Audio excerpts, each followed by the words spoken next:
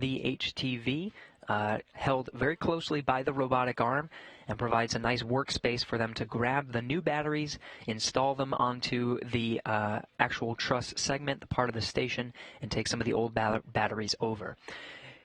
There's a complicated series of maneuvers as that pallet only can fit 9 batteries. There's 12 total old nickel hydrogen batteries that need to be disposed of, so some of them will go back to that external pallet, and some of them will be stored on the adapter plates that connect the lithium-ion batteries adjacent to them as a permanent storage base.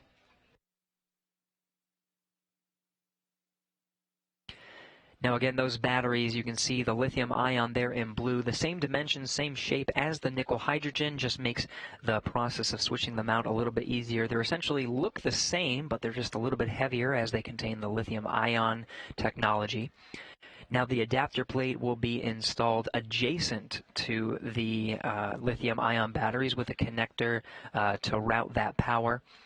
Now again, some of the nickel-hydrogen batteries will be put back on the external pallet, and the external pallet will be released from the station by HTV and burned up in the atmosphere, but some of them will be stored on top of the adapter plates as a place to store them, those that cannot fit on the external pallet.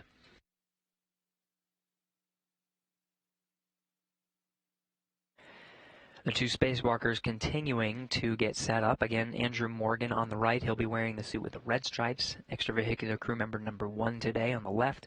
Christina Koch of NASA wearing the suit with no stripes. They have a short list of the procedures on their wrist. You can see some of the orange tape that surrounds them. Now those procedures, there's a complicated series of maneuvers, including, you'll hear a lot, translation. That'll be one of the main things that they'll do.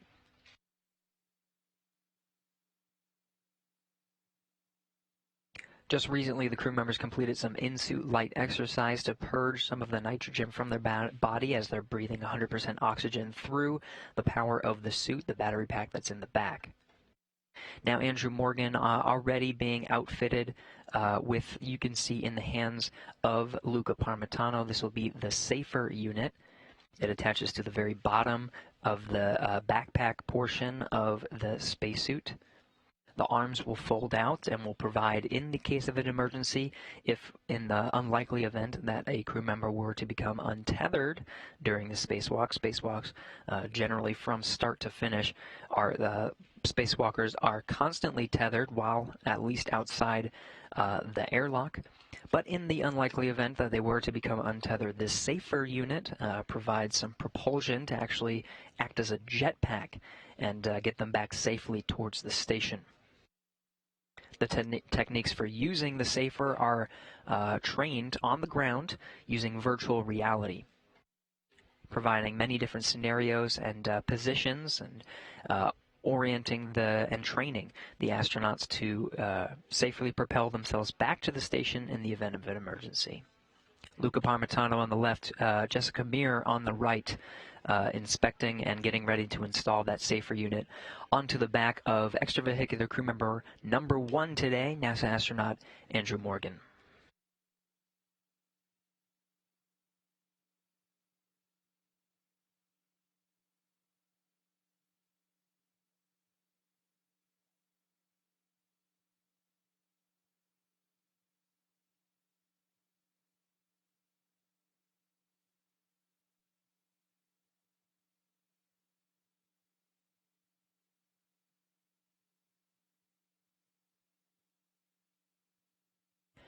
Now the SAFER unit is one of the last pieces of hardware to be installed and checked onto the spacewalkers before they are put into the crew lock that's behind them.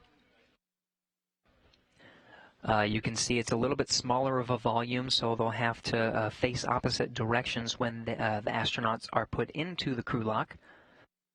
Very strategically, but once they install that SAFER unit, Andrew Morgan will make his way with the help of Luca Parmitano and Jessica Meir into the crew lock and get him in a good position and out of the way so that Christina Koch can be next for installing those that SAFER jet backpack onto the rear of the spacewalking astronaut.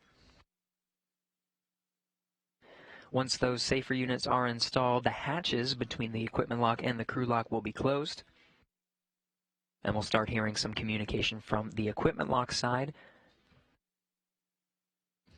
NASA astronaut Jessica Meir will take them through the depressurization procedures as well as the Capcom here on the ground, then handing over to the ground IV, who will be the primary communicator from here in Mission Control Houston to the two spacewalking astronauts.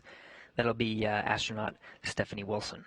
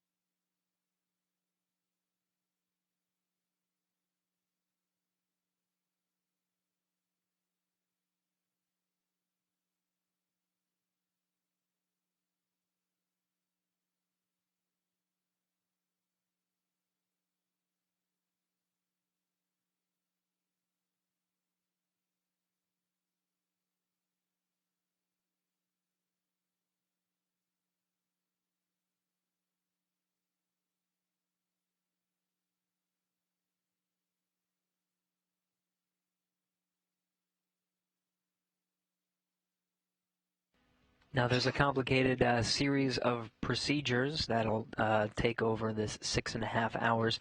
The crew members still getting outfitted to go into the crew lock for egress, and it'll be happening after depressurization. They'll exit the hatch.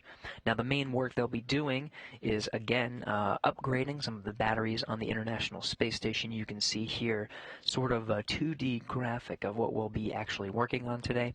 To the left is the external pallet that's currently in position, held by the station's robotic arm with 9 batteries, or 9 slots at least, on the outside. Previously contained 6 lithium-ion batteries, 2 of which have already been installed onto the International Space Station just 5 days ago on October 6th, when Andrew Morgan and Christina Koch already configured and got a little bit ahead of schedule with configuring some of those lithium-ion batteries. Now, the first set of procedures will be to set up the station, which you can see on the right here, the integrated electronics assembly on the right, with the adapter plate. The adapter plate, again, goes adjacent to those lithium-ion batteries that you can see in green, adapter plates in yellow. The old nickel-hydrogen battery from that slot 4 will be brought over to slot B.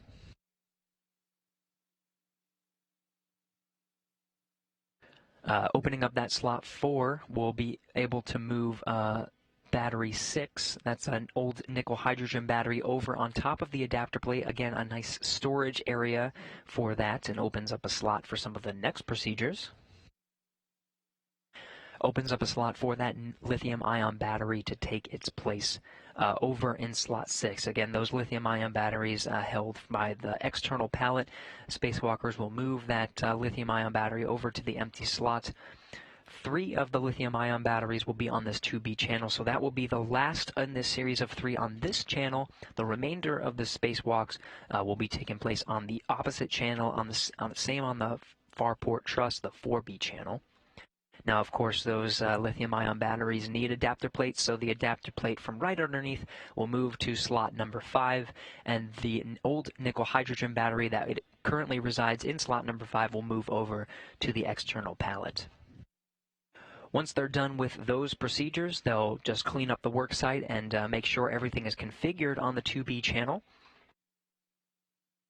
Their final tasks include getting some of the work prepped for the 4B channel on the other side of the far port truss to put the remainder of the 3 lithium-ion batteries on that side. If they get a little bit ahead of schedule, there are get-ahead tasks that they can complete that are both at the Port 6 truss worksite as well as the Port 4 truss, just a little bit inwards. On the way back, they'll be able to complete some get-aheads. That's if they get ahead of time. Now again, on the first spacewalk just 5 days ago, they did get a little bit ahead of schedule and actually got some of the work done that was supposed to be originally be part of this spacewalk today, October 11th. So this task list is a little bit new, and here is the exact rundown of what you just saw. Of course, exiting the International Space Station will be number 1, then prepping the work site, then the series of battery switches that you see there before cleanup, and getting ready to prep that next power channel. Some of the get-ahead tasks you see at the very bottom are just sort of nice-to-haves in this case, but are still very critical to the long-term maintenance of the International Space Station, and those will be located relatively close on the Port 6 truss and on the Port 4 truss. They'll be able to see what they can get and after they assess the timeline as they go through it.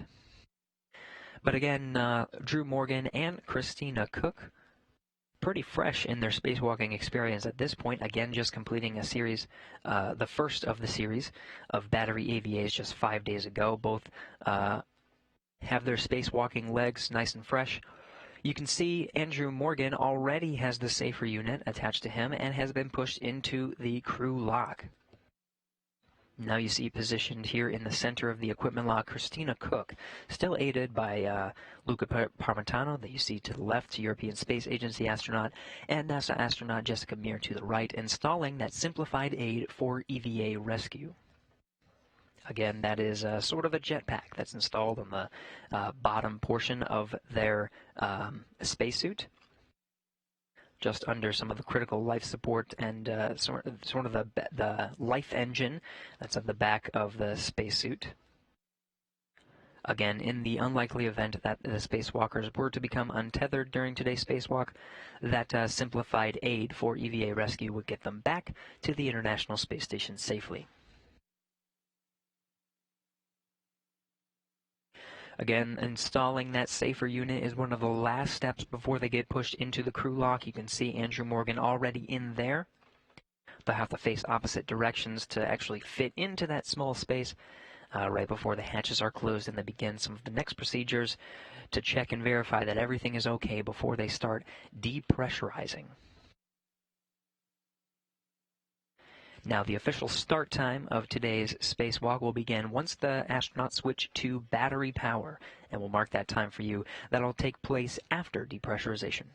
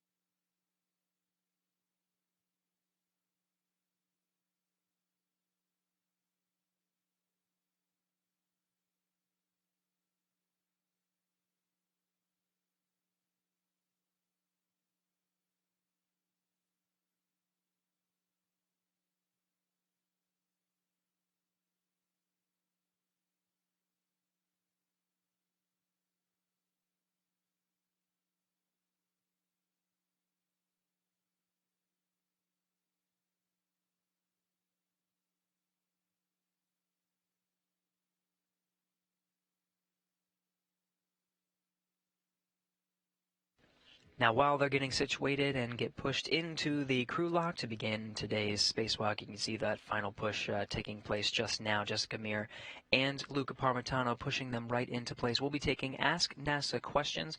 Please keep sending them in. We do have one already about how the how the lithium-ion batteries got to the International Space Station.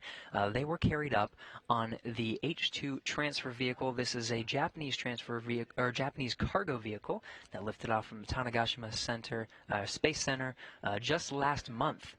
It made a 4-day rendezvous to the International Space Station, was captured by the station's robotic arm. It currently is positioned on the space-facing side, the Earth-facing side of the forward end of the International Space Station.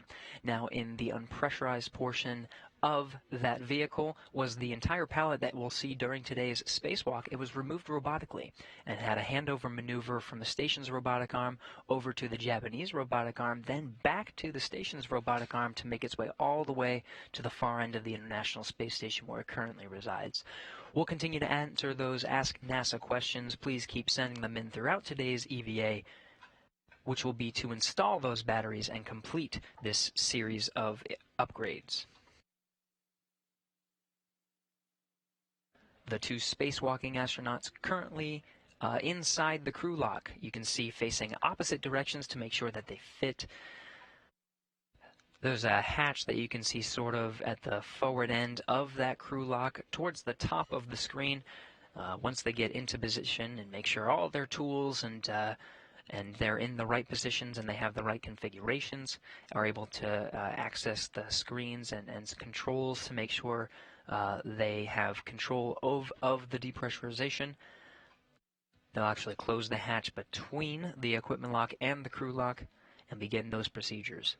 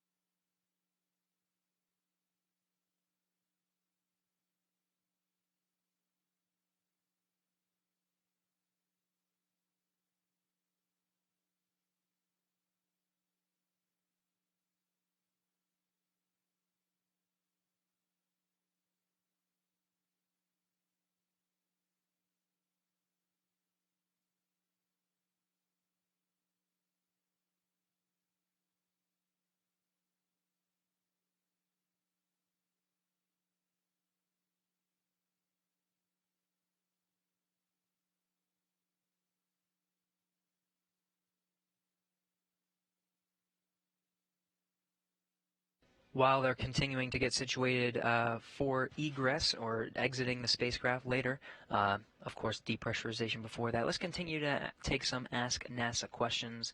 This one from Michael, who's asking how long this spacewalk will last.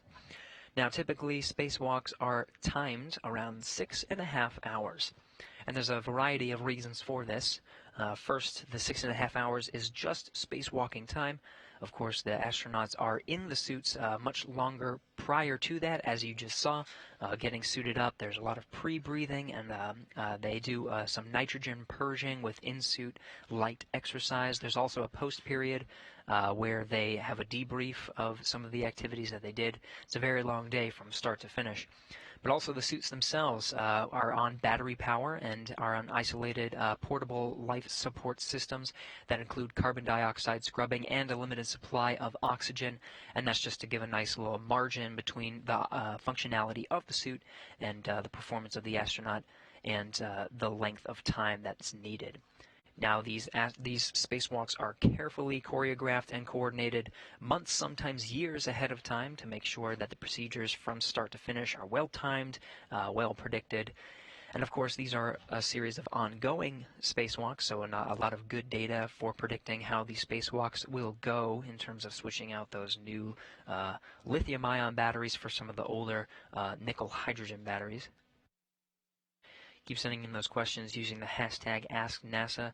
Those two crew members you can see on the right with the feet sticking up is EV1, extravehicular crew member number 1, NASA astronaut Andrew Morgan, assisted by Jessica Meir, who's getting in between the two astronauts, just getting ready to configure that crew lock space before they close the hatch and start the depressurization. On the left, EV2, Christina Koch, NASA astronaut, 2 spacewalks under her belt. She'll be wearing the suit with no stripes today.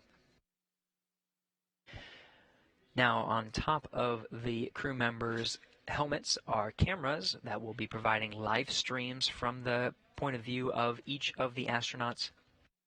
Andrew Morgan, there'll be a little translucent letter at the bottom corner of the screen. Andrew Morgan will be taking helmet camera number 18 and Christina Koch number 11.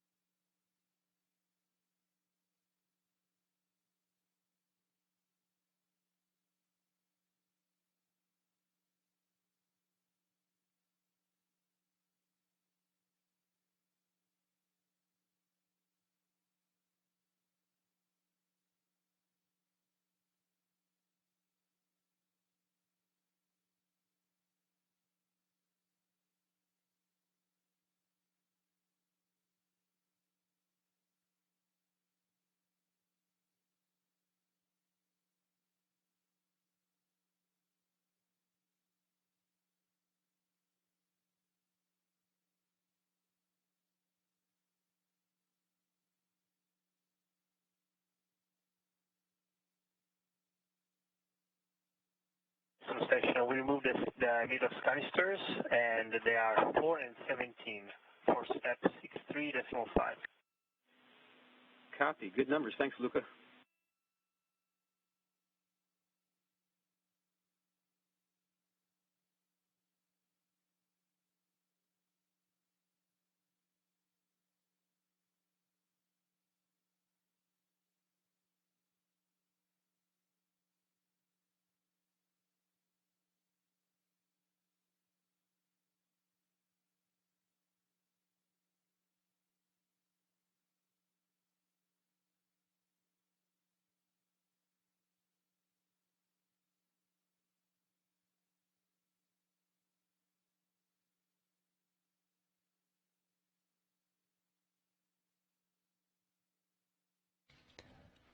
Luca Parmitano and Jessica Meir in the equipment lock of the International Space Station's airlock. Behind them in the crew lock, Andrew Morgan and Christina Koch, our 2 spacewalkers for the jet today.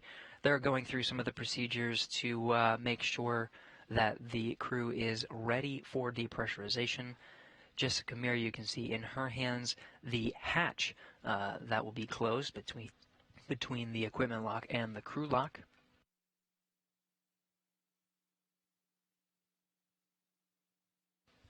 And she's closing that hatch now.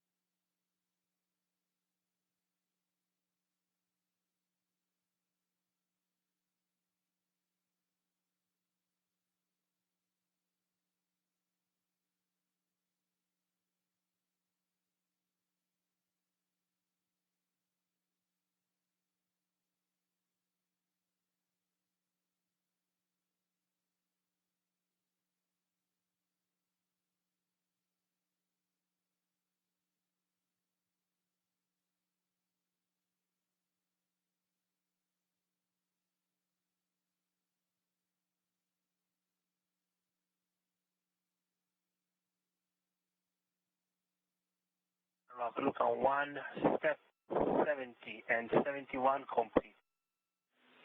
All right, Luca, thanks for that.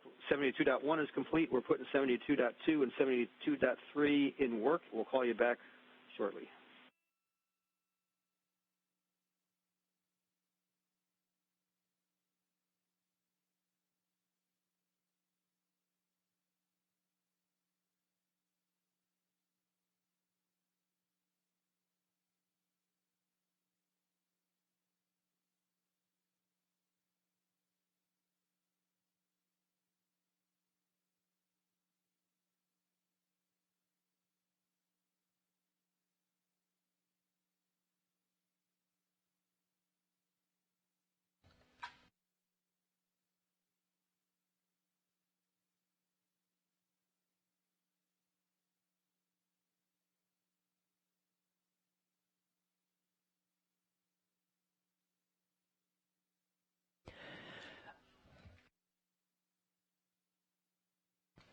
Now again, Luca Parmitano and Jessica Meir working through the procedures in the equipment lock to get those two spacewalkers ready for their 6.5-hour run.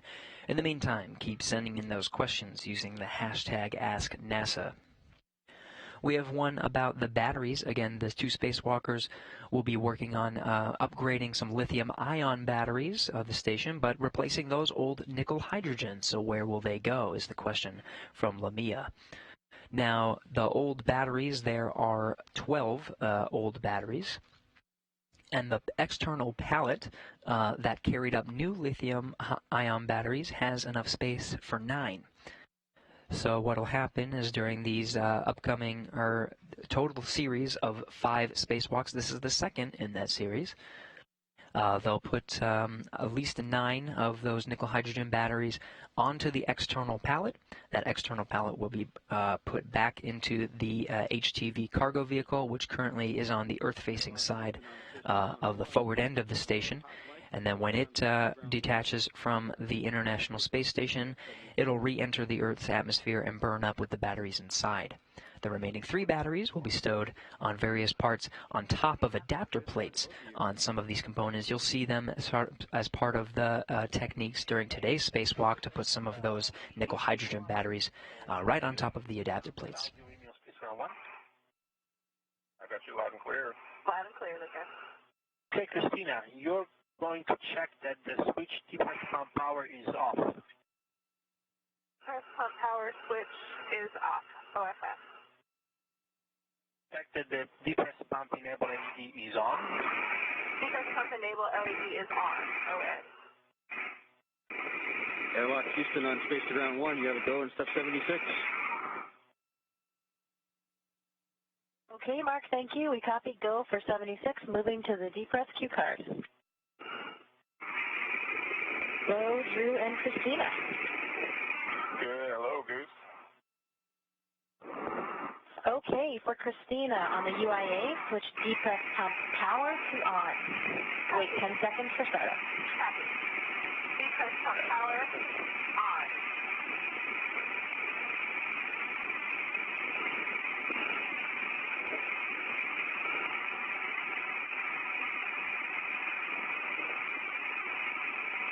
Christina, you can open the depress pump man isolation valve. Expect alert tone.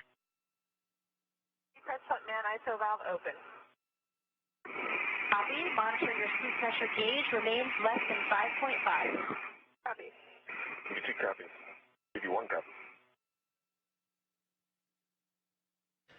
Jessica Meir, you can hear from the inside of the equipment lock those voices you're hearing on the other side of the crew lock. That's where Christina Cook and Andrew Morgan reside. They're confirming their steps. Depressurization is currently underway.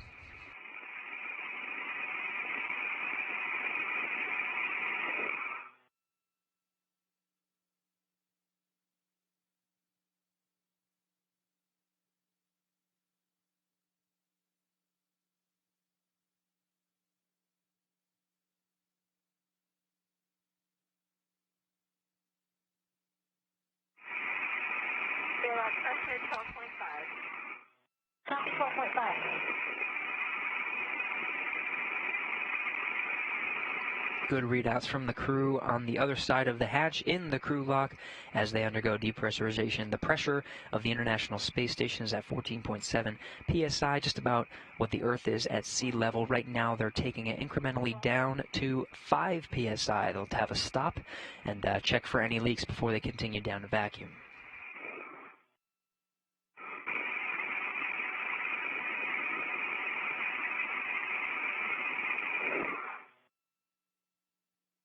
And airlock pressure, 11.5. Base.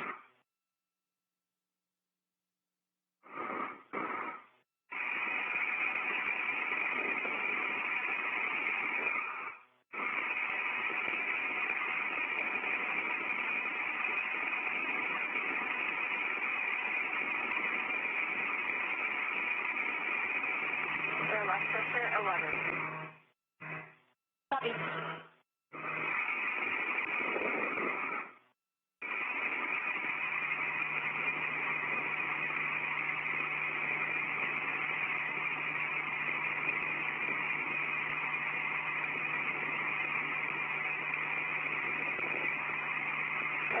.5.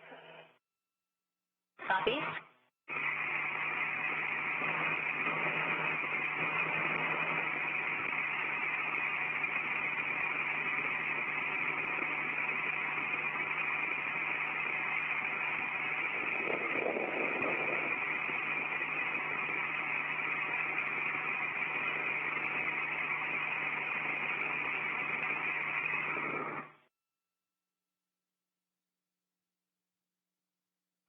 Airlock pressure, 10. 10.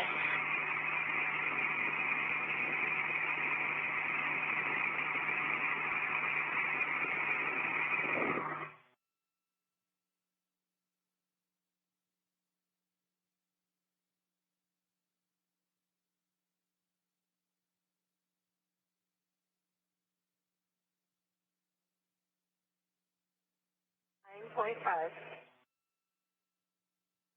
Copy.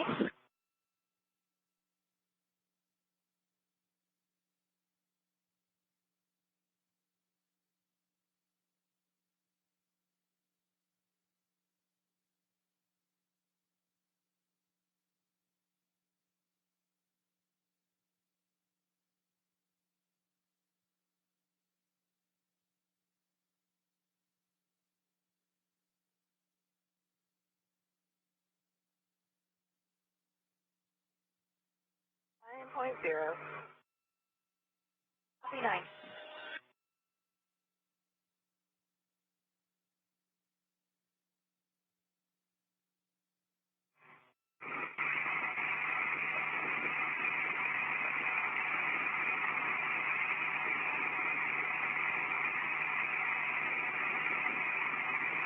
Reminder, when the crew lock is at 6.0, you can expect an alert tone. Copy. Copy. And that's 8.5. Copy.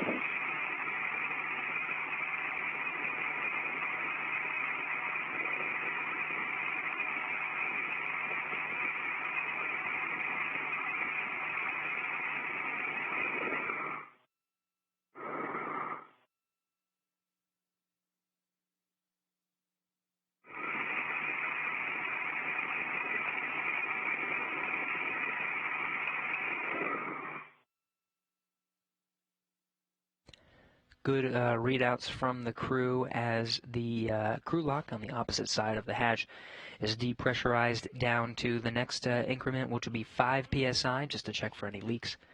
Good readouts, though. Jessica Meir on the inside, right on the forward end of this camera view, walking them through those procedures. Christina Cook waving from the window at the center of the hatch there. Now less than 8 psi. Again, that the increment we're looking for is 5 psi when they'll put a hold on the depressurization and check for any leaks. Airlock pressure, 7.5. Copy.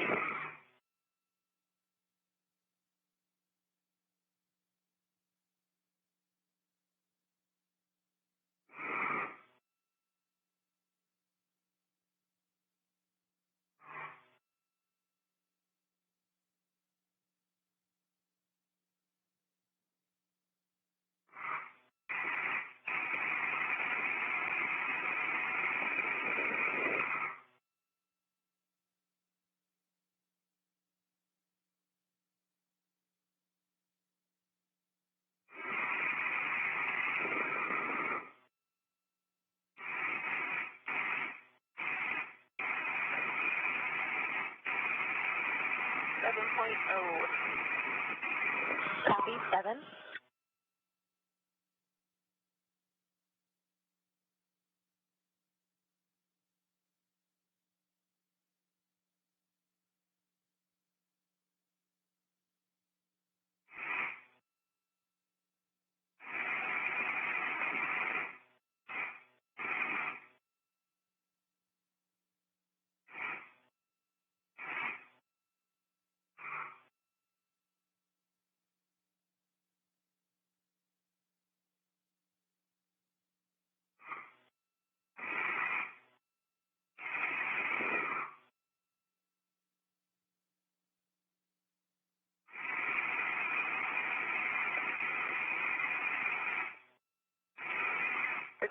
.4.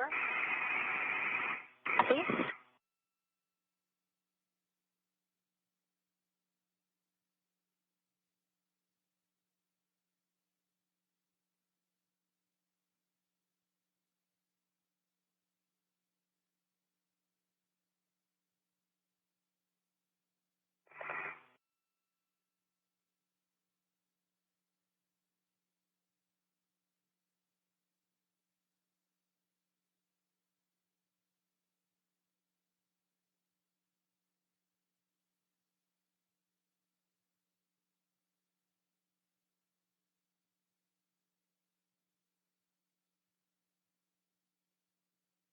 Blood pressure 5.9. Copy 5.9. And Christina, when the crew lock is at 5.0, you will close the depress pump man isolation valve. Copy.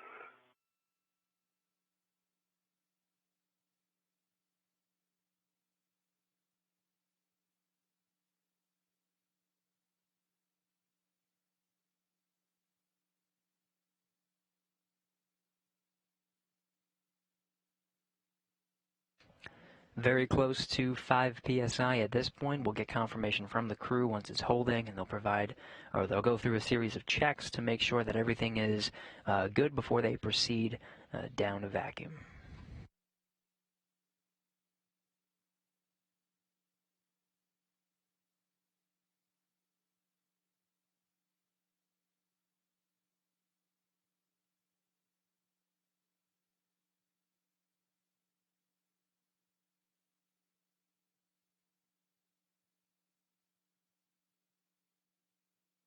Blood pressure 5.3.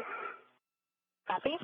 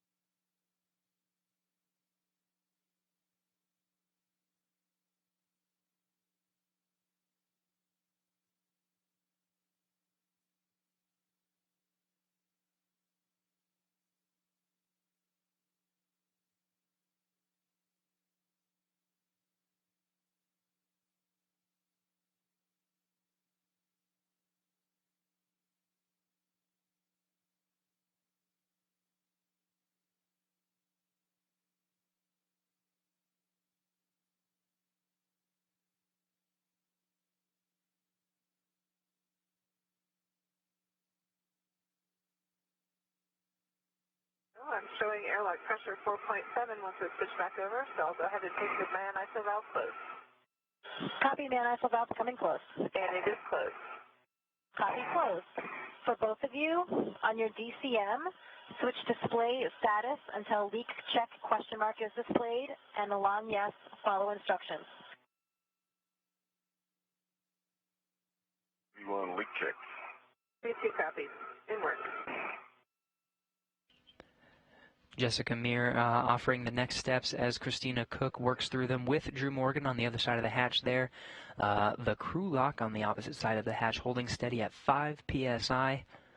This is that important marker to make sure that there are no leaks before they proceed down to vacuum. Once they're down to vacuum, they'll switch their suits to battery power. That'll be the official start of today's U.S. spacewalk. After that will be a series of steps to exit or egress the hatch and begin going over to their work site at the very far port side of the International Space Station. Will they be conducting all of their primary activities for installing new batteries on the outside of the International Space Station.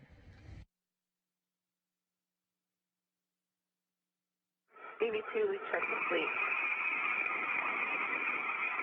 Copy, EV2 complete. EV1 leak check complete, and O2 actuator EVA. Copy complete, and EVA for oxygen actuator and oxygen actuator EVA for Christina. Okay, that's somewhere.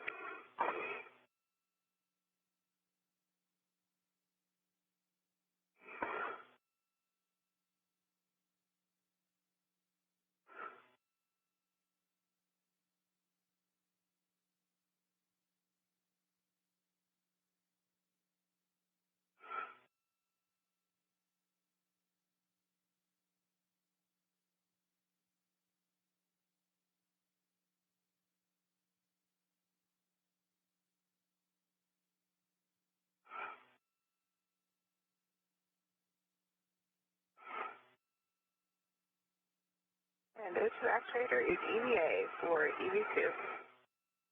Copy. Christina, deep press pump man isolation valve open. Expect alert tone. Copy. Press pump man iso valve open.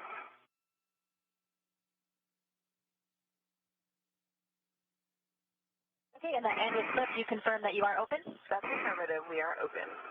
Copy. I'm opening the emergency MPEV. Monitor your suit pressure gauge remains less than 5.5. One copy. Two copy. A great leak check on the other side of that hatch. Christina Cook and Andrew Morgan providing good readouts. Now continuing that depressurization down from 5 psi down to vacuum. Jessica Meir on the inside of the equipment lock working the way through the procedures with the crew on the other side of the hatch.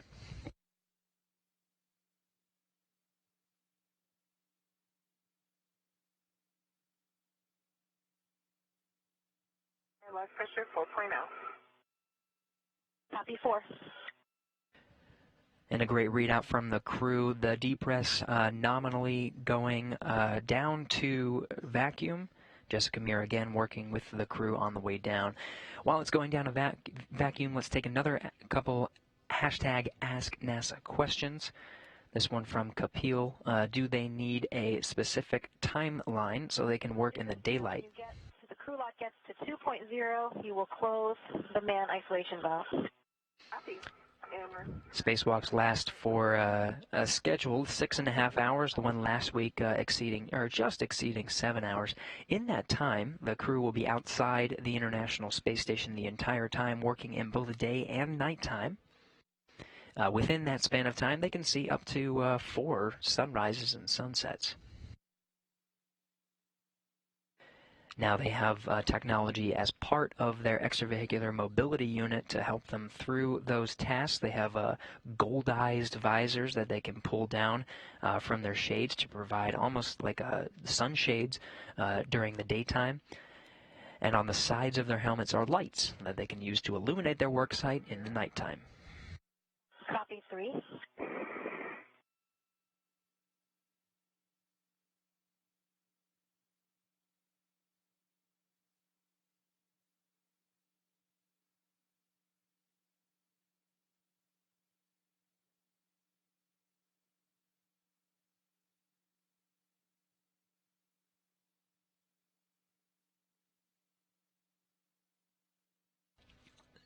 Still working its way down to vacuum. We'll take one more question in the meantime. This one from Matthew. How long does it take to prepare for a spacewalk?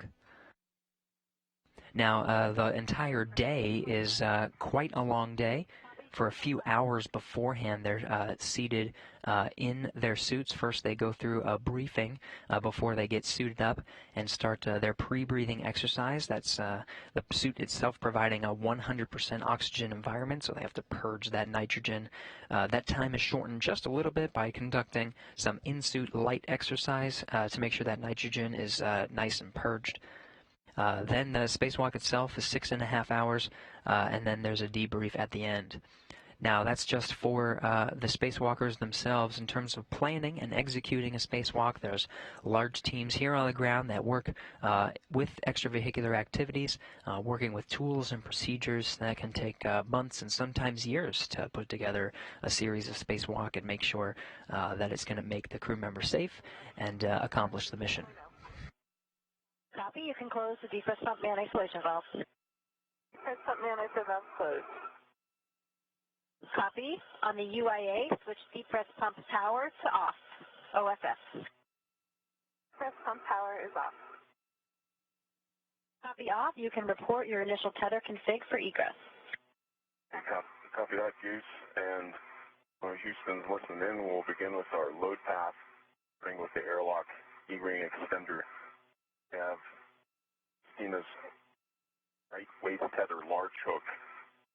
The airlock E-ring extender, gate closed, slider lock, black on black, and that is going to her right E-ring extender, and her small hook is connected to it. Gate closed, slider lock, black on black. Beginning on her left E-ring extender, I have a red hook, gate closed, slider lock, black on black, to Christina's red reel, which is an unlock. Yellow hook, large hook, is to my red reel, gate closed, slider lock, black on black. My red reel is in unlock. My red hook is to my right E-ring extender, closed, slider lock, black on black. Yellow hook of my red reel is to my mini workstation. The right weight tether is to my mini workstation, and I can trace that down to my right E-ring extender. The small hook is gate closed, slider lock, black on black. That then, I think, only leaves Christina's waist tether on the left side. Small hook is to her left E-ring extender, gate closed, slider lock, black on black. Her large hook is to her mini workstation.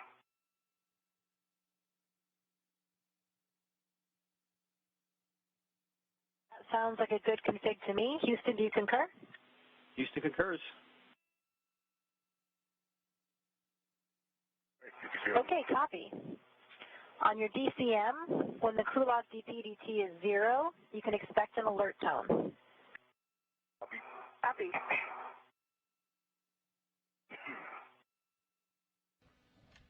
Now, what you were hearing was just Andrew Morgan from the other side of that hatch. He and astronaut Christina Cook giving a good readout of their tether configuration. This is what actually attaches them to the International Space Station, just making sure that's in a good configuration, everything looking good so far to continue forward with the procedures to exit the hatch. Again, one of the main things that I look forward to will be when the crew members switch to battery power. That'll mark the official start of today's spacewalk.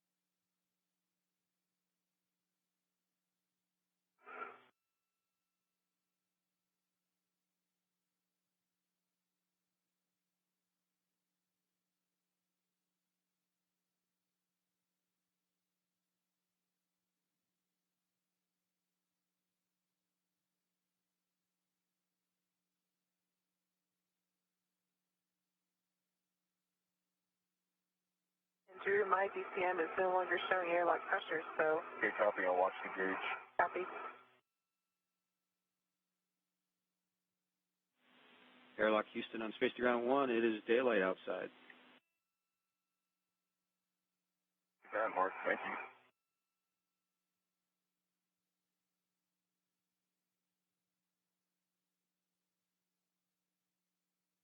Airlock pressure 1.1.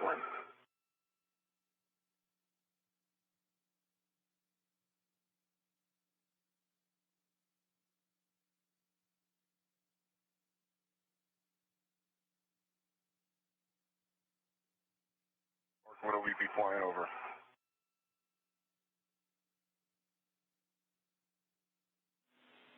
We are flying over the South Pacific at the moment, heading towards South America. That. A view from the International Space Station Flight Control Room. Teams here looking over the procedures as they are about to start the spacewalk here shortly, switching to battery power. At this time, the International Space Station 271 statute miles over the southern Pacific Ocean, just entering into an orbital sunrise. By the time the crew exits the International Space Station, they will be in the daylight.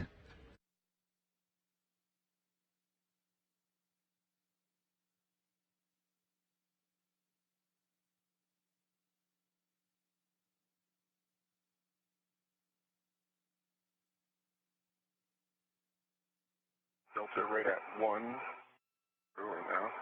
Copy.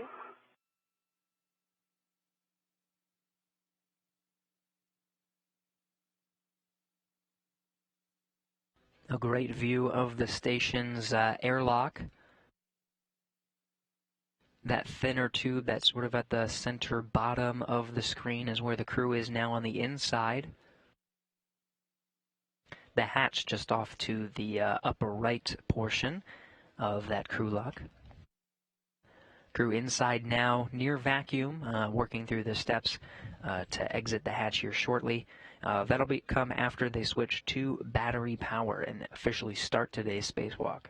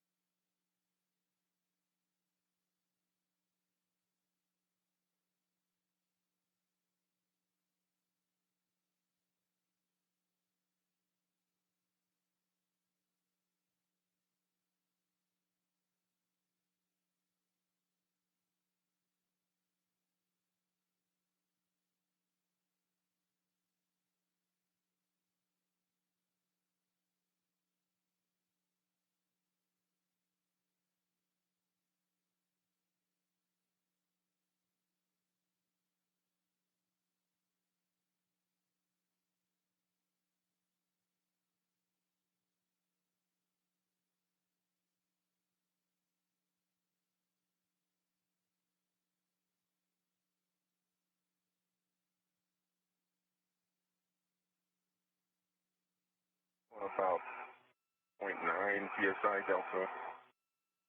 0.9. Copy. Airlock Houston on Space Ground 1. Handover in 20 seconds. Copy. That handover will be when the satellites switch over. Communications being relayed through tracking and data relay satellites. These are geosynchronous satellites, just about 23,000 miles away. Astronauts Andrew Morgan and Christina Cook ready to begin today's spacewalk today, going through the final steps of the preparation before the spacewalk begins when they switch to battery power. Again, their primary task today is switching out some of the newer lithium-ion batteries that were delivered recently by the H-2 transfer vehicle, the Japanese cargo vehicle, just about a month ago. That pallet with the new lithium-ion batteries situated right next to their work site, will be switching out some of the older nickel-hydrogen batteries. Some of the work already done. As of 5 days ago, the first of the series of 5 spacewalks completed. They got a little bit ahead of schedule and got into some of what was originally today's procedures, at least the beginning portion of them, for the 2B channel. That's one of 8 channels, power channels on the outside of the International Space Station. The 2 spacewalkers completing that just 5 days ago. Now swapping positions, Andrew Morgan taking the lead spacewalking position today as EV1, Christina Cook as EV2. 0.6 on my DCM. Getting some audio and video communications back as the satellites switch over. Gauge on the hatch gauge.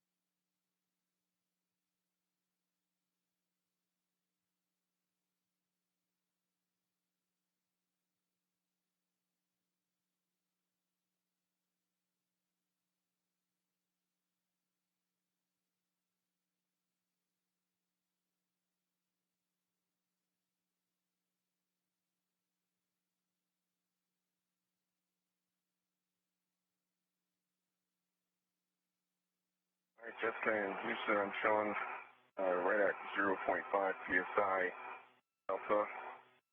Do you agree? We have a go to open hatch. My numbers agree. Houston, do you concur? Checking.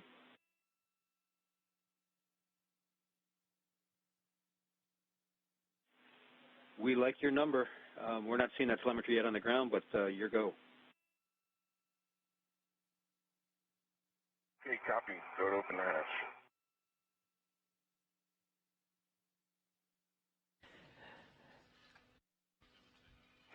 Andrew Morgan reporting some good numbers. It's Mark Van High, the Capcom on the ground.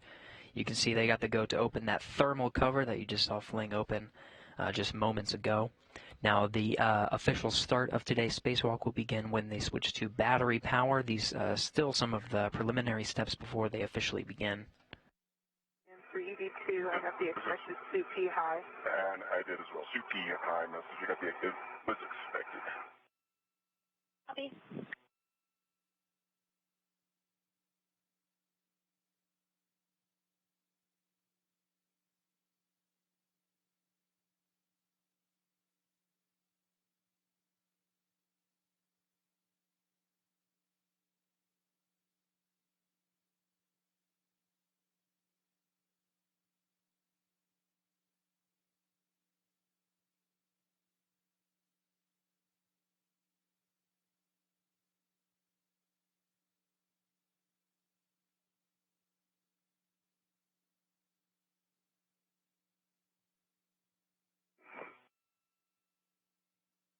See sunshine. We're in the hatch keep, and the thermal cover is already opened. Okay, copy that, Drew. Looks like a beautiful day out there. Have a very productive and wonderful time on your spacewalk, and I will hand you over to Stephanie. Great work today, Jessica. Thanks, dude. You guys are awesome. Right, you guys too. Good luck out there. We'll be waiting for you inside. Thanks, Stephanie.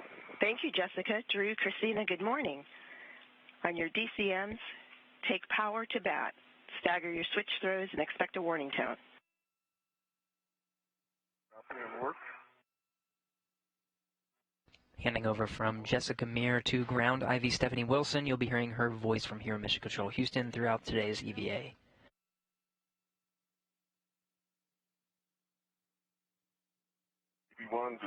switch is functional. EV2 functional. Christina, on the UIA, take power EV1, EV2, 2 switches to off, OFF.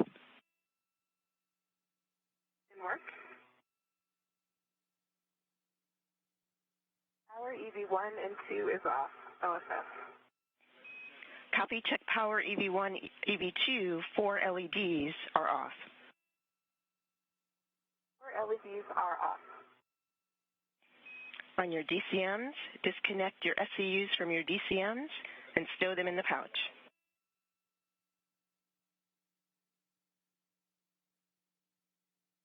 Work.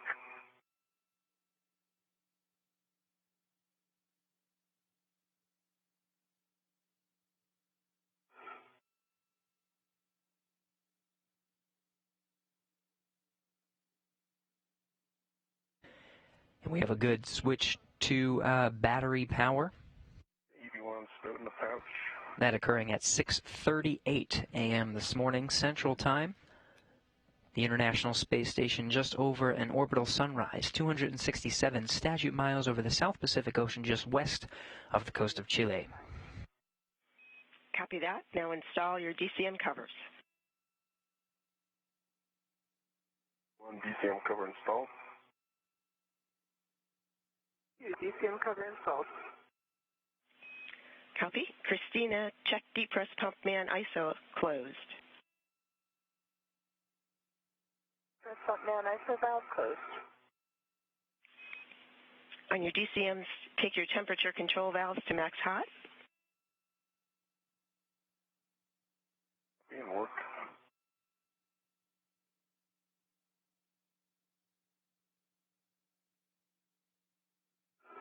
EV1 max hot.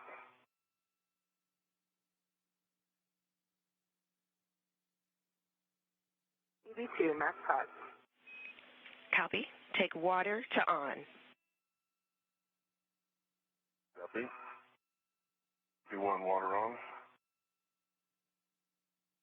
EV2 water on. Check DCM blank, bite off. One. And blank bite off. DCM blink, bite off. Copy. Take your temperature control valves as desired. Copy.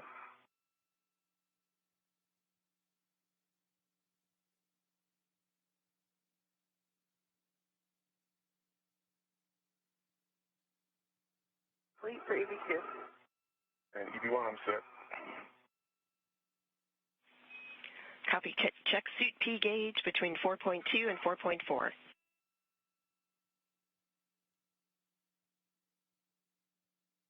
EV1 4.2. EV2 4.4. Copy 4.2 and 4.4. Visors as required for day.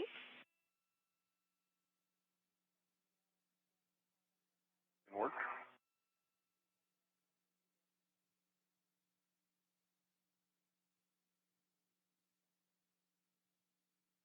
EV1 visor set. EV2 visor set. Copy. We have good suit parameter data, and we have taken care of the airlock VRIV. We show the hatch thermal cover open, and you can egress. And we're over Brazil. Copy, I see it. Beautiful. Right. Now, then Looking good. Two spacewalkers getting great views of Earth as they pass right over South America, going through that checklist to get all the preparations before they actually exit the hatch. First spacewalker coming out now.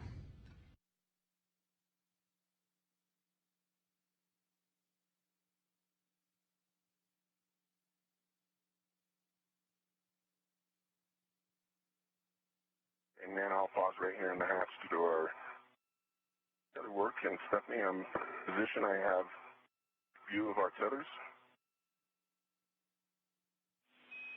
Copy. We're ready.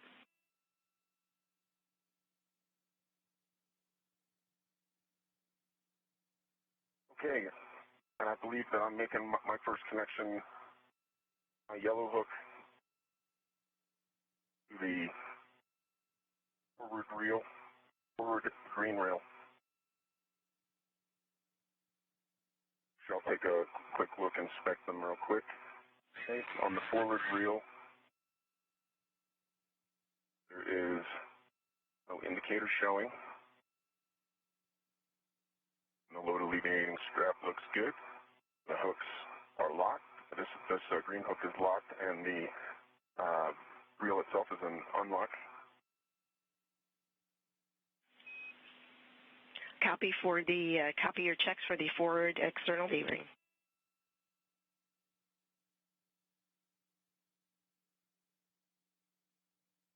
Okay. I put my yellow hook to that green reel, and it's declosed, slider lock, black on black.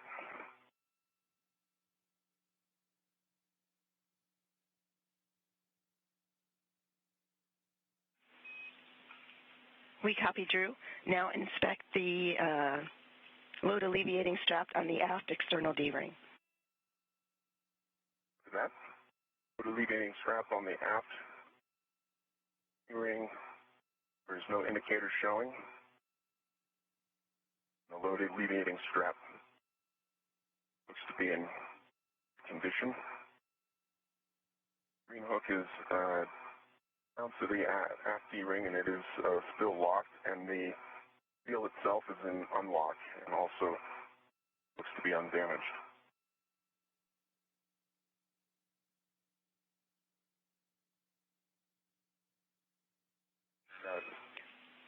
Example. We copy, Drew. That's that I connect my green reel. My green hook back to my reel. Yes, well, that's a good check for the aft external D-ring. So next, attach forward safety tether green hook to your red reel.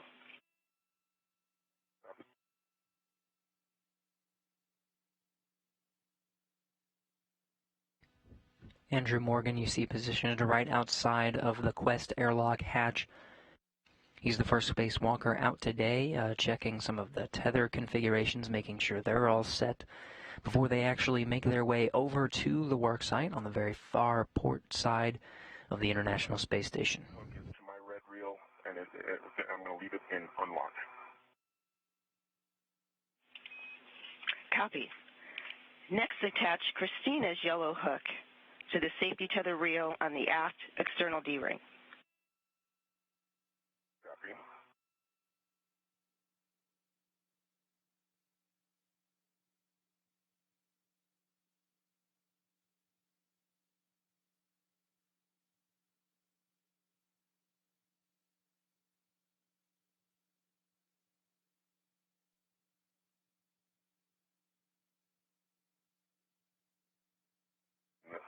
Christina's yellow hook is to green reel that is attached to aft ring, closed slider lock, black on black.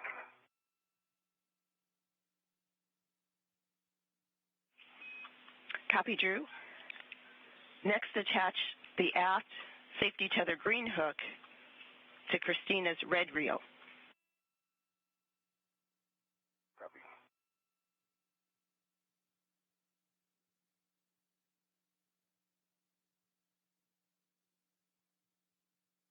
Now, Christina, for this, I'll have you move a little bit closer to the hatch. Copy.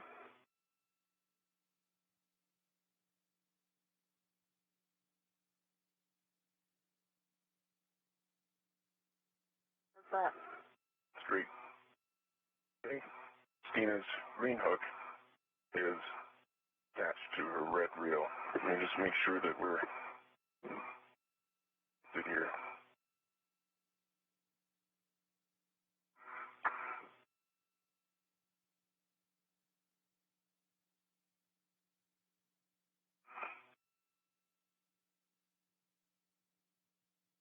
Good reports of the tethers configuration. Make sure they're attached to the International Space Station safely. You can see the feet of Christina Cook poking out from the airlock. For Christina, we give Christina the go to egress.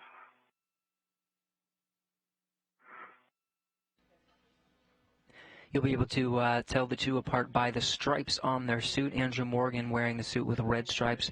Cook with no stripes, plain white suit. Okay, man, you go to release that waist tether and come on out. I'm on the forward side. Copy. Go to that side.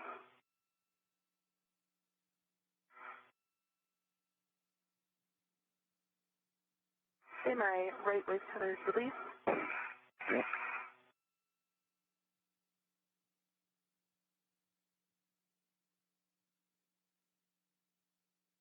I'm on the aft side.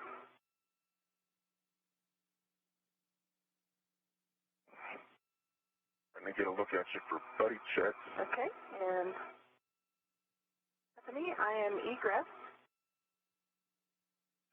Copy, Christina. I have a small ORU bag. Copy that. And man, come a little bit toward me. I just want to. Okay. I'm going to get this on my BRT. Copy. Both crew members outside the Quest airlock today with tool bags in tow. Before they head over to the work site, they have a good tether configuration. They have their tools attached to their sides. They'll do some buddy checks first, just making sure that their suit configuration and everything looks good before they make their way further away from the airlock to their work site on the far port truss.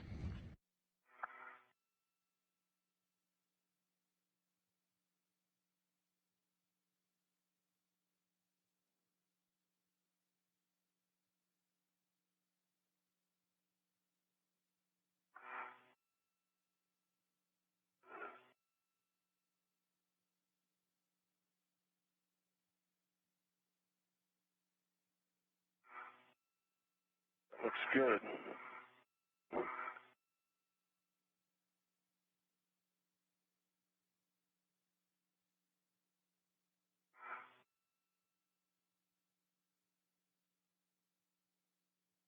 Yep, and I'm just going to make sure that that goes above your D-ring extender. There you go. You prefer it this way, I imagine. Yep. Okay. Great. Thank you.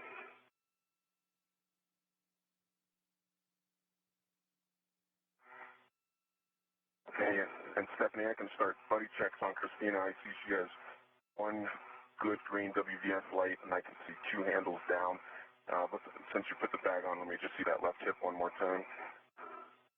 Okay, both handles are down, and I see three tabs up. My half is dry, and I've had a really good baseline look at my gloves, and I understand where we are at baseline. Over to you. Okay, for your safety checks, I do have one green WVS light, and on your safer handles, the man ISO valve is up, so I can use that hip towards me. I'll get that down. On my left hip here, quick. Affirmative.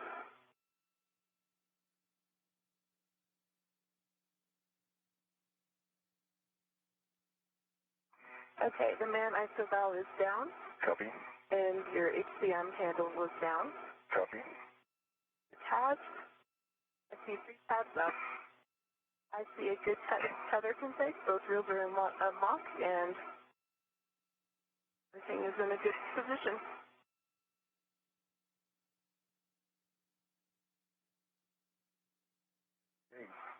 If you agree, Stephanie, I think we can start the translation out, and Christina will grab the we'll cover.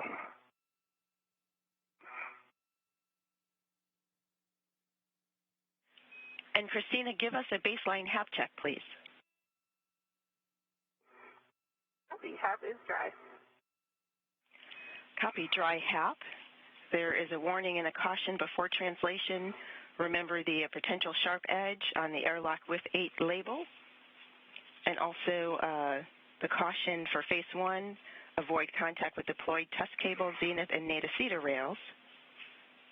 And you can begin translation with Drew leading. Copy all. I'll go ahead and close the thermal cover.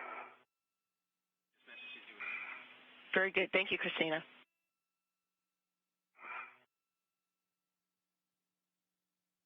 Thermal cover is closed.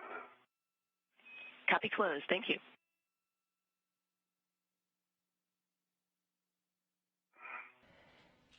And the crew members going through their safe checks. Now everything confirmed. Tether configurations are set. Tools are in tow.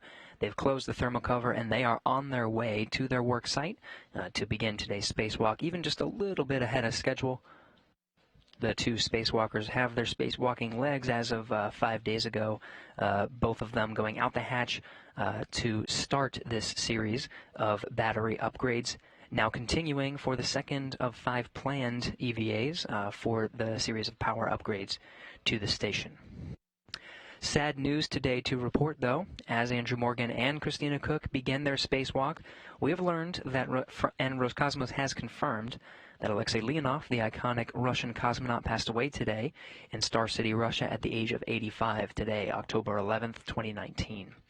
Leonov became the first human to walk in space on March 18, 1965, during the Voskhod 2 mission, a 12-minute spacewalk that began the history of extravehicular activity.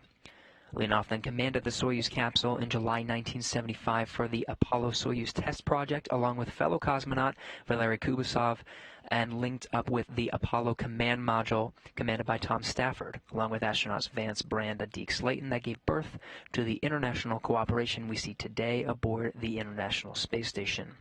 Alexei Leonov, dead at the age of 85.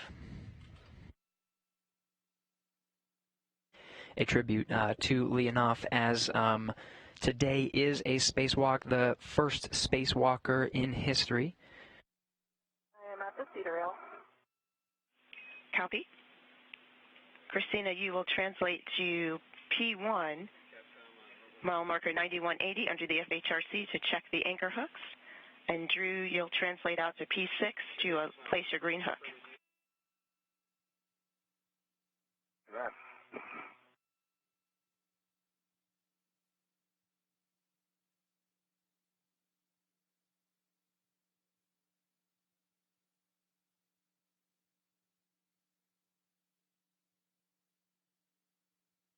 A live view from the International Space Station Flight Control Room.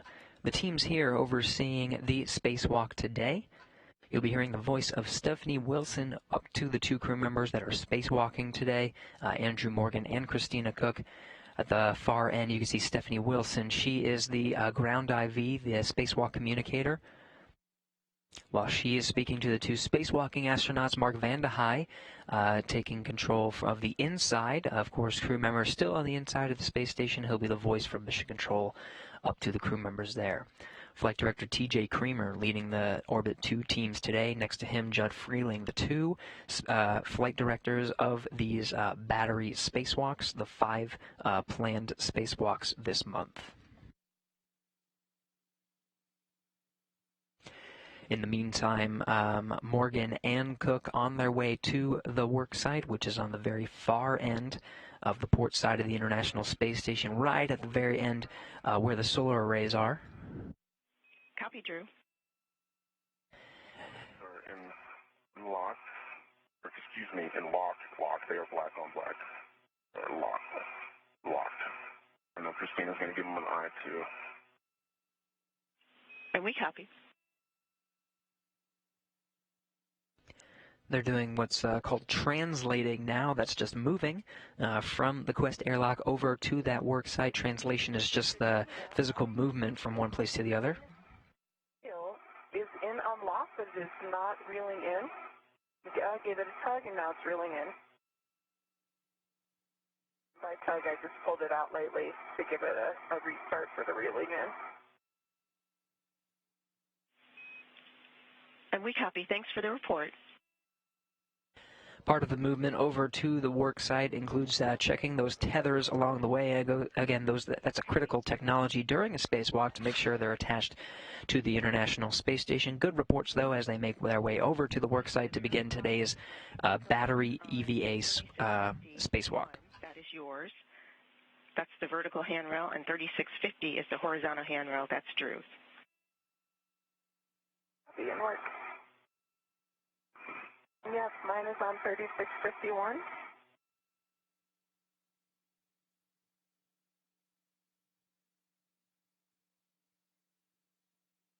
Close, spider lock, black on black.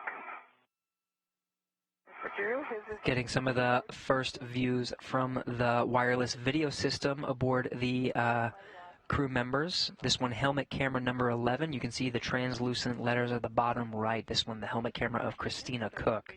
Checks of the anchor hooks. You can continue translating to P6 to also place your green hook.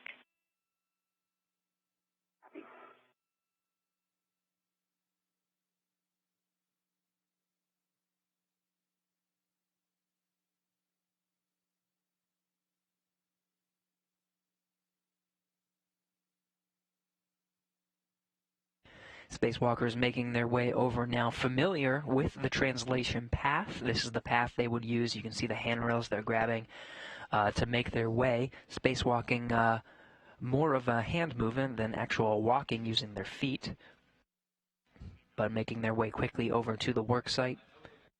Again, helmet camera number 11, the helmet camera of Christina Cook.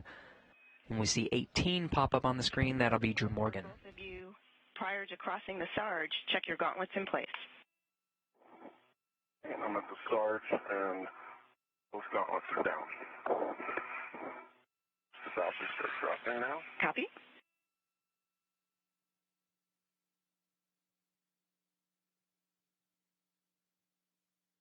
and I am at the starboard seat cart.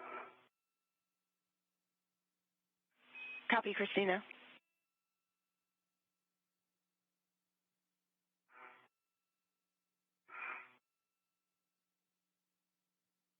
You can see Drew Morgan already making his way towards the work site on the very far end. That second set of solar arrays on the far right. Drew Morgan, you can see identified by the red stripes on his thighs.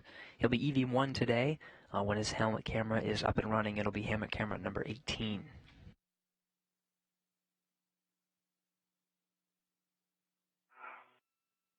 You can see as he makes his way down the truss, the Canadarm positioned just, I guess, below him from his vantage point at the end of the Canadarm is the external pallet.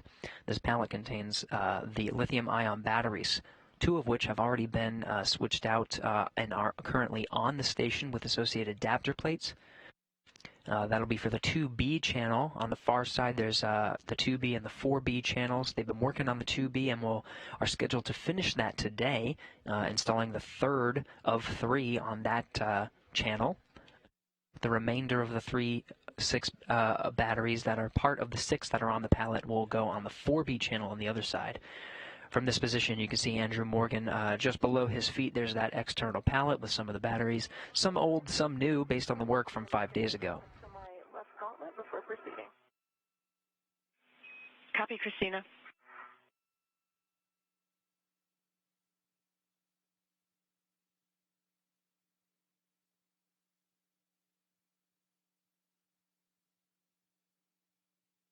I'm at 5312 for my green hook.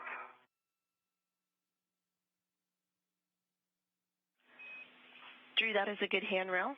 Your green hook location is 5312. And for both of you, there's one warning and one caution for P6. Remember the P6 sharp edge hazard, empty rail attach lug near the 2 Bravo IAA inboard radiator corner. And also on P6, avoid contact with deployed and stowed radiators. Copy that. And for EV2, I am about to cross the Sarge. My gauntlets are down. Copy, Christina. My green hook is down. Copy, Drew. Next. 12. Copy. Green hook on 5312. Next is to place your adjustable Richman fair lead on handrail 5307.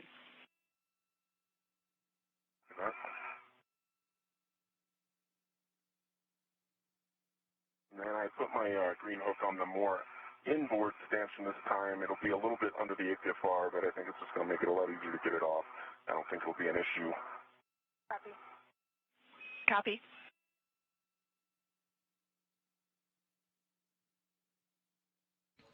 APFR will be a term you'll hear a lot today. That is the portable foot restraint that they'll be using They'll be ingressing that foot restraint as part of the work today. That's actually putting their feet into a position once they get that APFR or portable foot restraint in the right position to access some of the batteries and perform some of the handoffs. Drew Morgan at the far end of the station, you can see Christina Cook coming right behind to meet up. The two of them will be working concurrently on some of these battery maneuvers coming up shortly.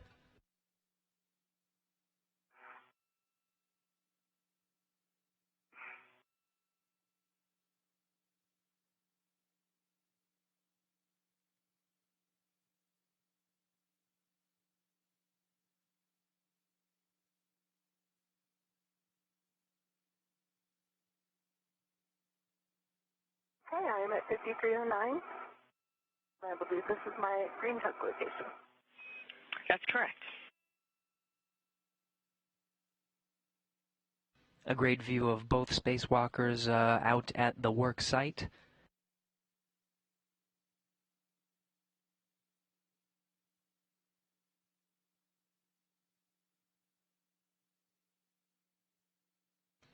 Just below them, 260 miles is the Atlantic Ocean as they come up on the western coast of Spain.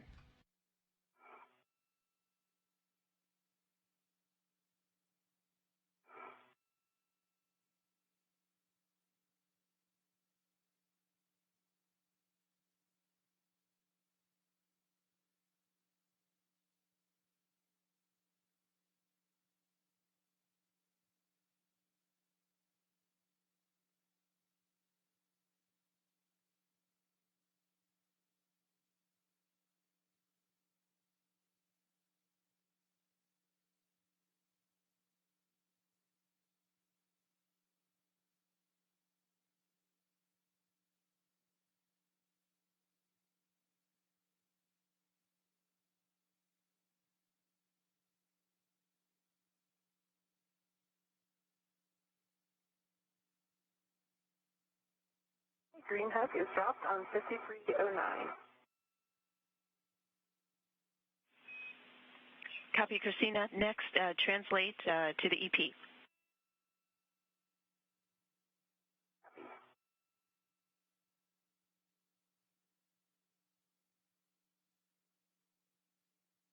My fairlead is in place on 5307. On the left, Christina Cook, the suit with no stripes, good tether configuration. She's going to make her way to the external pallet you see at the bottom right there with some of the batteries at the end of the station's robotic arm.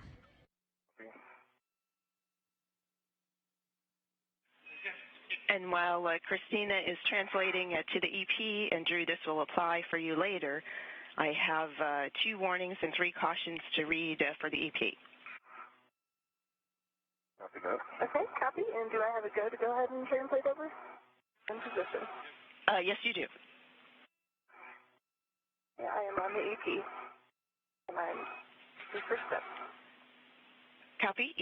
Your step will be to stow the ORU bag on the EP handrails 7307 to 7306 to 7307 between batteries B and D. And the warnings and cautions. The 2 warnings, EP wheels are no touch for pinch points. EP grapple shafts and teeth are also no touch.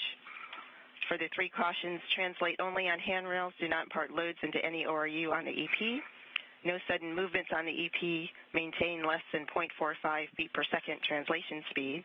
And wait until EP motion dampens out before imparting any loads.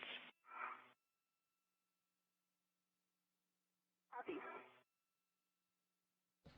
Ground IV here in Mission Control Houston, Stephanie Wilson reading off some of the restrictions as she begins to access the work site where she's at.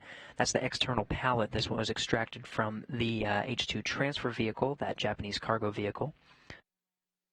Right now she's in a position that will begin some of today's work.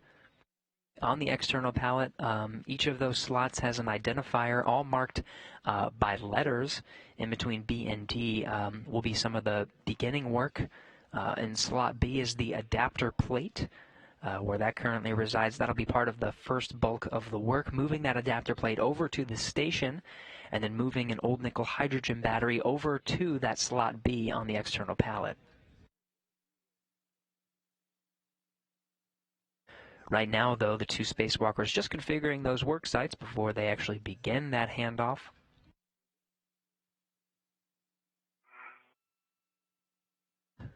Christina Cook just installing a bag, just hooking it to the side of the external pallet. The ORU bag is out, and I'm going to the second point down. Copy, Christina.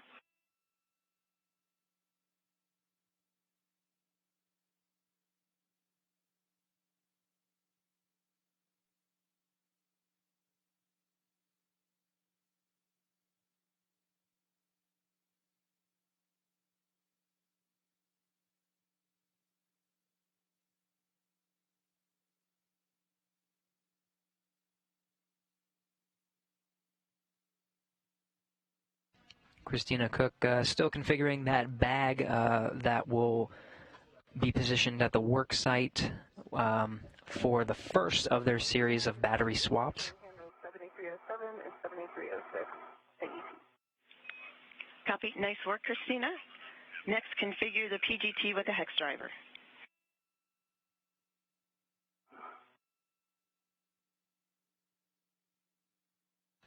PGT is another term you'll hear a lot. That's the pistol grip tool. That'll be one of the primary tools they use for the battery swaps today. Basically a space drill, just configuring it with the right tips to make sure they can actually work with the batteries today. In the meantime, Andrew Morgan on the right there, you'll see his helmet camera 18. His job will be to work with the portable foot restraint first, getting that into position. Seconds from a 20-second handover. Copy. Spacewalk 57 underway, just over 30 minutes into today's spacewalk.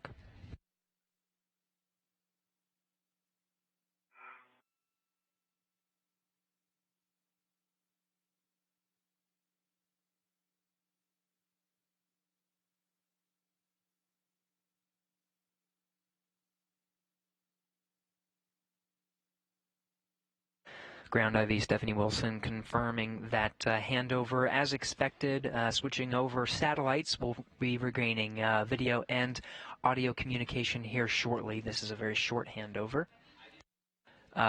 Meanwhile, the International Space Station, 260 statute miles right over Poland.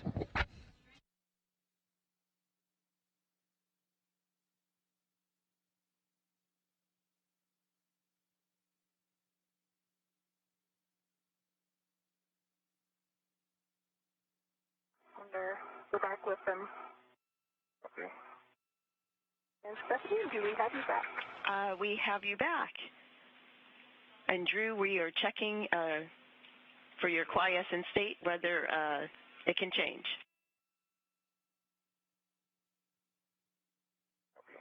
And for me, Stephanie, I have the 9-inch hex installed on the PGT. Regaining audio communications from the spacewalkers, still getting their work sites prepared before they begin the swaps. In the meantime, we'll answer an Ask NASA question. Why is a spacewalk required to install the new batteries? Couldn't we just do it robotically? Well, that just has to do with the actual configurations of the batteries themselves. Some of the tools on the dexterous manipulator are very helpful for maneuvering some things, including some of the power systems. Just recently this year, back in May, we used a robotic swap for the main bus switching unit, which is another electronics component as part of this power system, but the batteries need a little bit of that human touch with special spacewalking tools needed for the bolting and attaching some wires to make that a possibility.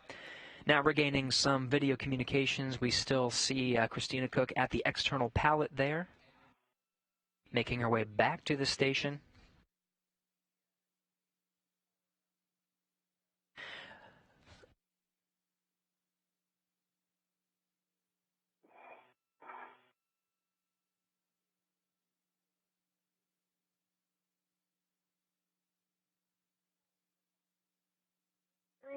Fox, Golf 3, confirmed. Copy, those are good settings. Double check the wire tie ends are tucked under the footplate. They are. Copy. give me a glove, hap, and gauntlet check.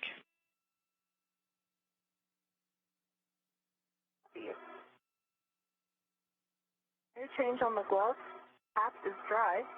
Gauntlets are down.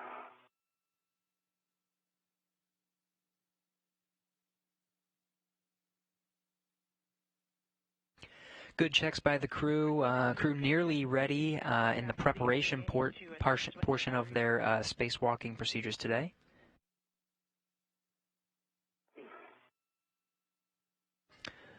The next series of steps will be to actually swap the batteries. There's several steps. Again, there's a lot of swapping, a lot of batteries to work. So the first will be actually switching the positions of an adapter plate that currently resides on the external pallet and taking one of those old batteries and putting it on the external pallet. Here's a graphic that we see as the station and the pallet are configured now. You can see the legend on the bottom right. You can see two of the lithium-ion batteries have already been put into position from last spacewalk. Now we're just going to be doing a series of swaps to get that last lithium-ion battery in place. The first maneuver will be taking an adapter plate that's currently on the B slot of the external pallet and putting it on slot number 4 of the station, and then doing a handoff with the old battery, taking it from the number 4 position on the station and putting it over on the B slot of the external pallet.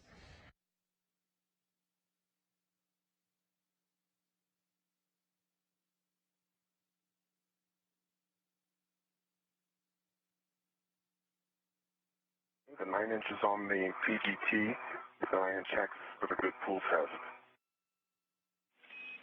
Copy, Drew.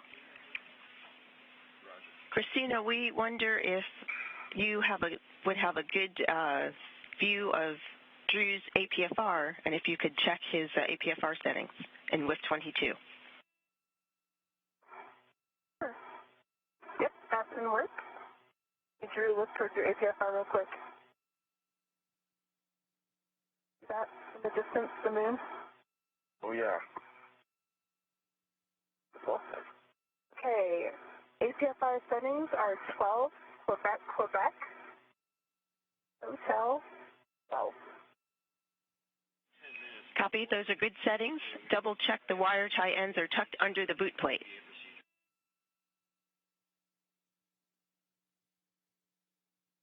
They are. Copy, thank you. Now you'll hear APFR be said quite a bit, as well as PGT. These would be some of the main tools that I use, especially in the beginning of today's spacewalk. That APFR is a foot restraint that Andrew Morgan will actually enter as part of the first part of these procedures. They'll use that PGT, that pistol grip tool, basically a space drill, and they'll use that to work with some of the bolts to begin some of the maneuvers of the adapter plates and batteries. Battery 4? Yep, copy. And Drew, I am positioned just inboard of you. Okay. TSCS, and I'm happy to help with any config you're doing.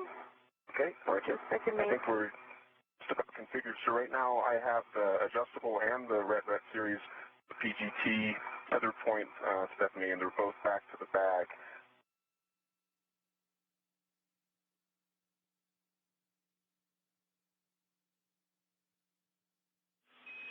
Copy, Drew. Then give me a glove, hap, and gauntlet check, and that will complete the setup. Okay, the hap is dry, and change from baseline on the gloves.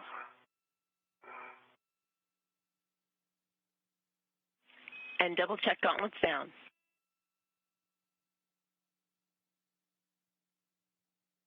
Gauntlets down on the left and the right. Copy, thank you. Good checks. There is one caution here on the IEA. Once torque is broken on an H-bolt, do not impart loads into the corresponding microsquare.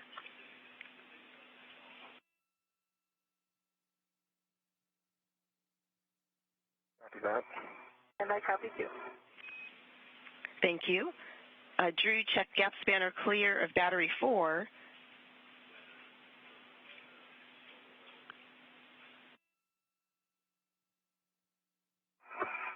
Copy, it is. And we're just gonna, I'm gonna put this down on this tether point for now, just to keep it from flailing around. Okay. Stephanie, we're talking about the temp stow, the PGC. If you know where that's going, we can go ahead and get it to its final destination. Copy, Christina. You can stow that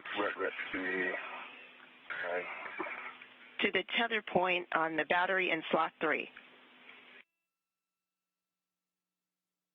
Copy, and we're just going to put it to the job.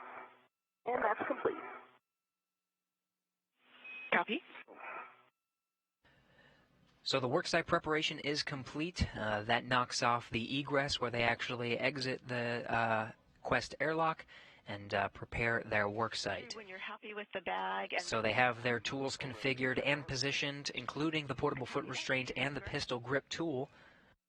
With that worksite preparation completed, they're off to the first task, which includes taking an old nickel hydrogen battery and placing it on the pallet, and taking an adapter plate and putting it on the station. You'll hear IEA quite a bit as well. That is the work site where the batteries reside on the station. The EP will be the external pallet where the new batteries are positioned at the end of the station's robotic arm at the bottom right of this view on the screen. Again, the first steps underway after the work site is prepared.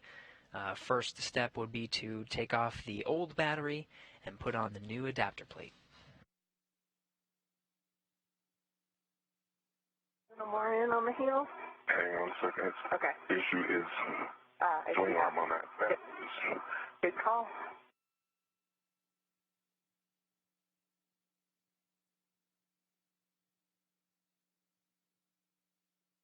It's in. It is in. Okay.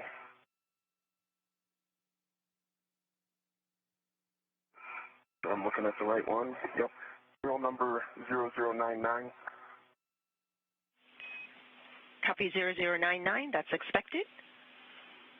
Check ingress aid stowed and tethers clear.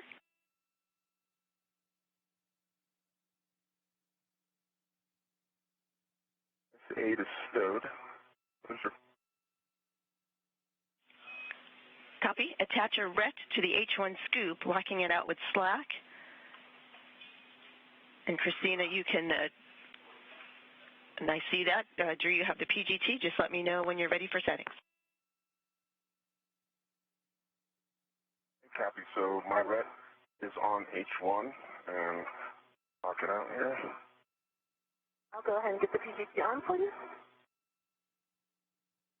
Yeah, if it's, we can get it calibrated while I set the tension on this RET. I'll pass. Andrew Morgan working on putting his RET, his tether, to a scoop. This is a handling aid that attaches to a battery, makes it a little bit easier to work with. While Christina Cook, you can see from her helmet camera configuring that space drill for the right settings to begin the series of battery swaps here. Counter to assess. Right now, the two spacewalkers beginning the series of swaps by, they're going to be taking off an old nickel hydrogen battery and working on some of the bolts that are securing it in place, releasing those. They'll attach it to themselves and make their way over to the external pallet to begin the swap, where the adapter plate currently resides and will take the place of where the nickel hydrogen battery currently is. You'll confirm tape line flush to the H1 scoop.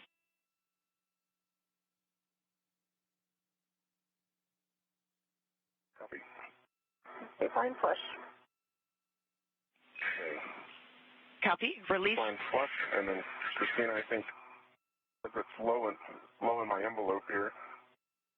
Say again? I'm low in my envelope here. I think if you think that looks like we're good and vertical. Now it is. Yep. Okay. Starting turns. Release H1, 8 turns. Copy. Drew Morgan currently in the foot restraint, in his hands the pistol grip tool. You're seeing the view from the helmet camera of Christina Cook, who's handing off the tools to him as he's in the proper work site with the right angle to get into, to access that bolt. Again, 2 bolts holding the nickel hydrogen batteries in. They're setting the space drill now to work with that interface. The motor.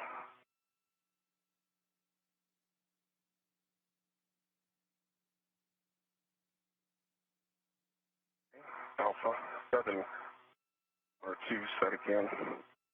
Nope. Copy, good settings.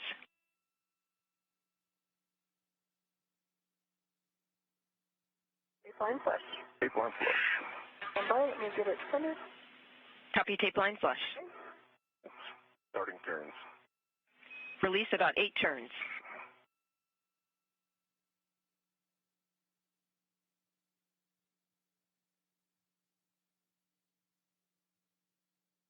Release. I agree. Yep, it released at 5.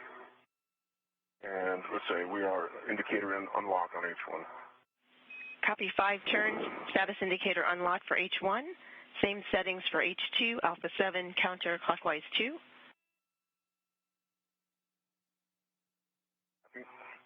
How's your work at the Drew Morgan heading over to that next bolt after working with H1, those bolts indicated by H1 and H2. Help me with making sure we're vertical. Okay, I can talk to you. Let's see, tape line flush. To bring it vertical, bring the top of the PGT towards the speed. There we go, that's vertical. Tape line flush. Copy. Alpha 7 counterclockwise 2. Good A config. little more towards your feet. There you go. Release H2 about 19 turns. Copy 19 turns. Starting turns. Tracking. Andrew Morgan, Christina Cook, working that PGT, that pistol grip tool you can see off to the left, turning. They'll do 19 turns here. The International Space Station itself, 256 statute miles over southwestern China, entering into an orbital nighttime. We'll start seeing the views from the helmet cameras of our spacewalking astronauts get a little bit darker. They'll switch on their lights that are on the helmets of their extravehicular mobility units, their spacesuits, that'll illuminate their work site as they continue to work with these bolts and work through their procedures. Copy. 18 turns, status indicator unlocked for H2. Christina can stow the PGT. PGT. Got it? Drew, unlock the RET.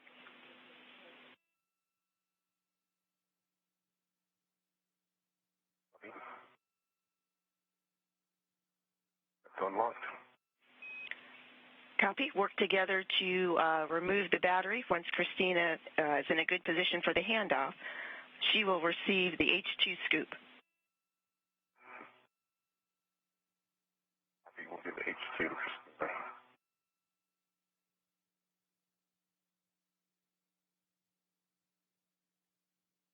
And I'm working on still my PGT just around the gap spin a bit.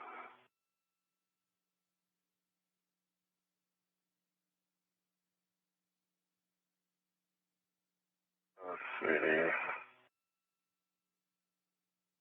You are over, looks like you are almost clear. Sunset approaching in 2 minutes. Okay.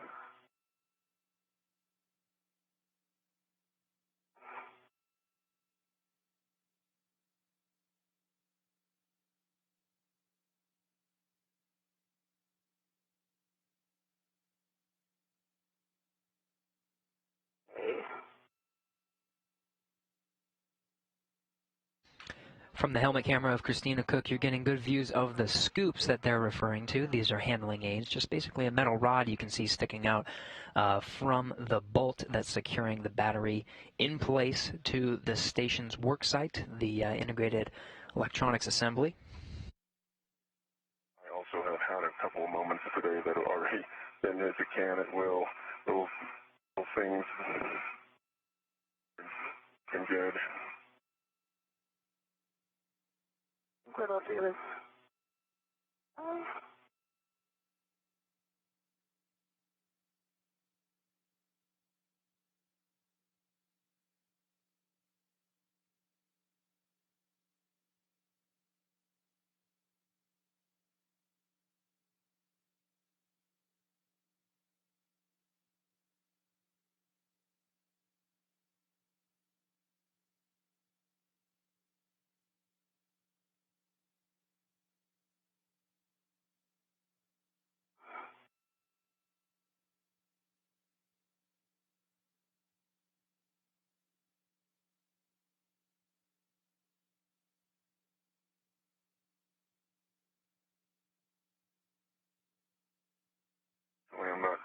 lot of help.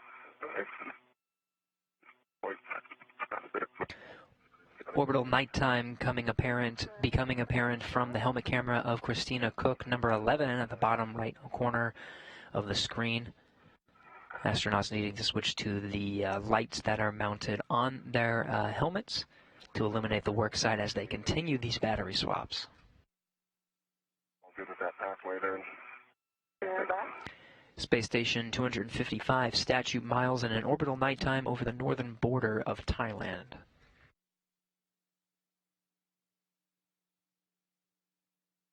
All right, let's tether and sequence.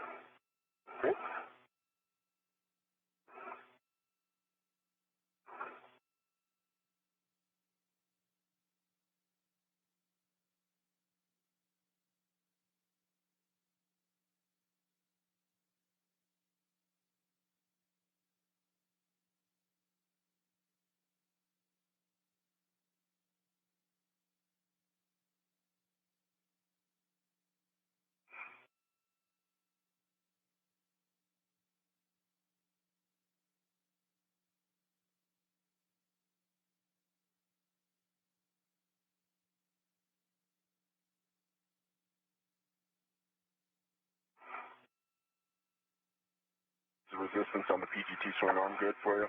It is. Yeah, okay. Yep, it sure is. Okay. So let me go ahead and get into a position. So we talked about me being high here.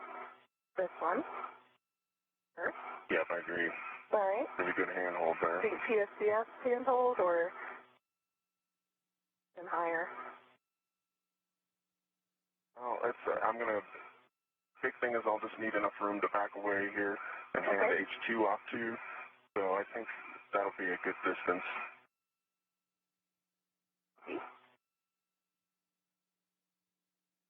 And I think if you turn more or less parallel to me, and I'm assuming that I'll be handing H2 to your left hand. All right, so this is my position if I'm all the way on the radiator side. I think that's going to be far to get down to you when you're on the non-radiator side. The K-turn. Let's take a look here. Even if I have to come a little bit closer, I think we'll be okay.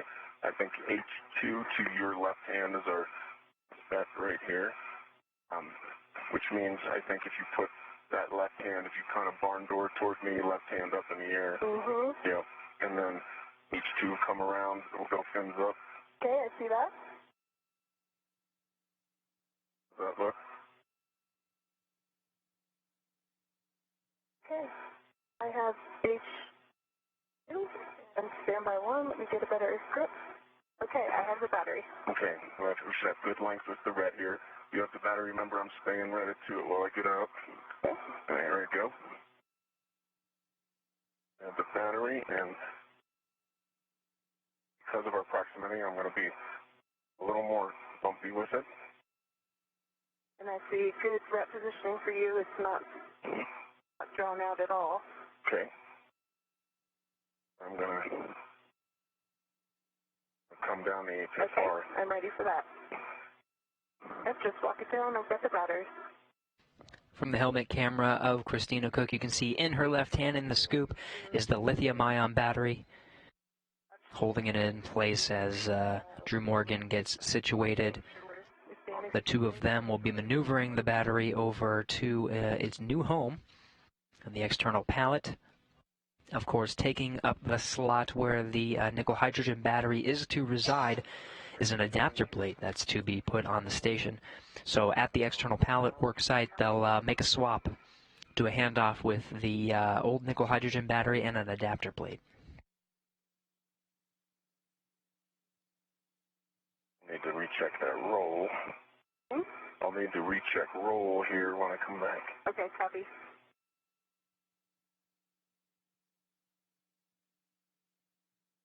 Okay, if you think I still have a little bit of length, I can get a hand right here. Check where it's going because I see a straight line between, I think a straight line between, yep, and we still have space. I only see it reeled out about 2 to 3 feet. Okay.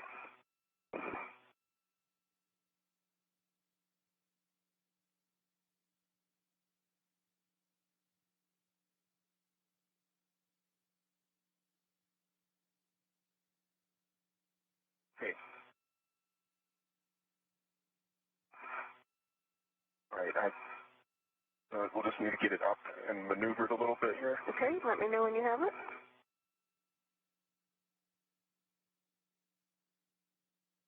If you could help me just rotate so we're more fins up.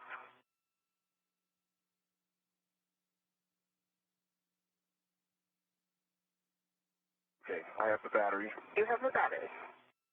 All right, now if you keep it there, I will translate down the inboard edge of the IEA. Perfect.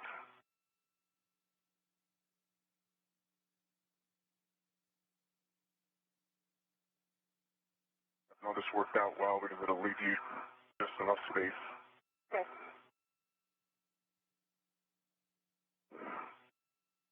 These verbal cues are key to the teamwork needed as part of this spacewalk.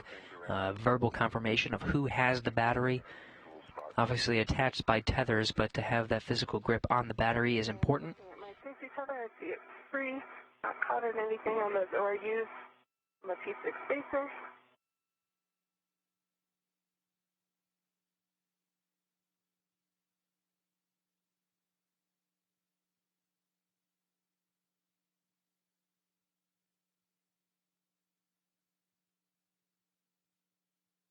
Worked out well, I think. Yep. Because we're right back where we're very familiar with. That's correct. I agree.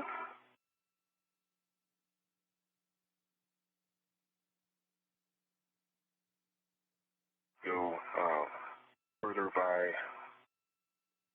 at least a foot and a half or so. Okay.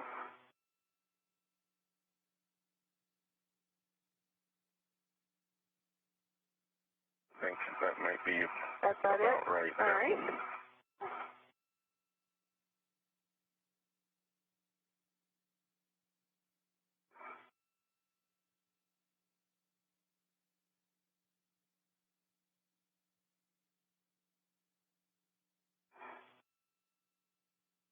Yeah, I have the battery. You have the battery.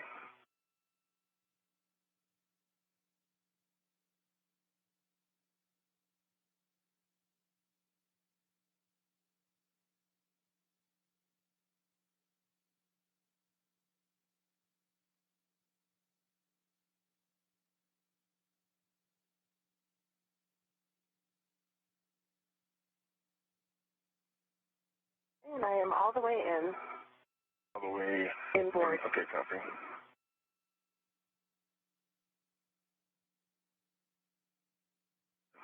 Yes.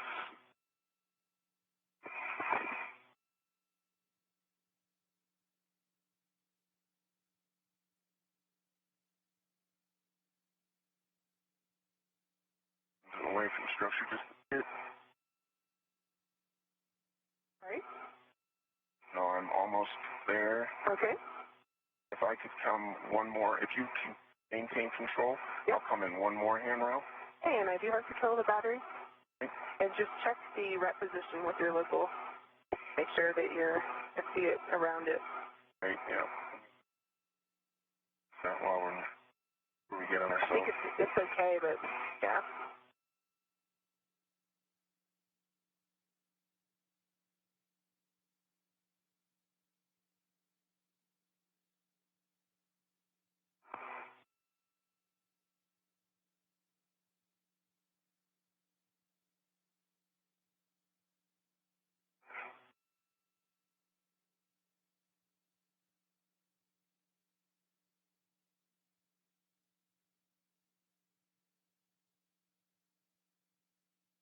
I think that's as close as I'd probably be able to legitimately get, and I have the battery. Okay, you have the battery.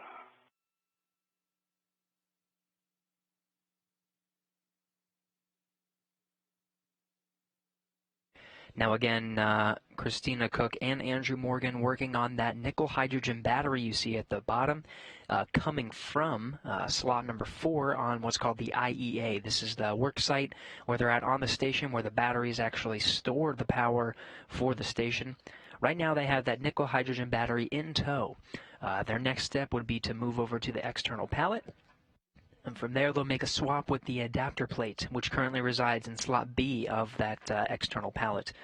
They'll unbolt the adapter plate and make a swap.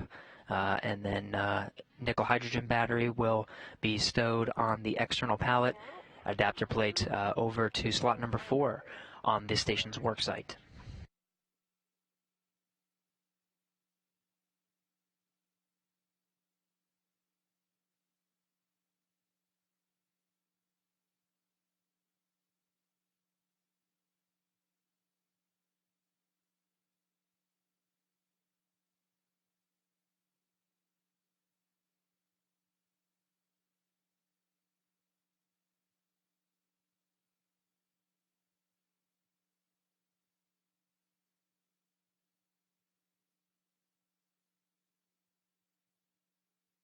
How far you are from the APFR? You're on this from the next handoff. Okay, copy. I have the battery. Copy, you have the battery.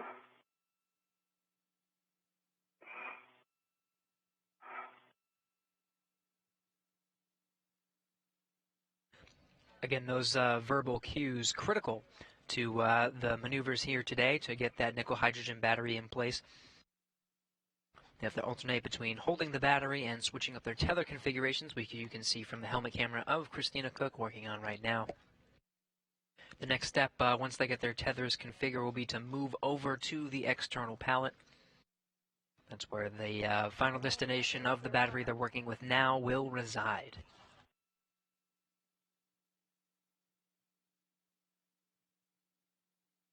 The battery. You have the battery?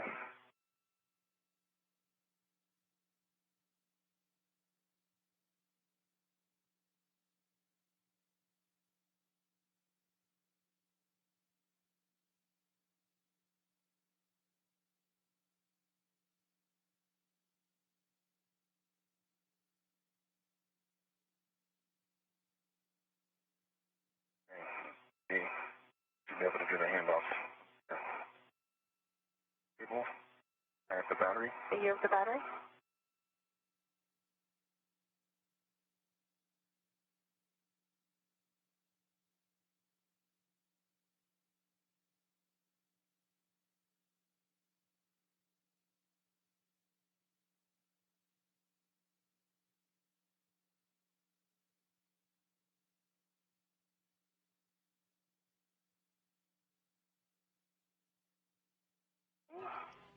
And You can see from this view a little bit difficult to tell from the nighttime, but Christina Cook and Andrew Morgan making their way close to the external pallet. You can see off to the bottom right of the screen. Verify APFR roll and yaw, Golf 3. I have golf and 3. Copy that. SSRMS brakes are on. You have a go to ingress.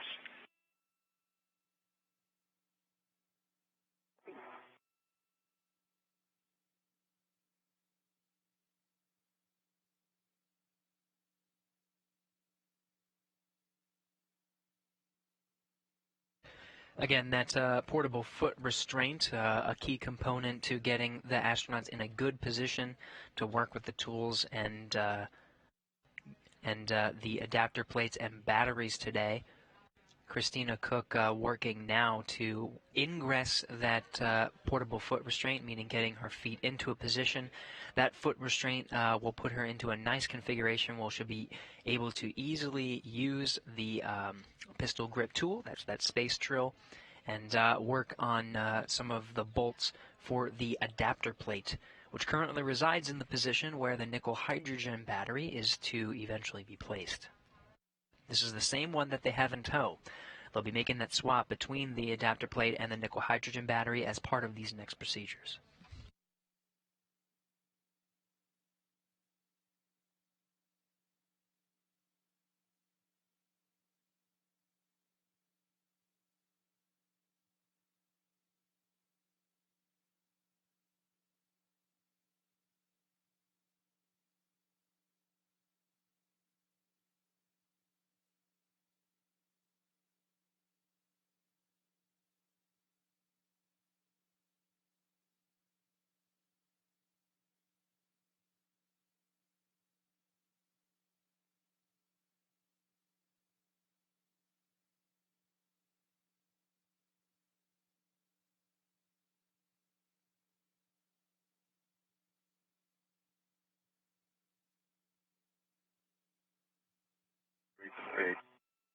more. Okay.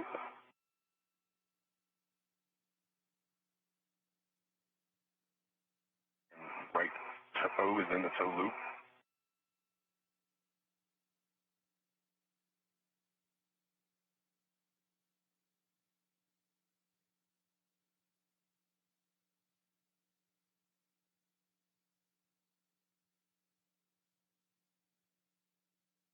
On the boot plate and right heel.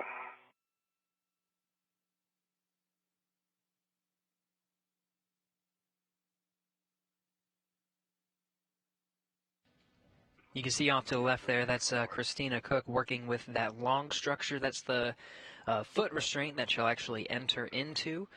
You can see it's off from the truss structure quite a bit, and that puts her in a good position to actually work on the external pallet. The next steps for her will be to use the pistol grip tool to unbolt the adapter plate that currently resides on the external pallet. In the meantime, Drew Morgan holding that nickel hydrogen battery where once the external pallet is removed, or the adapter plate is removed from the external pallet, that's where the nickel hydrogen battery will reside. On the right.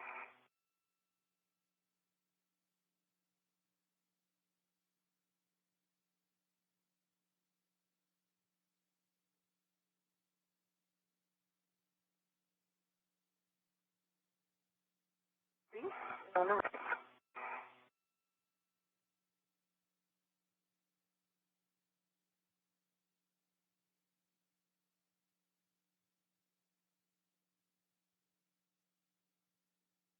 So it looks like it's about the correct depth.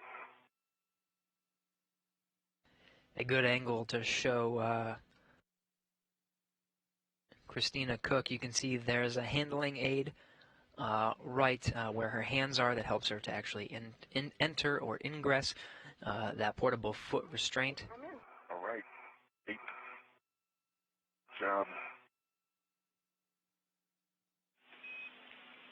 Concur. Nice job, Christina. Stephanie, I am ingress and ready for steps. My ingress aid is showed. And check tethers clear. Your please. Yes, the tethers are clear, and I believe this is going to my BRT, so let me go ahead and deploy that. It's affirmative. You agree? If we do agree, perform a RET swap and attach your BRT RET to the battery tether point, and you'll receive H2. The H2 scoop will be placed on your BRT. Okay, copy and work. Good confirmation from Christina Cook. She has entered into the portable foot restraint. Just has to make sure her tethers are out of the way, that she has good access to the tools that she'll be using.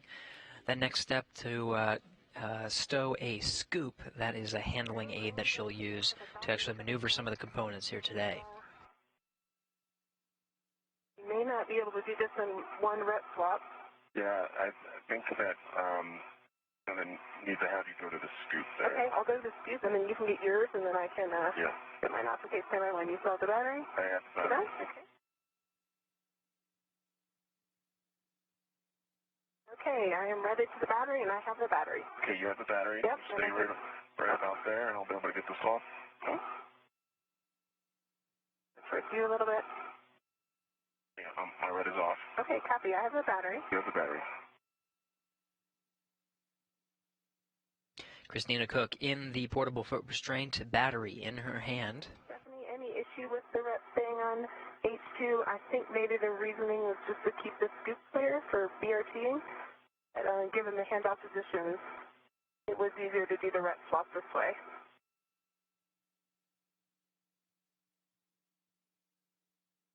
I am able to get the H2 scoop on my BRT with the RET on this scoop as well.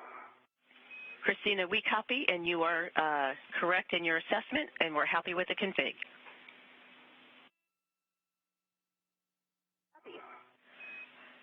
Now, I have 4 cautions. Crew must not simultaneously impart loads into the EP. When SSRMS brakes are off, free float crew member on the EP must remain quiescent. When braking torque on the EP, apply less than 55 pounds force. And the last one, do not exceed 20 pounds force during ORU soft dock, engage, disengage with the EP.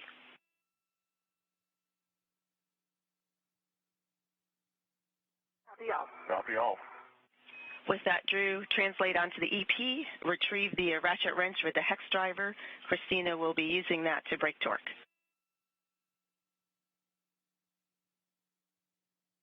Okay, so Stephanie, at this point, I think I'm going to take a little bit of a GCA in because I'll be coming off of the adapter plate and I'm going to need a little better reach.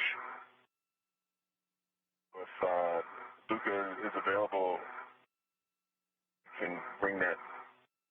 I'll give him some commands to speed it up. And through Christina, on 1, I am at the station and I'm ready for any GCA request. Houston's ready as well. Okay, copy, Luca. Good to talk to you again. All right, Luca, let's go towards Christina's feet. Let's start GCA toward Christina's feet, 25 centimeters. Okay, coming up with the brakes off. Luca Parmitano on the inside of the International Space Station. He's at the controls of the station's robotic arm. At the end of the robotic arm, that's that external pallet, which Ground IV Stephanie Wilson just read a few cautions. It'll be up to Luca Parmitano to move it very close, slowly, but incrementally closer to the crewmates to make sure they have a good reach of their work interface. Starting motion. Robotic arm is in motion. Copy, in motion. Motion.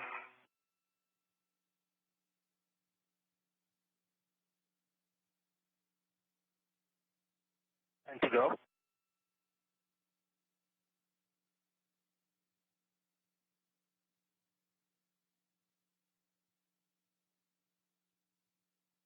Centimeters. Okay, so it's a good spot there, Luca. We'll end GCA, and I'll ask Christina if there's anything else that she would like. Okay, and for my GCA, I'm going to need body left about 15 centimeters. 15 centimeters, body left, starting motion.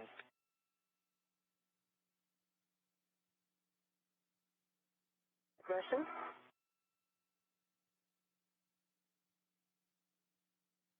Robotic arm in motion. Luca Parmitano making incremental adjustments in favor of the crew's positions. We'll call that GCA complete. GCA complete. Okay. On. I understand, I think we heard brakes are on, Luca. It's affirmative, brakes on. Copy.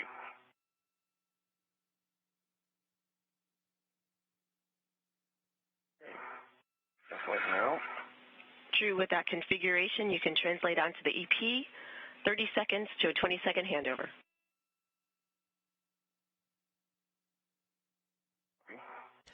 Luca Parmitano from the inside of the space station, moving the robotic arm with the external pallet closer to the working spacewalkers today. Be a good help right here. Yep, I think so, and the wrench with the 6-inch head, or 9-inch. Now in a short handover period, you're looking at the International Space Station Flight Control Room today. Leading the team is Flight Director T.J. Creamer.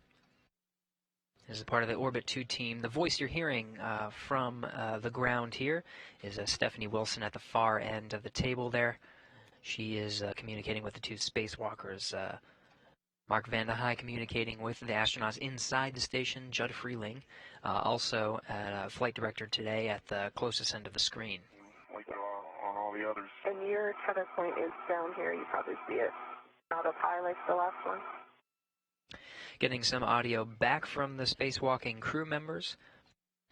Again, Luca Parmitano moving the external pallet into position. The next step would be for Drew Morgan to go to the work site on the external pallet. From there, he's going to go to that tool bag that Christina Cook attached to the external pallet on her way over to the work site as part of the work site preparations.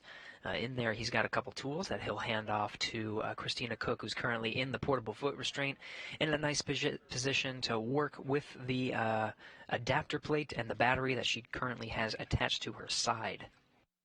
Again, the adapter plate currently resides on the external pallet. She'll need to unbolt that to make the swap because the nickel hydrogen battery will go in the same place where the adapter plate currently resides.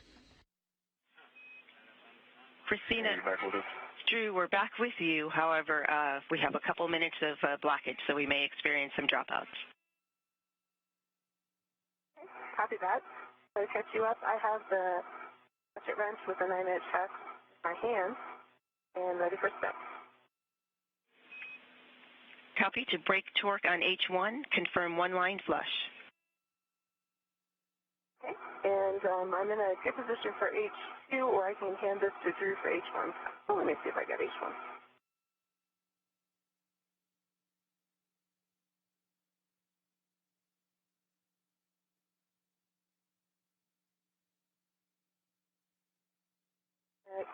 Drew, I think I'll either need some more GCA or a hand with this. Let's see if I can get H2 from my position. Christina, we prefer braking torque on H1 first, and either of you can brake torque on either of these bolts. Whoever's in a good position can do it. Copy. Ground IV, Stephanie Wilson here, working with the teams. There's a lot of support here in Mission Control Houston, led by Flight Director T.J. Creamer.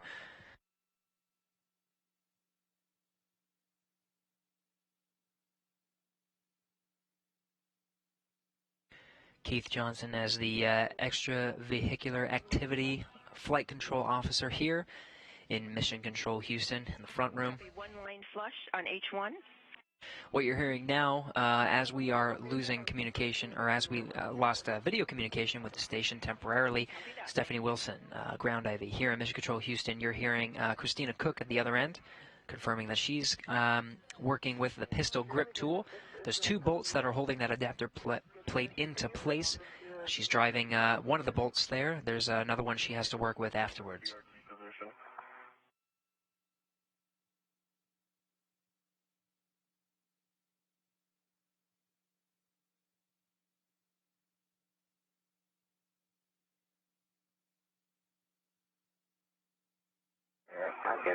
I can get it in this.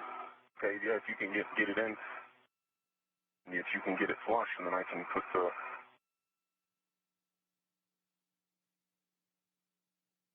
Bring it flush.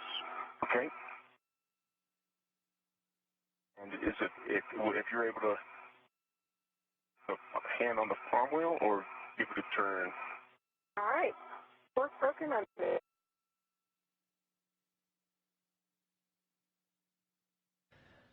This is the helmet camera from Christina Cook. You can see the tool she's using to brake the torque.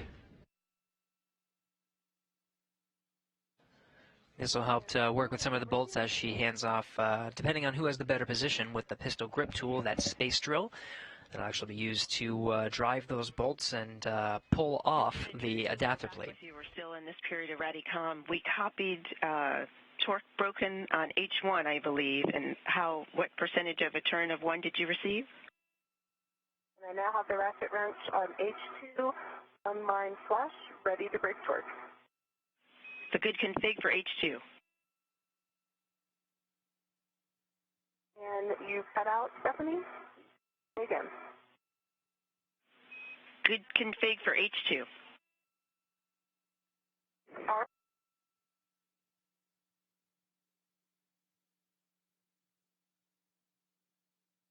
Order turn. Pass this down to you. Okay. I've got it. So again, two bolts holding that adapter plate into place. Christina Cook has a good position to brake that torque of the two bolts. Good confirmation from Stephanie Wilson here on the ground. Now, Drew Morgan working with Christina Cook, handing her the tools she needs as she's in the right position. She'll configure the pistol grip tool for the right configuration to work with each of those bolts and get the adapter plate off of its current position on the external pallet. We're still in this period of Radicalm. I'm not sure we're copying each other, but I wanted to confirm you had H2 torque broken with a quarter turn. Affirmative. Good read.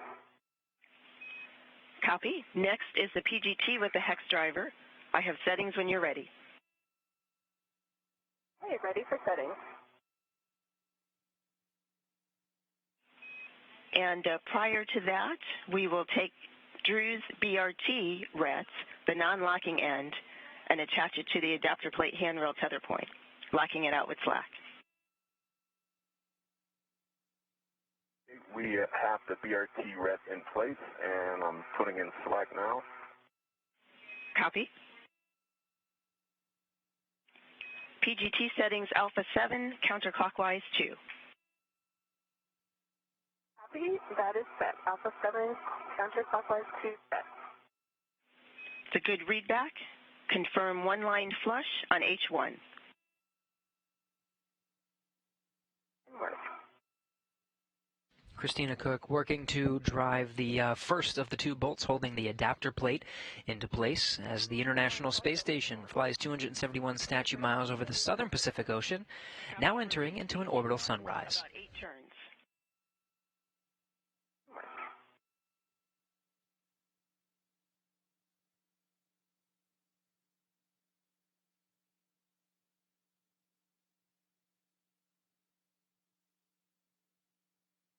And it's released with 5 turns. Copy 5 turns on H1. Same settings for H2, alpha 7, counterclockwise 2. Alpha 7, counterclockwise 2 is set. 10 seconds to a 20-second handover. Confirm one line flush.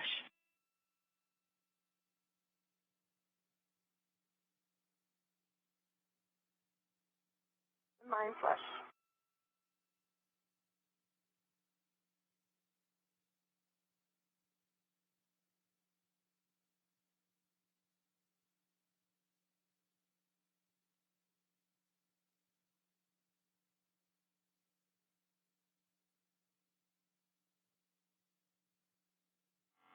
One?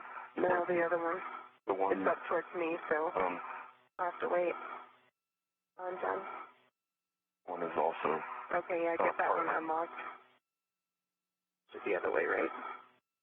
If you want to push it into the thin part. Christina, I copied one line flush on H2. If you're ready, release H2 about 19 turns.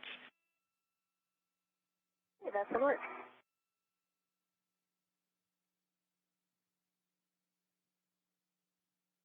I see it jacking nicely.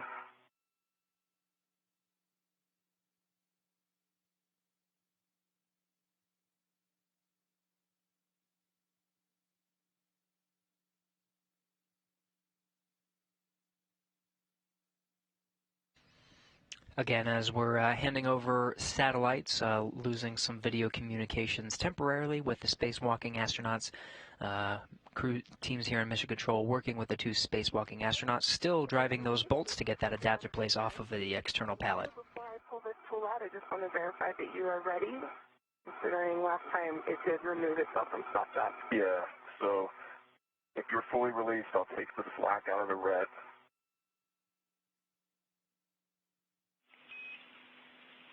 And we copy 16 to 17 turns on H2. Copy Drew unlocking the RET, and Christina, take the PGT power switch to off. Copy. In work.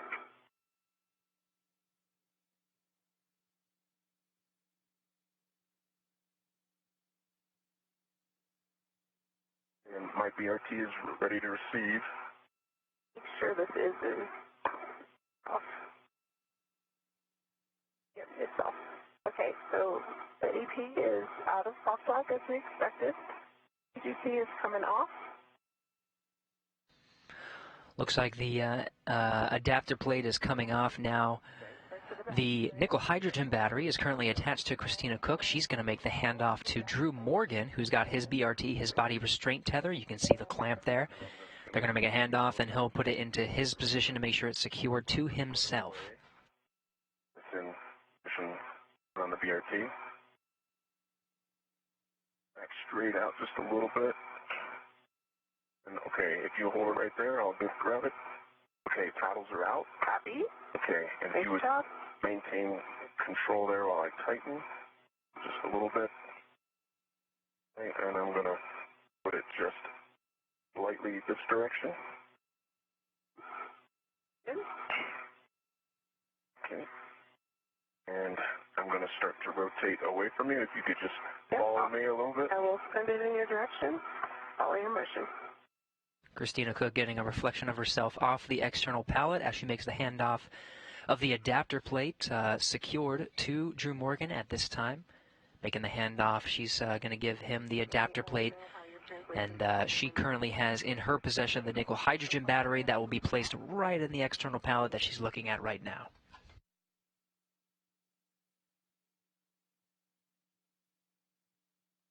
Okay, keep sending her around. All right, and it is out of my reach now, so you have it. Okay. It's in the slot and clear. Okay. Go ahead and move towards structure. Yeah, there you go. All right, so at this point, Drew, if you could bias yourself facing outboard. Right now, the AP is, the bottom part of it is between the two batteries on the EP. And get it kind of tucked in closer to you or to structure. Yep, now it's deconducted, so it's away from structure and away from the EP. Okay, I think I'm in a good position to translate with it. Thanks for the help. Good job. Drew Morgan already on his way away from the external pallet back onto the station. He has the adapter plate in tow. Right where they pulled the nickel hydrogen battery, which you can see currently attached to Christina Cook, positioned in the portable foot restraint, right on her side, ready to pull right in front of her and attach to the external pallet. To the IEA, check your ingress aid stowed, retrieve the battery from your BRT with H2 in your left hand. Soft dock the battery, locking the red out with slack. Copy.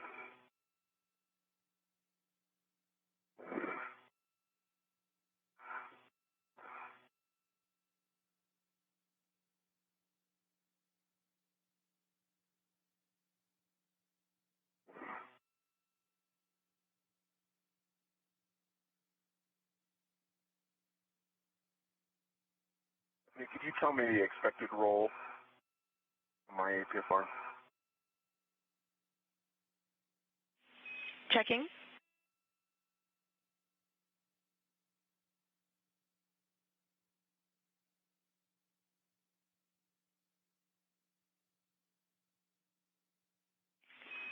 Drew, your expected role setting is hotel. Copy. We did have a little nudge, but I fixed it now with the hotel.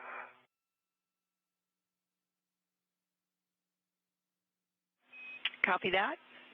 And a friendly reminder here that prior to installing the adapter plate, we'll need an inspection of the IEA and the back of the adapter plate. Okay, copy. I had discussed potentially trying a roll in one from Quebec to Romeo. I think that might help a little bit. Romeo right now. Now 1 hour, 30 minutes into today's spacewalk. Already the two astronauts have gotten mostly through that first step, that first procedure to swap the nickel hydrogen battery position and the adapter plate that was currently on the external pallet. You can see them at their two respective work sites. In the tow of Christina Cook, you can see at her side the 364-pound nickel hydrogen battery currently attached to herself. She'll be putting it on the external pallet eventually for disposal. In the meantime, Drew Morgan working with the adapter plate that will be eventually used once they bring over the lithium-ion battery that's associated with this adapter plate later in today's spacewalk. That'll adapt the configuration of the lithium-ion battery to the power channel, this 2B power channel of the space station.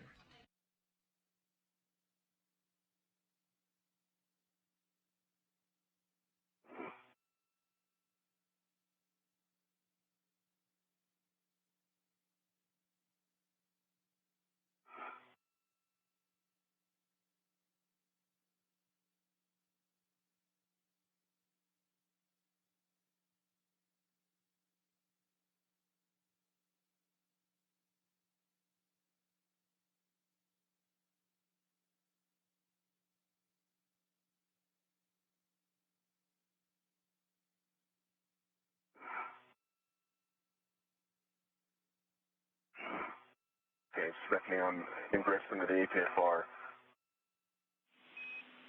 Copy, Drew, and double check the PGT with the hex driver is close by and within reach.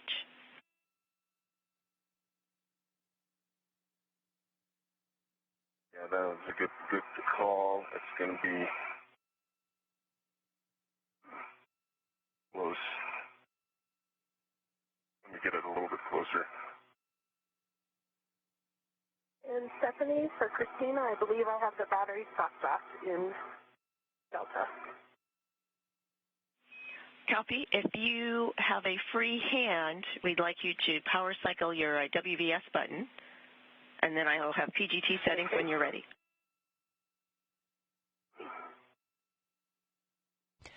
Christina Cook, you can see already positioned the nickel hydrogen battery in a soft dock position with the external pallet. From there, she'll secure it to the structure with the pistol grip tool. She'll get those readings here soon. Copy. Your PGT with the 6-inch socket is next.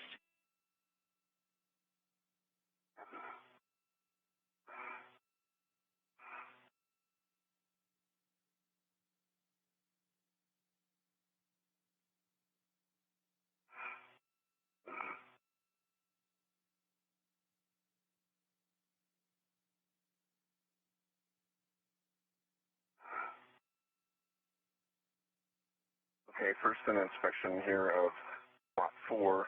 You can see the electrical connectors, the pins look intact. On the pin side, pins are all intact, and both stanchions clean and no FOD. Now I'll get in position to get the ATs to inspect it. How is the EMI band on the IEA?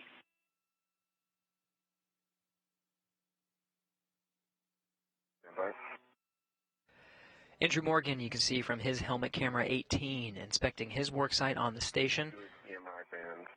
Just making sure that all the components are put into place, that there's no foreign debris that is in the work site. Make sure that there's nothing that would hinder the safe installation of the adapter plate to the station's interface. Everything looking good so far. That next step will be to soft dock the adapter plate into its position and then work with those two bolts to secure it to the structure. And I have Alpha 7 clockwise to set. Alpha 7 clockwise 2. Those are good settings. Confirm tape line flush to the H2 scoop. Inward. Tape line flush on H2.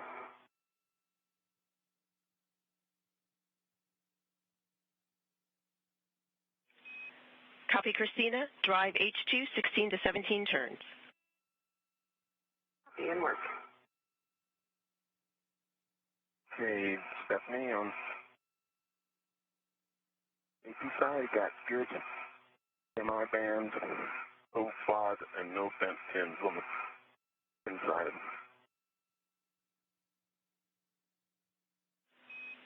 Copy, those are good checks on the adapter plate. Verify you've got the adapter plate blind mate connectors oriented station outboard, and you can soft dock the battery, locking out the ret with slack. That's going through the soft dock.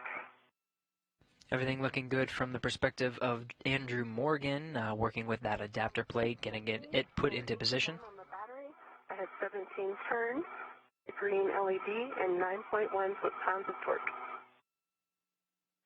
Copy 9.1 torque, 17 turns, green light. Check status indicator lock. Status indicator is lock.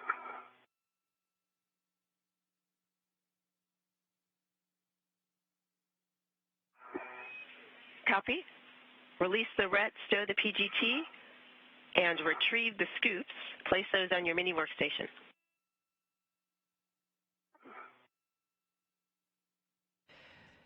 That one bolt securing the nickel hydrogen battery to the external pallet. Again, the nickel hydrogen batteries meant for eventual disposal.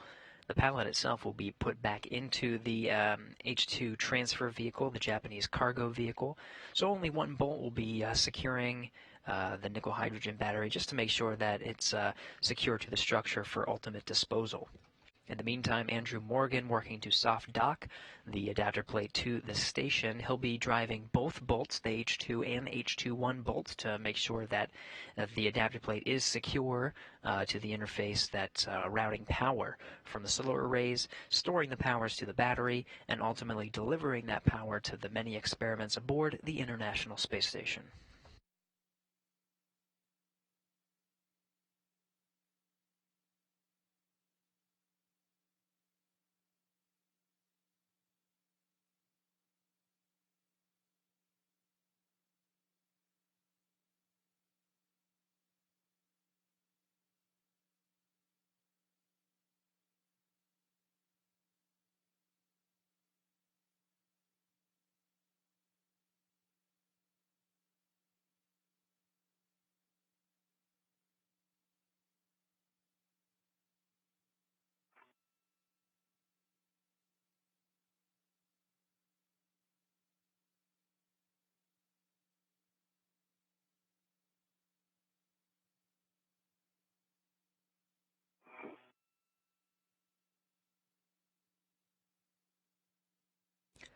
One hour, 38 minutes into today's spacewalk, the International Space Station into an orbital daytime, 264 statute miles over the South Pacific Ocean, just west off the coast of Peru at this time. The two spacewalking astronauts working at their respective work sites. You can see Christina Cook in the suit with no stripes. She's EV2 for today's spacewalk. She's working on finishing up stowing that old nickel hydrogen battery on the external pallet for eventual disposal once it's put back into the cargo vehicle and then burns up over Earth's atmosphere. In the meantime, Andrew Morgan over at the interface of the International Space Station is installing an adapter plate. That adapter plate will be used to configure a lithium-ion battery, which currently resides on the external pallet. The two spacewalking astronauts will bring that lithium-ion battery over to the worksite interface, over to the, electronic assembly where the batteries are, for eventual configuration of the new battery onto the station's power systems. Andrew Morgan putting the adapter plate into a soft dock position. His next steps will be to drive the two bolts to secure the adapter plate to that structure. He was just out of reach, and that complicated it a little bit, but we're in soft dock, and be ready to drive here in a second. But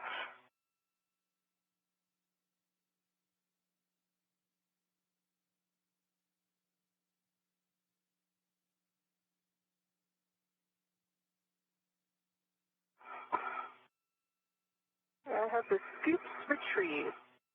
My Ingress aid is stowed. Copy, Christina. Those scoops will be relocated to the battery and slot delta on the lower face. The clocking for the scoops for H1 and H2 are both at 6 o'clock. Okay, copy. I'm in the egress, and then I'll translate over to the EP and get those installed on Delta. okay, Stephanie, and I'm ready to drive on H2. Christina, that's a good plan.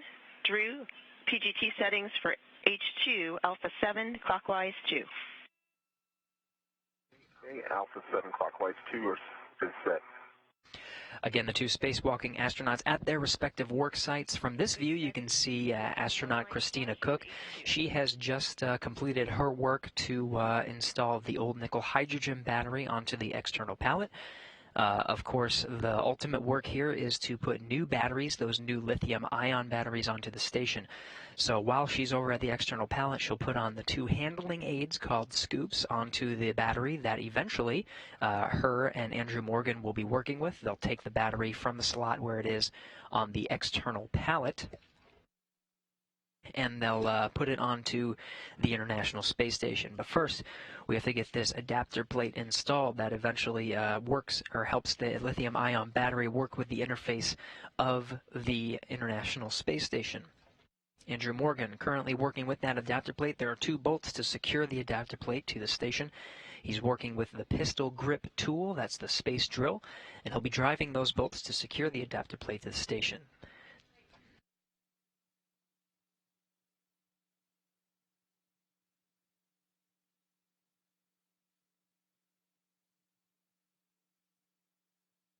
I am on the EP. Copy, Christina. Stephanie, confirm one line flush on H2. Copy, one line flush on H2. Drive H2 16 to 17 turns.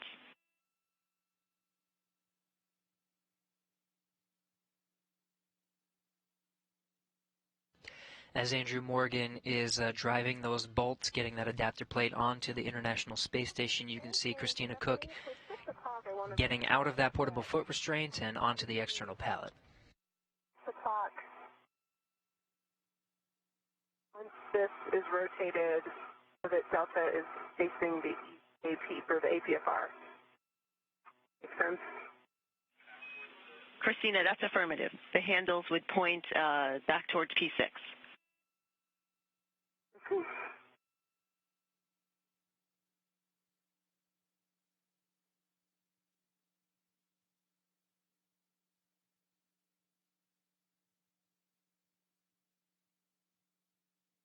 Okay, Stephanie, one line flush.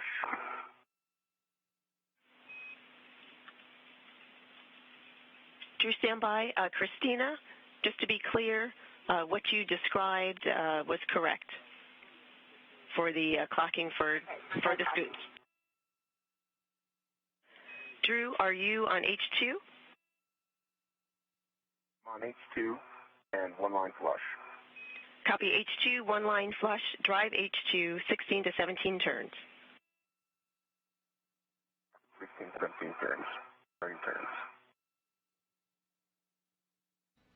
Andrew Morgan working with two bolts on the adapter plate, H2 and H1. Working with H2 first, he'll be driving that pistol grip tool 16 to 17 turns first before moving over to the H1 bolt to drive it just a few more turns and secure it into place on the station. Started driving. Copy, Drew. Just a caller. Got rotated a little bit.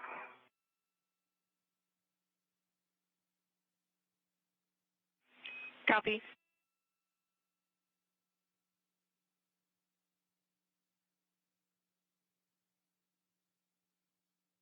Turns.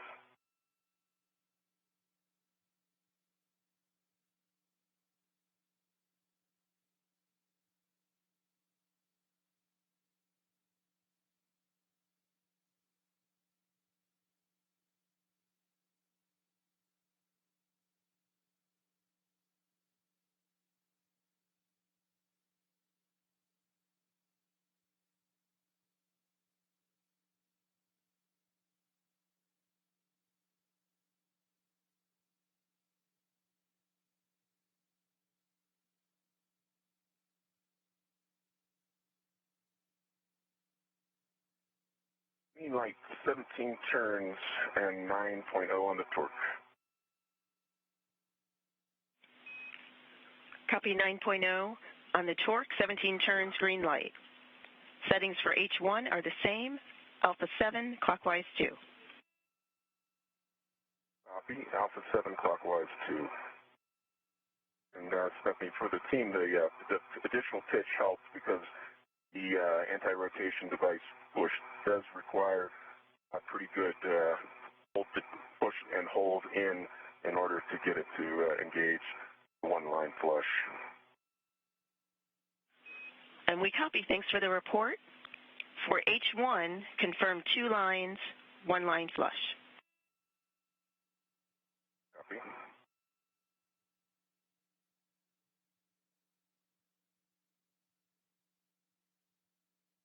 A 2 lines, 1 line flush. Copy. Drive H1, 4.5 to 5.5 turns. Work.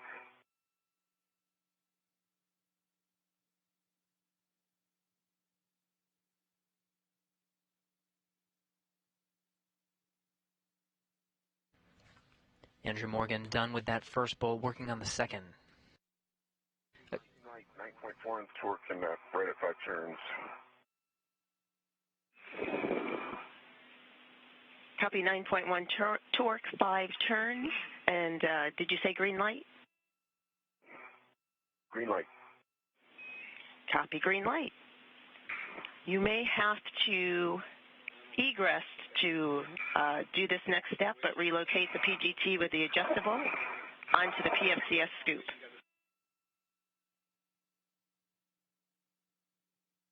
Copy.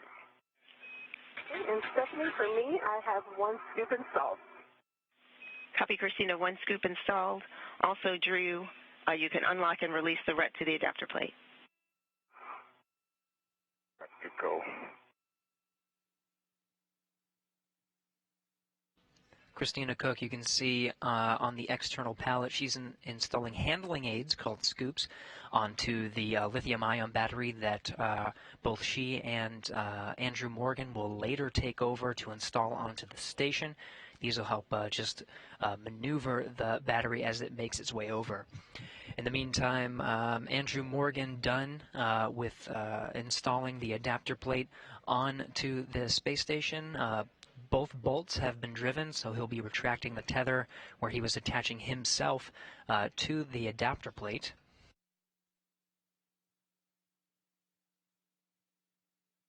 This was the first in a series of critical steps for today's spacewalk, taking that adapter plate over to the station and then taking the old battery from station over to the external pallet.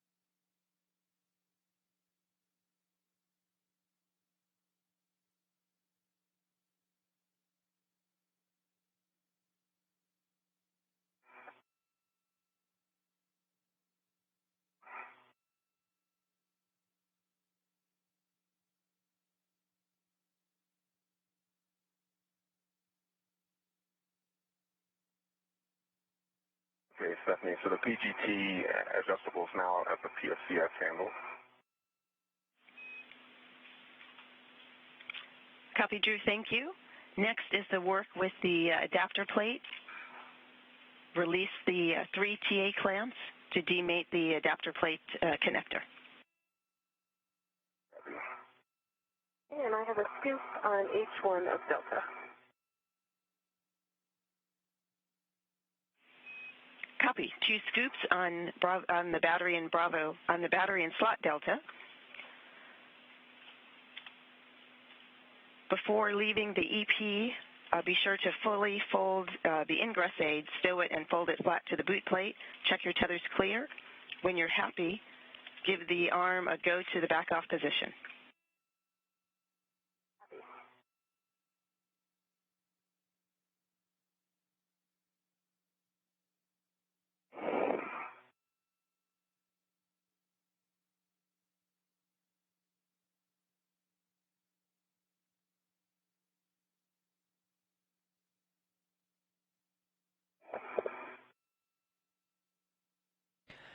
Christina Cook still over on the external pallet, completing some of her work. She'll go through some final checks to clean up her worksite before she leaves it. She has successfully installed the old battery onto the external pallet, and then a few handling aids over to the new lithium-ion battery that both she and Andrew Morgan will later grab and bring over to the station for installation. Meanwhile, Andrew Morgan closing out some of his activities after installing that adapter plate onto the station's interface that will eventually help the lithium-ion battery to work with the interface of the space station. Copy. Double check tether's clear and translate to the IEA to meet up with Drew. Okay. And I do see that the tether has gone under this light target, so standby 1. Okay, that is clear. And the fuel Copy, clamps Christina. released, and the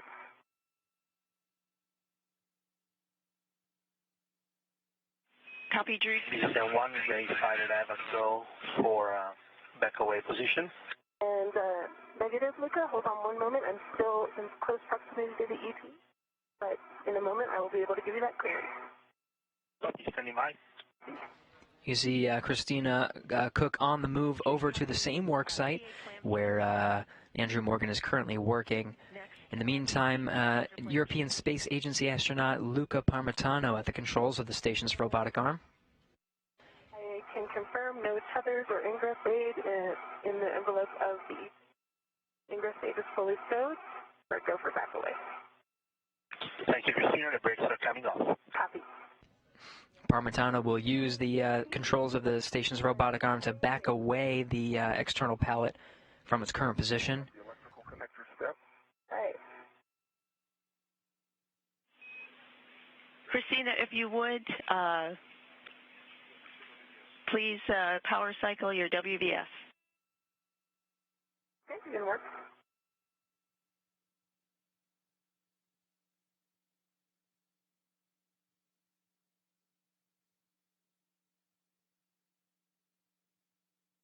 Okay, get right on.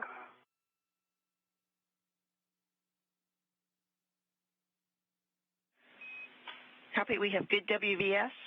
For the adapter plate work, that entails demating the adapter plate cable, removing the cap from the battery in slot 3, and then mating the adapter cable to that battery and returning that cap onto the adapter plate. You two can work together to divide it up how you like. Great. Christina Cook going over to the same work site as Andrew Morgan, who you can see from the helmet camera of Christina Cook. Yep. Oh, the cap? Yeah, the cap Oh, okay. on the new battery will be just to your left, behind the bag. They'll finish up some of the tasks at the station's interface on this side. In the meantime, the arm currently in motion at the controls is Luca Parmitano from the inside of the station. Backing away that external pallet, you can see the arm in motion now. And then I'll take that cap. Works. Yeah, get a local down and get eyes on, and then there's situated for that.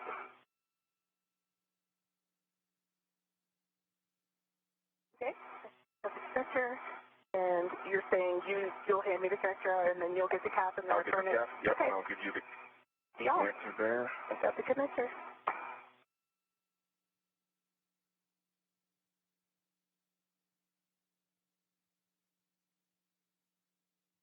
Now, of course, the adapter plate is meant to help the lithium-ion battery work with the interface of the International Space Station. These cables routing to get ready for the final installation of the lithium-ion battery later in today's spacewalk. The adapter plate will actually be adjacent to the ultimate destination of the lithium-ion battery.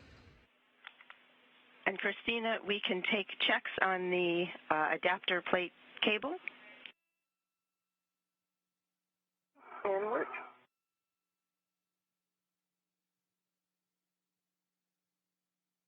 This particular lithium-ion battery already installed next to the adapter plate, just making those final connections to help route that power. And that'll complete the second lithium-ion battery installed on this power channel one more to complete by the end of today's spacewalk. The twisted it to keep it out of the way. And on both the plug end, the sockets look good, good EMI bend. On the jack end, good pins, no fog.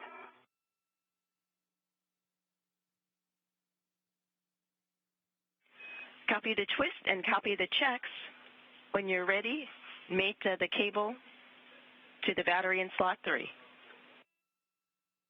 Copy.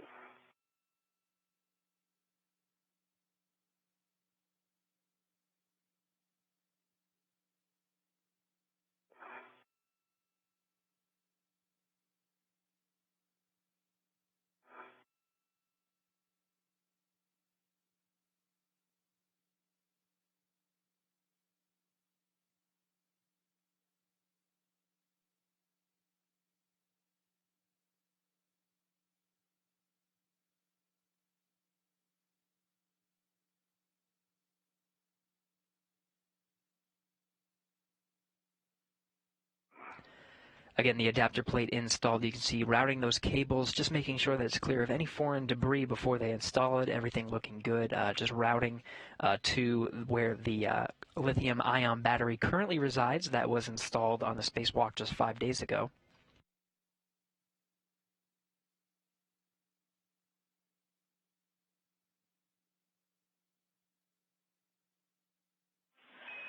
Christina, the twist is only necessary if you feel it's needed to keep the cable out of the adapter plate interface. So you may adjust it as you need to keep it clear. Copy. Stepping into K4, tell me his caps now. Copy, Drew.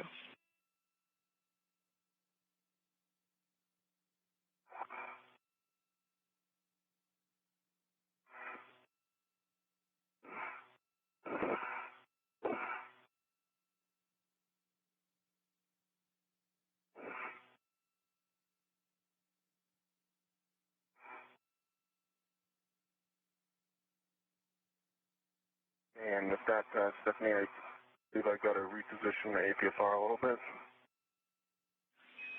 First, give me a glove, half, and gauntlet check. Okay, half is dry. My gloves are unchanged from baseline. Is the first panel on the ring finger on the right is elevated much like the others have, but there's flap is still intact, hanging on, and RTD underneath. But this is what we've been seeing and expected. But that's the only change I see. Copy, and right hand, first panel. we copy the report. And check your gauntlets down. Gauntlets are down. Copy. PET is about 2 hours. Copy. Copy. And Stephanie, I can report that T4 is connected to J4. It is, and the cable is out of the envelope. We'll tend it a little bit when we do the install. Copy. P4 made it to J4, and the cable is tended in a good configuration. You cut out a bit. Is the lever over center? Affirmative. The lever is mated over center. Copy. Nice work. I'll take a glove, half, and gauntlet check from you as well.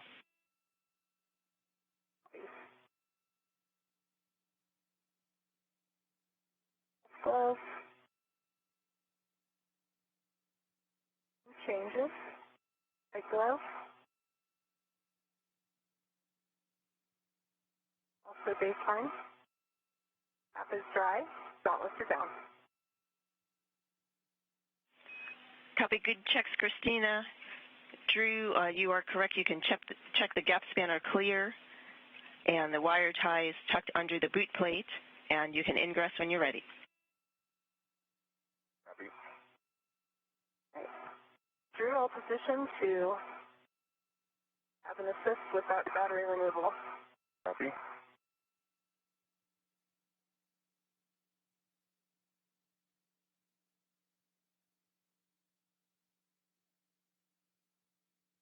clear. The wire tie is in place. We're at a roll of Delta. Yep, there's clear. Copy. And if Delta works for you, that's fine. You can roll to Foxtrot, which would be upright, and that'll nicely line you up for the battery release for the battery in slot 6, the outboard column. Christina, we have an additional action for you. Please stand by. Copy. Anytime.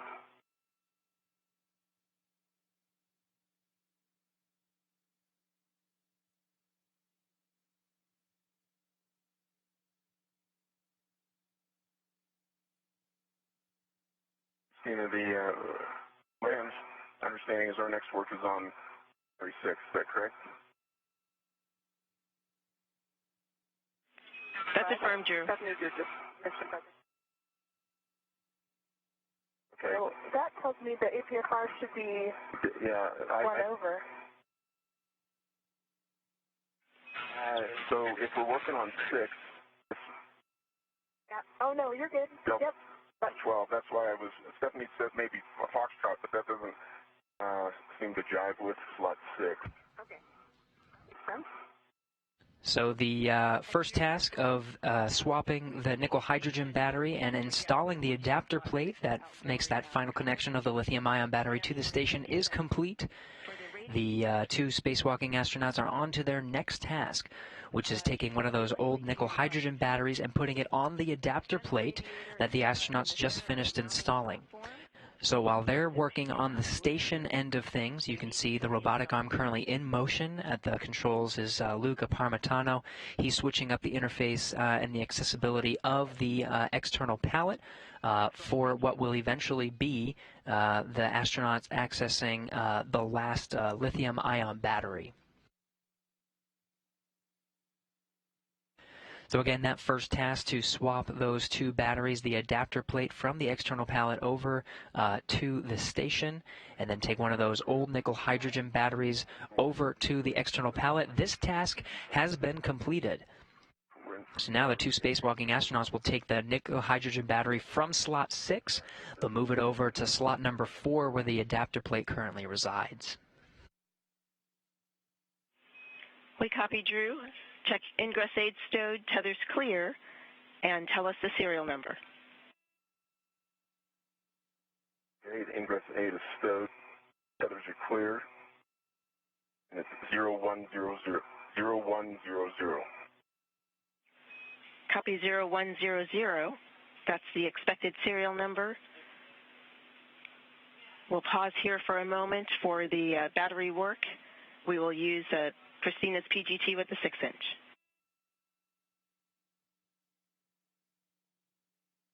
Okay, and the tip pin is installed. So, and assume it just goes in the circle on the base of the pin unit.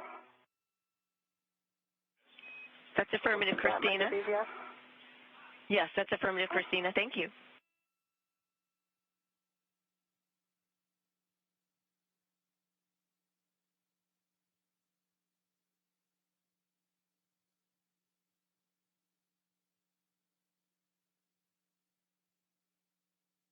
Okay, so we'll be doing H1 first, so I'll make position here, and I'll hand you my PGT.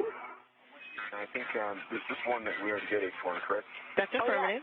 So we'll just go straight to H2. That's correct. You can go straight to H2. Christina, attach your RET to the battery tether point, locking it out with slack. Okay.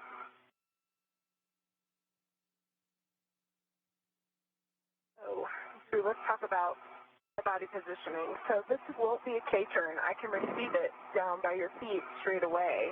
And since we just have this one to drive and you're well positioned, you'd like me to go ahead and ready to receive? Yeah, so I think we're going over here. So I'll so having you there, and then okay, with the PGT available. Yeah, and then I'll do the roll maneuver with the APFR after that. So basically the translation path you just took, you're going to do the reverse of that. Okay, that makes sense. Yep, nope, I'm tracking now. Okay, when you are all set, then we'll be ready for PGT on H2. Low in the envelope, but I think we'll be able to get it. Yeah. You have a handhold option here on the PSCS if you want it, if you think that will help. I think maybe if I just position my right hand on this handrail and just stay up high, the way yes, I feel like puts me in your path when you're going to roll the APSR. Yeah, true. Okay.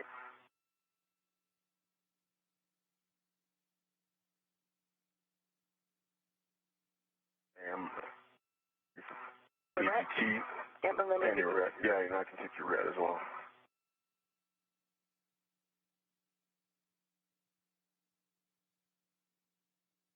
Stephanie, you said the H2 scoop for me? Oh, no, battery tether point. Battery tether point, please. Battery tether point. All right, that is complete. And it is locked out with slack? And then I'll add some slack if you lock it out. No. Okay, it is locked out. Okay. It's slack. Copy that. I have settings for the PGT with the 6-inch when you're ready.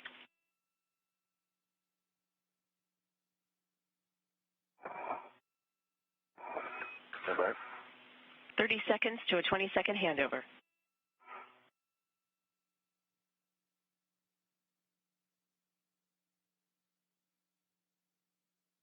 All right, Drew, there you go. All right.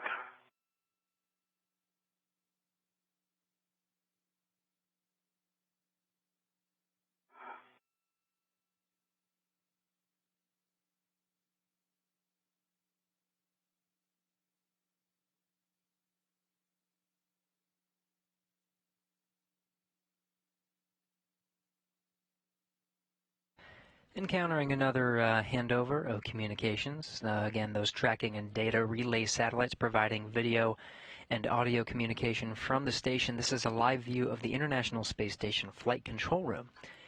Here in the room, Orbit 2 teams, the second of 3 shifts that staff this room 24/7, overseeing the spacewalk, U.S. Spacewalk 57 today. Not straight now, but a second ago it was. There we go. That looks straight to me. Yeah, it looks. The astronauts a little bit ahead of schedule as they are continuing to fly through their procedures today.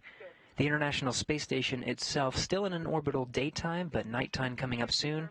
Space Station 260, Statute Miles, right over Poland at this time. 7, counterclockwise 2. The 2 spacewalking astronauts working on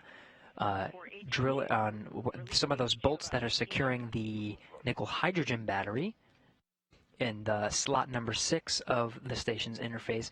They're going to remove that nickel hydrogen battery and put it onto the adapter plate that they just installed very recently, slot number 4.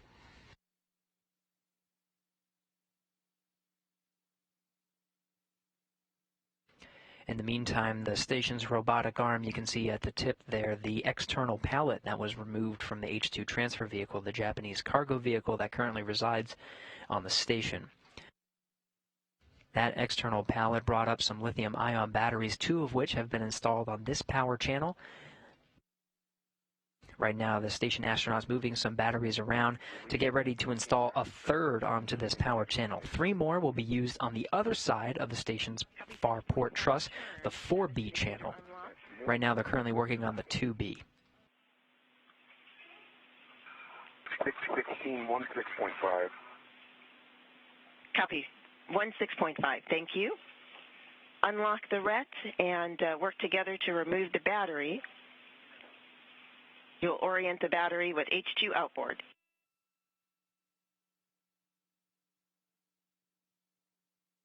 Copy H2 outboard. This is when we insert, orientation. So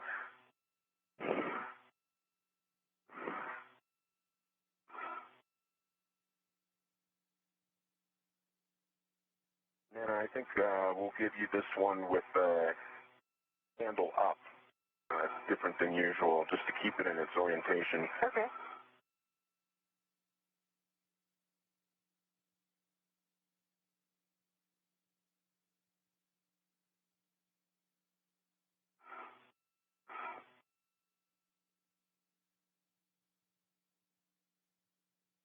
PGT is stowed. I'm in a good position to receive the battery, and I see that we can lock out my red, or unlock my red. It's unlocked. Copy. Straight back. Andrew Morgan removing the old nickel hydrogen battery from its position. Those two bolts have been driven out of the way. Now they'll do a handoff maneuver.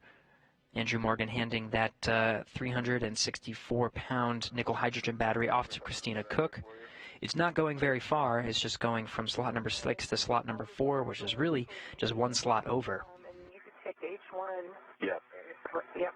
Yep, and I'll be able to fix any orientation that we need. Okay, so what I'll try to egress without bumping too much.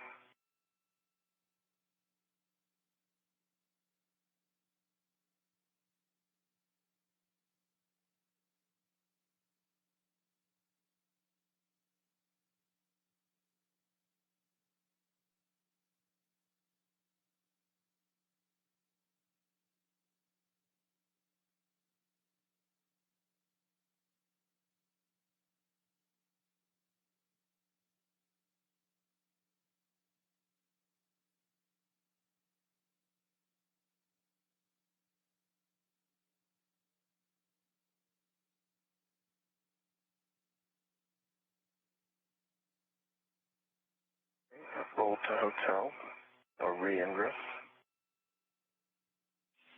Copy?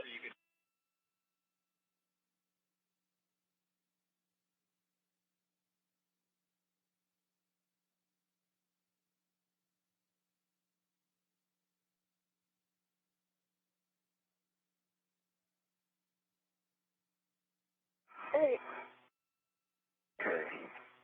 Now when you're ready, I've got it for you in a position for you to receive it when you're ready. Okay. And so I think I'm going to need to put a red on it, yeah. See? Release mine, you mean? I think so. I think it's going to work out better. I want you to remain in control. Okay, I have the battery. So don't release that, obviously. Are you ready to? Yeah, I just wanted you to confirm that you can see it. My red is on. Ah, okay. Yep, my red is on.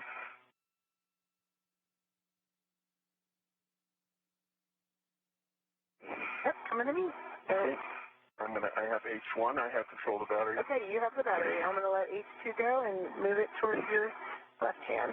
Yep, go ahead and send it up and over. Okay. That's good. Send over me. I see that. Good job. Momentum down. Nice. All right, I have two hands on it. Copy. And I'll need your eyes on the side where the gap spanner is. Yep, I'll be, pull up my, and I'll be right over to help. Christina Cook successfully handing that battery off to Andrew Morgan, who had to move his portable foot restraint into a better position to make sure he is in a good configuration to put the battery in its new home on slot 4. That gap spanner they're referring to is just a translation aid. That just means it's a strap to help them maneuver from section to section on the space station. Yeah, it does look like we're past it, and the cable's all clear. They're checking their configuration, their tether configuration, the placement of the battery itself, making sure all is good as they slide it into place. You can see here from the corner of Christina Cook's helmet camera, slide it into place right on top of the adapter plate that they just recently installed. H2 down into the slot more, and maybe go ahead and lift H1 out a little bit of the slot, and then. Feels like soft. Okay, yeah, it may be. I just can tell that the H1 side is about an inch farther down, so we'll need to straighten it out before we start driving. Each one is too deep. Correct, but that's a little better. Each one a little more out. Okay. We some slack into the red.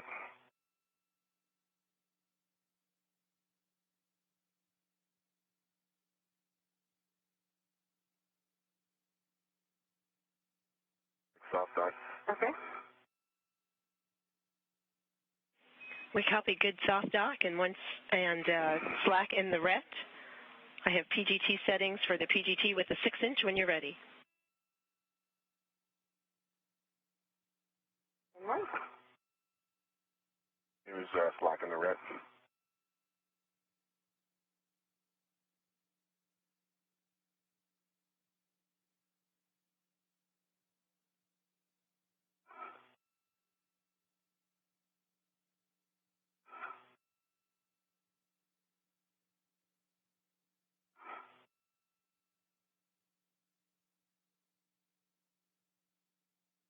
All right, Drew? Yeah. Christina Cook and Andrew Morgan working concurrently on the same battery, getting that nickel hydrogen battery just moved over to on top of the adapter plate. This creates an empty slot for the nickel hydrogen battery to eventually be placed. Confirm tape-lined flush to the H2 scoop. Scoops are handling aid that'll help them to move that nickel hydrogen battery. Again, the nickel hydrogen battery on top of the adapter plate opens up a slot for some of the new lithium-ion batteries. Those, the last of the 3 lithium-ion batteries that will be placed on this particular channel, the 2B channel on the far port truss, currently resides on the external pallet. After this task is complete and the lithium and the nickel hydrogen battery is bolted down to the adapter plate, the 2 spacewalking astronauts will head over to the external pallet to grab that last lithium-ion battery.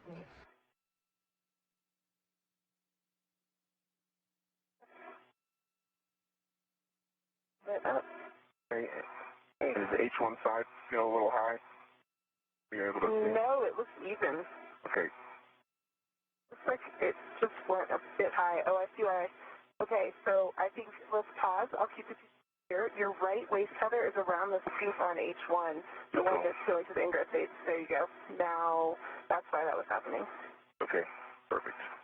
Cool. Okay. Stephanie's taking turns. 16 to 17 turns.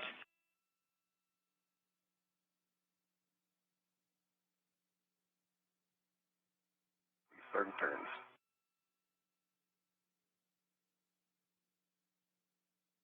Tap the collar again. Drew, Christina, while you're working the collar with the PGT, Luca will be moving the arm to the EP delta position. We just wanted to double check, make sure you're clear from your perspective. Okay, copy. Yep, we're clear. Copy, thank you. That nickel hydrogen battery in a good soft dock position, just going to hard mate the nickel hydrogen to the station's interface right here. There's 2 bolts that they have to drive. Okay, starting turns. This first one will be about 16 to 17 turns with the pistol grip tool, a cordless space drill that'll help it to secure the nickel hydrogen battery to the station's interface. In the meantime, Luca Parmitano controlling the station's robotic arm from the inside of the International Space Station. At the end of the robotic arm is the external pallet where that last lithium-ion battery resides. While the 2 have been working on the station's interface and not needing to access the external pallet, Parmitano has been reconfiguring the external pallet so that those last parts are accessible. There's 2 parts needed from the external pallet. It's 1 lithium-ion battery and 1 adapter plate, and that will complete the configuration on the 2B channel for today's spacewalk. 15 turns, green light, status indicator lock. It was right at 16, 1-6 turns. The indicator is in lock. Copy 1-6 and copy the indicator. PGT settings are the same for H1.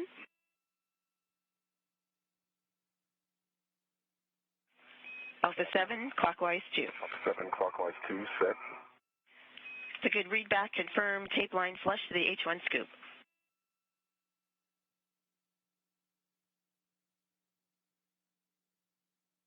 Line flush. Line flush. That is straight. Copy drive H1 4 to 5.5 turns.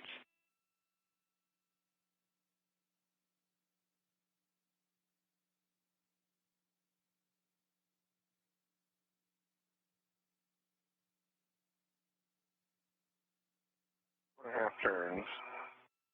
Green light. Torque 9.1. Station's robotic arm in motion, the external pallet being moved into a position for some of the upcoming tasks.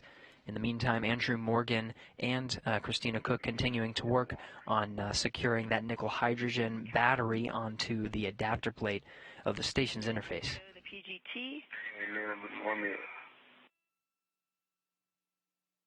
I'm ready. Copper tools there in your path. I don't want them to get all... Okay, I'll keep eyes on them. Drew, you can unlock and release the RET. Released. Copy.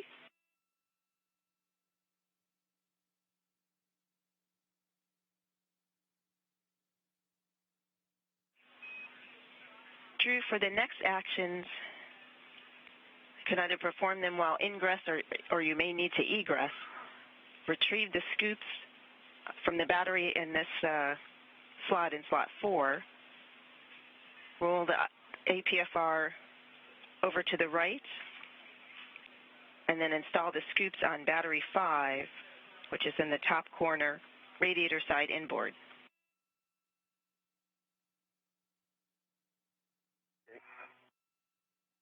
Next actions for Christina, because she's going to be kind of in that vicinity here while I'm repositioning the APFR.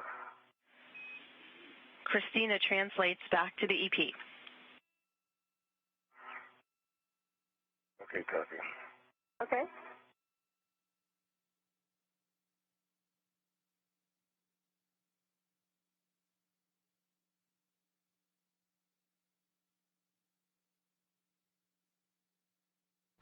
Two hours, 24 minutes into today's spacewalk. That arm's still in motion, getting into position for some of the upcoming tasks.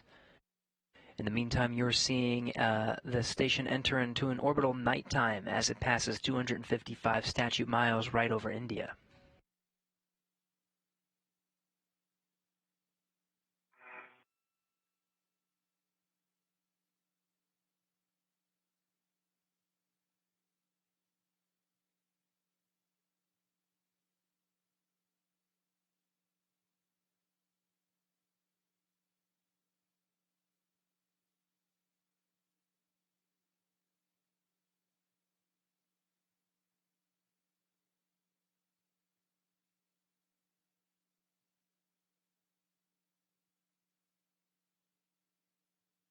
Yeah, I am off of the IEA and headed to the EP.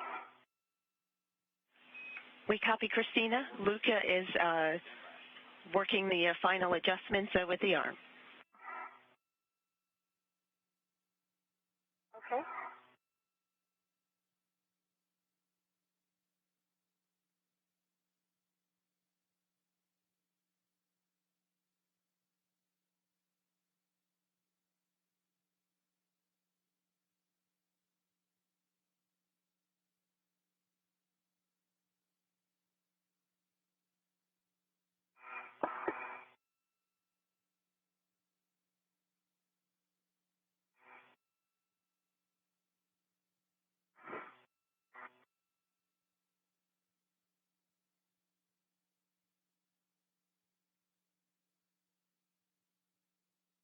Okay, Stephanie, I'm at the APFR.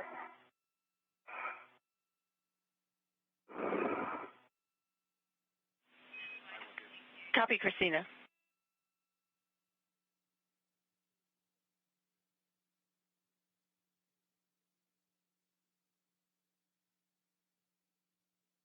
Would you like me to hold off on ingressing until RMOFs are complete?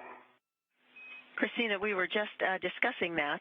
Now that you're in the vicinity, this was initially set up as a GCA. We can hand you over to Luca to continue to work that, the published position and also the GCA. Okay, and will I eventually be ingressing for this GCA? Typically, we wait until Drew is here and he's the one translating over to the EP. So I understand that I'll be in the APFR and he'll be translating onto the EP. Normal.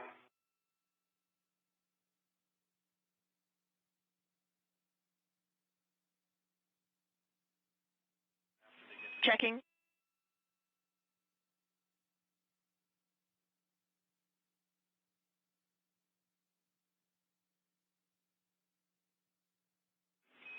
Christina, the ingress at this point is up to you if you prefer to ingress for the GCA to publish in the GCA or after the arm motion is complete. That is your call. Okay. I'll go ahead and ingress now because that's the position that will offer me the best insight as to how we do need to GCA, if at all. This is not an AP handoff. We may not need the same GCA. May be able to use my ingress aid to translate over to the EP. Yeah, and I think that will be the case. If we're not taking one, we're not taking an APF. Okay. We copy.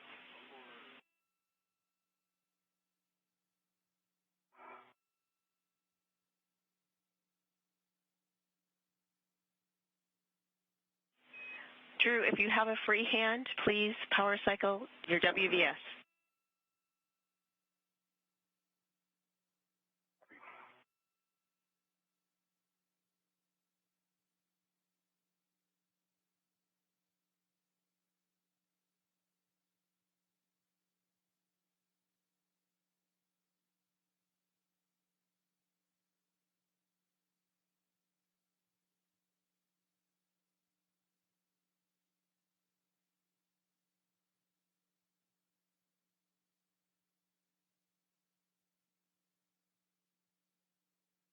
Stepping as H1, H2 on battery 5 are installed at the clock orientation. Copy 6 o'clock. Thank you. If the APFR is also rolled over to Delta to be aligned with that inboard column, we show your work complete at the IAA. You can translate near to the EP to work with Christina.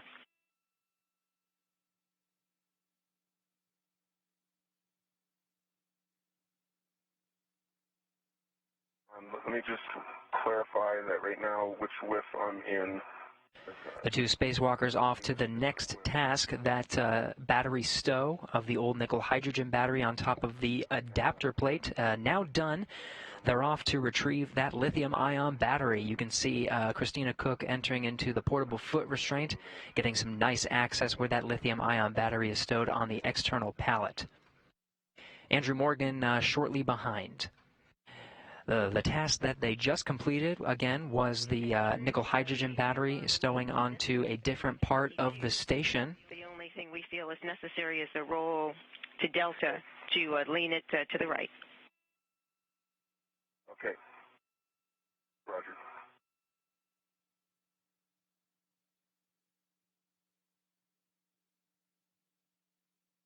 Again, they just completed the work with the nickel hydrogen battery, freeing up that spot number 6 and moving the old battery over to slot number 4. The task they're on now is taking the lithium-ion battery that's on the external pallet. That's the one that's in front of Christina Cook right now. And the task will be to move it over to the station in slot number 6, where the slot is currently freed up. Christina Cook getting into position right now in the portable foot restraint, getting a good angle on that lithium-ion battery. She'll use the pistol grip tool to unbolt it. Thank you. In the meantime, Andrew Morgan will be going to help her out and give her some tools, including a handling aid to receive the battery once Christina Cook has it removed from the external pallet. Stephanie, how are we looking on the day right now? Overall timeline. PET is 2 hours, 30 minutes. We show you about 25 minutes ahead on the timeline. Great. Drew? Head your way.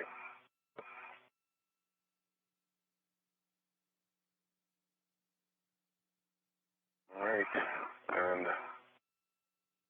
I'm going to climb out using the ingress aid. Okay, and on your way out, take a look at my left foot. Let me know if it looks good to you. Okay. And I think I may have done a roll forward, which is pitch in this APFR config. Correct, Would you mind checking my I have you at roll? echo. Is that too far forward? I think we actually, EP is fairly far here, so this may work. So I think we're good. Question is, are you going to be able to get to the EP without any GCA? Well, you have to use your ingress aid, but since we're just taking a big battery, for the handoff, I'm going to be, once we have the battery released, Yep. I can come back over here on structure, and I should be able to take the handoff just fine. Okay. So if the APFR is comfortable for you, right now the position looks good. Even with the pitch forward, how does your body stance feel? Yeah, it feels pretty good. I think this is kind of like a plus or minus roll situation. If Stephanie, do you agree? Well, Drew, Christina, that we are not at the final published position, but we're copying your assessment. We're discussing. Ah, okay. And for info, this is Luca on 1. We're about 70 centimeters from the published position.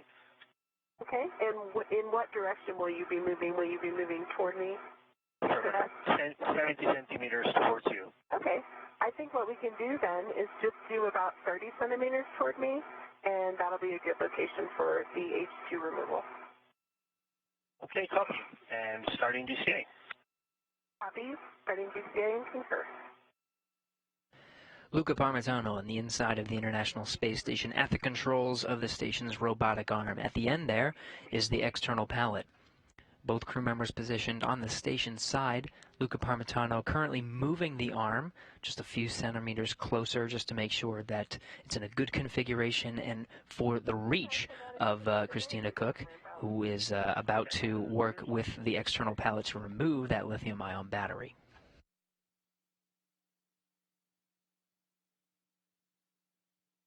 And with that, I can call GCA complete. The GCA complete. The brakes are coming off. On. Copy. Brakes are on. Copy, brakes are on. Copy, brakes are on. Houston copies as well. Christina, double-check ingress aid stowed and tethers clear, and read us the serial number. Copy, ingress aid is stowed, tethers are clear, serial number 0017.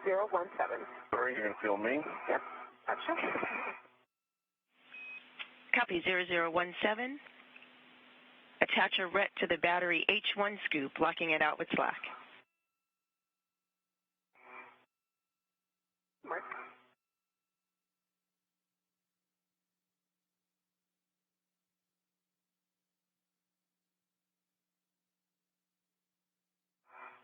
It is on H1.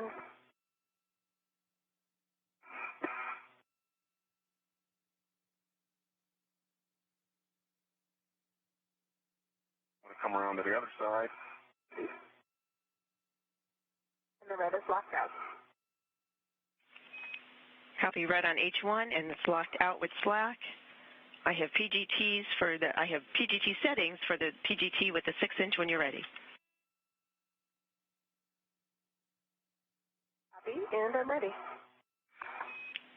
Alpha 7, counter clockwise 2. I have Alpha 7, counter 2 set. the external pallet in a good position for Christina Cook. In the hands is the cordless space drill, the PGT pistol grip tool. Currently one bolt securing the lithium-ion to the external pallet. She'll use that to remove the lithium-ion battery and begin the handoff to Drew Morgan, who is standing by nearby. Hello, you're local. Copy.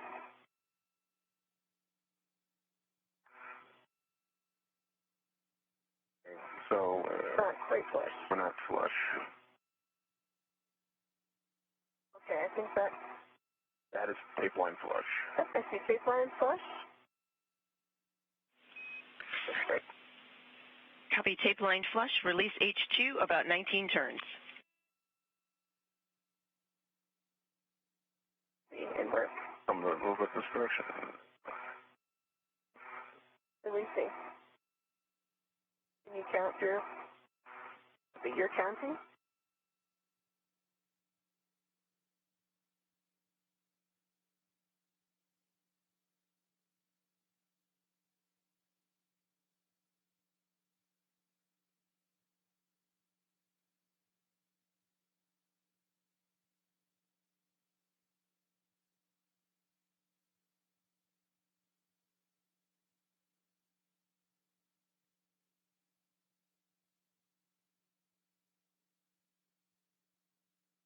Okay. Is it skipping? Nightlight would give it just a little bit more. Okay. Got a turn count? Yep. Okay, starting. Okay, let's say we're skipping it right at 18 turns, and the indicator is in unlock. Yep, I see that, and if we just popped off with the Yeah, we did. removal of the tool, so let me... Yep.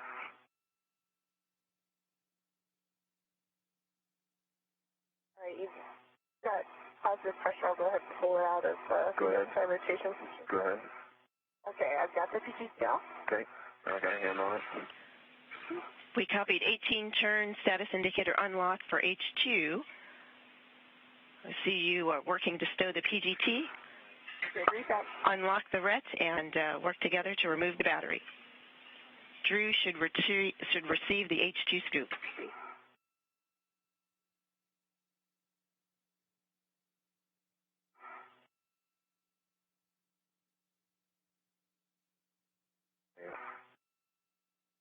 The way the ret configuration we're in right now, when I get down there on structure, I'm not sure if H2 will be the easiest one for me to get.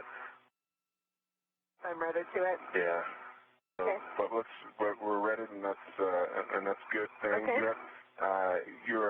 If you're soft dock, it's barely. So I'm gonna take my hand off and start translating back. Okay, and I'll leave it in this off-dock config while you translate on my ingress aid, and then I'll pull it out when you're clear and on structure. I like it.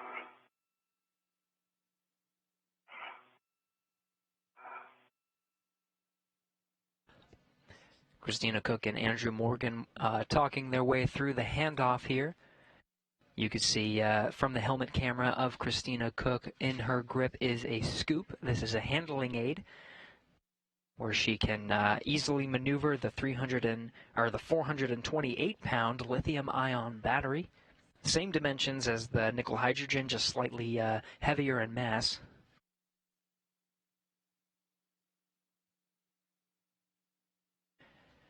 Andrew Morgan about to make his way down towards the station, making the handoff a little bit easier now that the battery itself has been removed, or at least unbolted from the external pallet.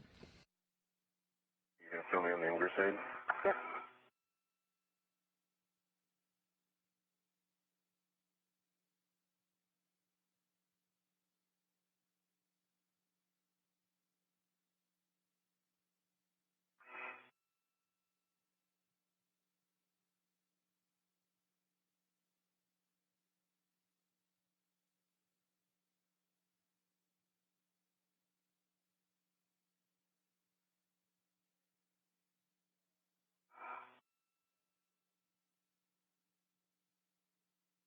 I'm trying to get to the usual handoff position. Okay.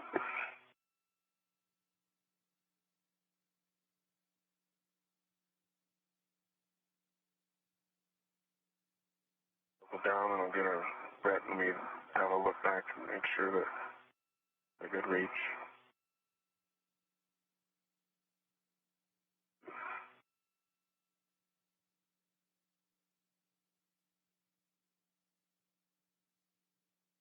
Looks like it might be a little bit far, but once it's battery will make up the distance. Yeah, I think it will. Okay. But if there's any concern, I'll come right here, and then I have a ret ready. I'm going to put a ret onto H1. I think that's our best option. Let's just check with Stephanie. Stephanie, can you read again which H-bolt I'm handing to Drew? And any plans for a ret swap? Yes, we do have it written with a ret swap, but that the ending config has Drew on the H2 side. But whatever you feel works best, we're happy with. Okay, copy. Drew, I can lean back and probably spin H1 to you. Stephanie, do you all have him reading to the battery tether point?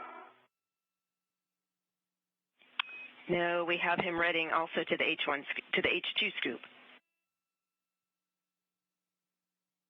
Okay, that shouldn't be a problem. Drew, if you agree, I'll go ahead and spin this so that and hand you H2.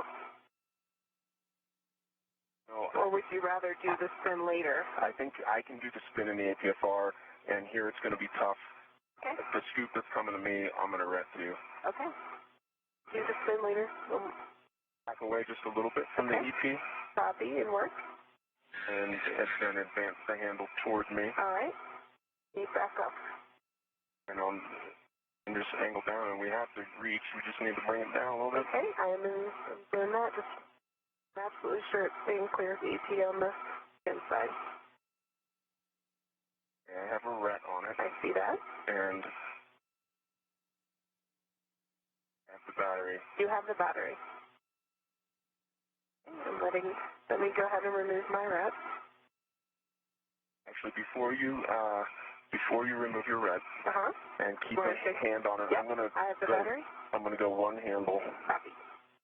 so that you have room to get down and over. I have the battery. Okay, and I still have my ret on it. These verbal cues are critical for the handoff between Christina Cook and Andrew Morgan to make sure that the battery is secure and in the hands of an astronaut at all times. The RET, that's the retractable tether, make sure that they're handing those off as well, that the battery is tethered at all times as well. That way, right now, I don't like its proximity to the EP.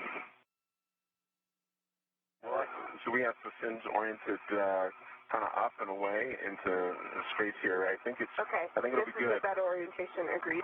All right, if you've got a little slack to get my way, I'll go ahead and get my ret off.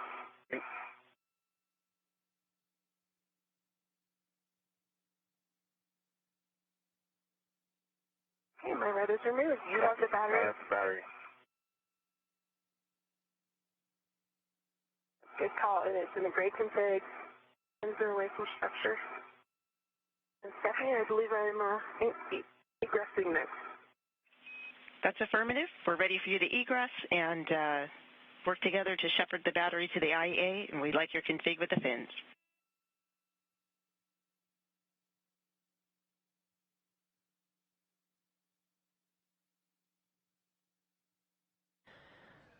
The lithium-ion battery handed off from Christina Cook over to Andrew Morgan, who has it currently in his hands, allows Christina Cook to get out of that foot restraint that allowed her good access to the lithium-ion battery for the unbolting, working with the pistol grip tool, that cordless space drill to remove it from the external pallet.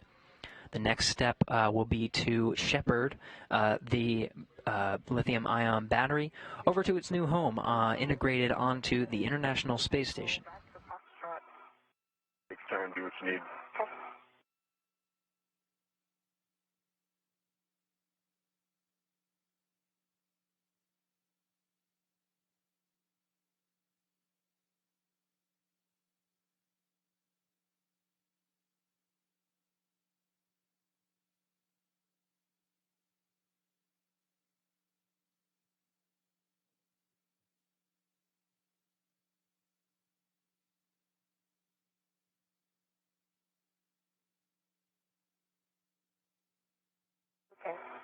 So we're back to completely nominal on the UPFR settings now with the roll of Foxtrot. Houston copies. That much of an impact? No, it wasn't. I mean, yep, same as between, Foxtrot and Golf. It really wasn't that big of an impact. I think, luckily, with the GCA, it allows you to make up for a lot. It sounds like Mark is making a cameo.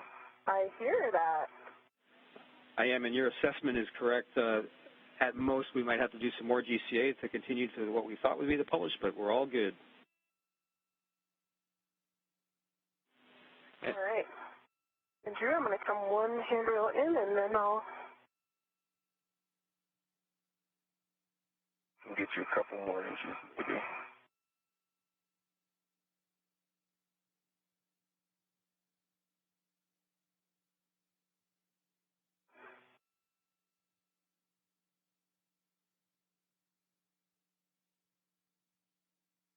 Hey, I have the battery.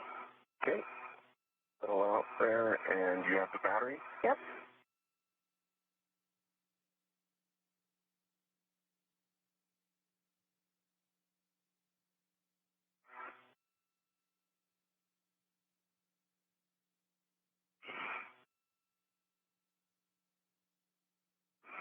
I think I've gone too far. Oh, I'm still nudging up with you. I have a long handrail to work with, so Good. good. Okay.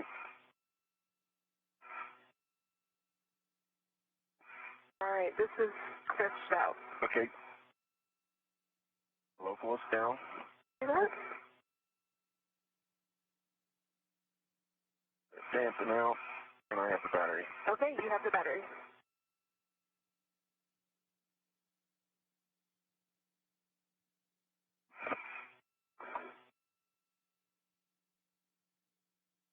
Still have EP behind us here for a little bit, so we got to keep with the fins Okay, going toward our heads. copy.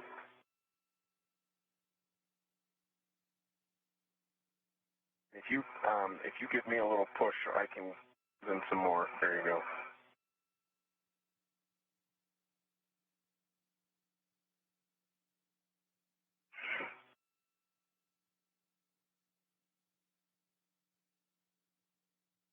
Yeah, I have the battery. There's the battery.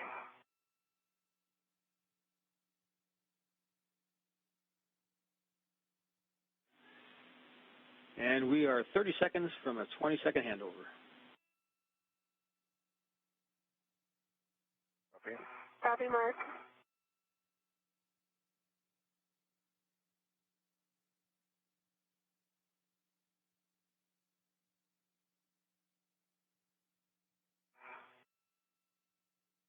Let's just pull you into the outstretched position a little bit. Perfect.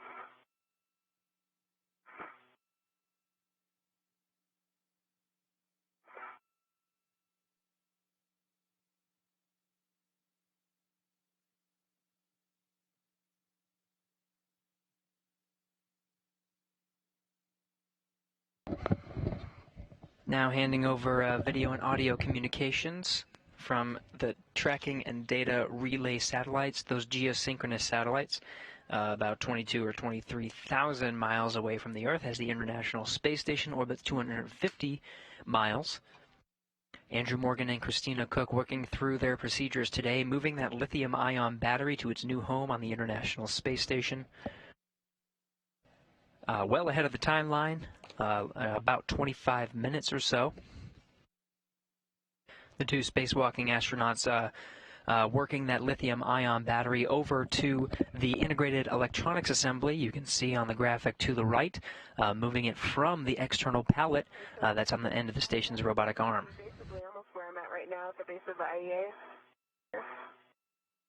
On the non-radiator side. Yeah, I think that's plenty. If you're right there, that gives you lots of handholds.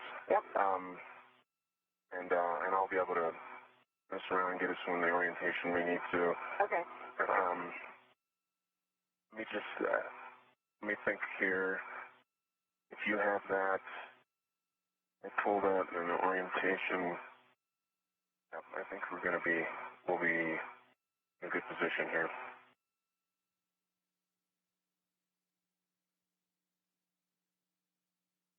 I have the battery. You have the battery. And Good? yep. Okay. I'm going to start the climb over here for ingress. Copy.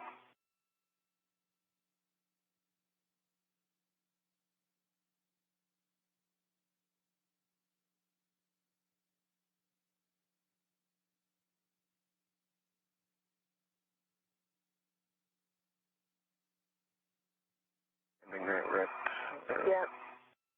That's actually what I was starting to say a second ago. I think you'll want it under that red onto the boot plate or wherever you're putting it. There you go. Well, I was just going to say when you connect that waste cover, you'll probably want it Gonna go under. yeah. Yep, exactly. Yep. Yep. Okay.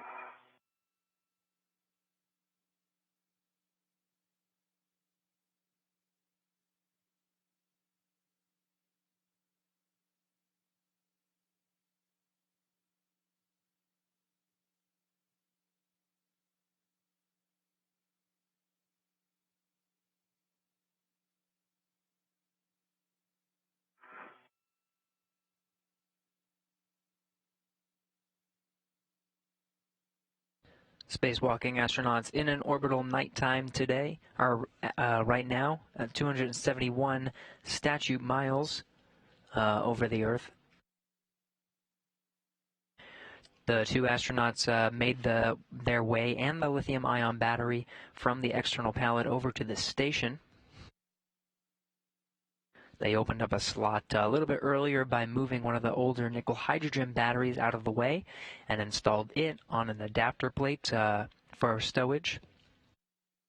The lithium-ion battery will be installed into the empty slot. Okay. And I'm going to get a hand on it. Okay. And then. Okay, let me just think about After that lithium-ion battery is installed, there's one more maneuver to take an adapter plate from the external pallet and swap it with the position of an old nickel-hydrogen battery that currently resides adjacent to where the lithium-ion battery is going. Away completely. I'm showing you with back. And I need to get the doghouse into my left hand. If you would just keep it one hand on it for 1 second while I switch grip. That's perfect. I've got the battery. You have the battery. Yep, good move. Okay. And then I can send this over to your other hand. Yeah, actually, I'm going to send it up and over. Ah, good idea. Yes. You have the battery. I have the battery. Christina and Drew, friendly reminder for the inspections on the IEA and for the back of the battery. Okay, so I'll show you the back of the battery now while I'm in this position. Okay, and I can get the IEA after that. And I see the back of the battery. I see good pins. And I get the connectors. Okay, Drew, if you're able to lift it out a little bit, I can get the connectors. One.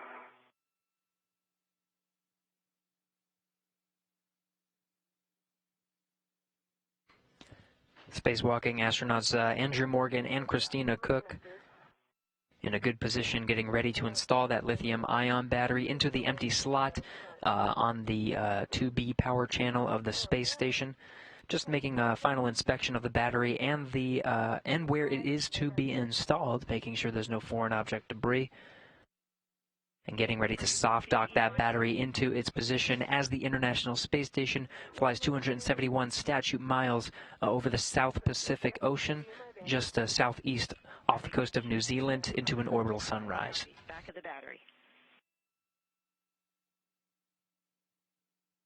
Okay, I'm going to start maneuvering towards. Okay. Well, we need to get the test on the IEA. That's affirmative. So I have eyes on those as well. All right, I see good. 05, 10, near my band. Another handover of video communication, still getting some audio from the crew aboard the International Space Station. Those spacewalking astronauts, you're getting a live look at the inside of the International Space Station Flight Control Room. Teams here looking after the International Space Station and helping the two spacewalking astronauts through their tasks today. You have a go to soft dock the battery onto H2. blacking out the rut with slack, and for your awareness, we're coming up on about a 3-minute period of RADICOM followed by a 20-second handover.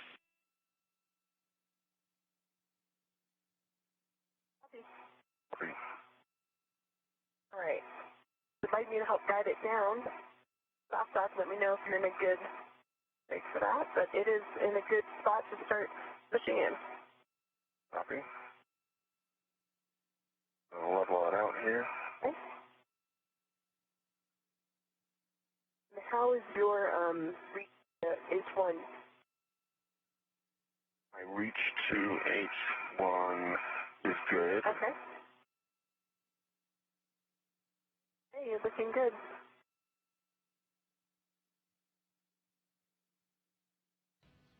Drew Morgan and Christina Cook, referring to those bolts that will ultimately secure the lithium-ion battery to the station. H1 and H2 are the bolts. That's a good call.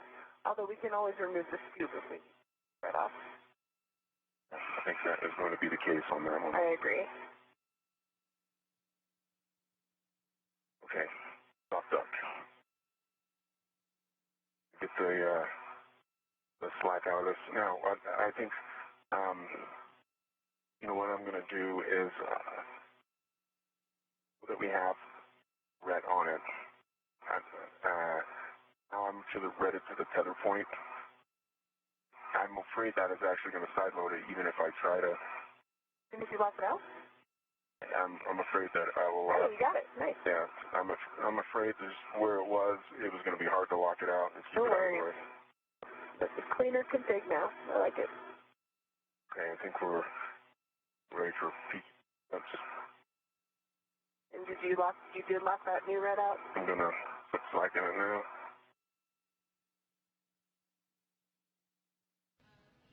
Still in a handover period with those satellites. Should be regaining some views from the International Space Station shortly. Clockwise 2. Confirmation from the crew that they're soft docking the lithium-ion batteries, or that lithium-ion battery to the station, working through those procedures to ultimately get it bolted down. I have the peak.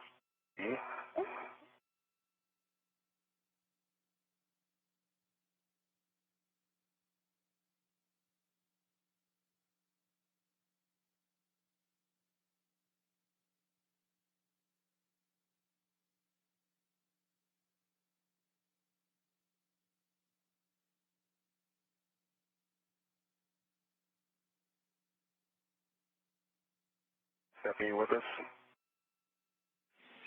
We're in RADICOM, but PGT settings Alpha 7 clockwise 2. Alpha 7 clockwise 2. Set.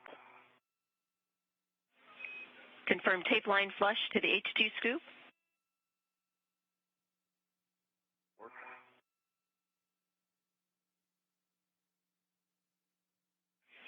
Ten seconds to handover. There. There you go. Tape line flush.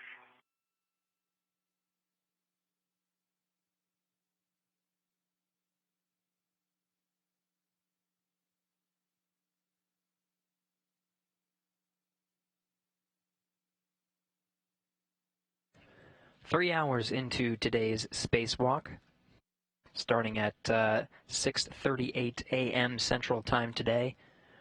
The crew rocking through their timeline, already completing the task of installing an adapter plate and moving an old nickel hydrogen battery over to the external pallet, as well as on top of the integrated electronics assembly. Currently in the middle of the task of installing a lithium-ion battery moved from the external pallet, you see on the graphic at the top left there, over to the work site over on the right. That'll be the third of three to be installed on this particular channel, the 2B channel. That's at the very far port side of the International Space Station. And that'll complete that channel in particular. The upcoming spacewalks will be working on the other side of the far port truss. That's the 4B power channel. Drew, Christina, we're back with you after the handover. Okay, copy. And So we're in soft dock, and What? Brett, I think that may have been it. Okay. Yep. More slack. I'm going to lean back further and put more slack. Okay. I've got less slack.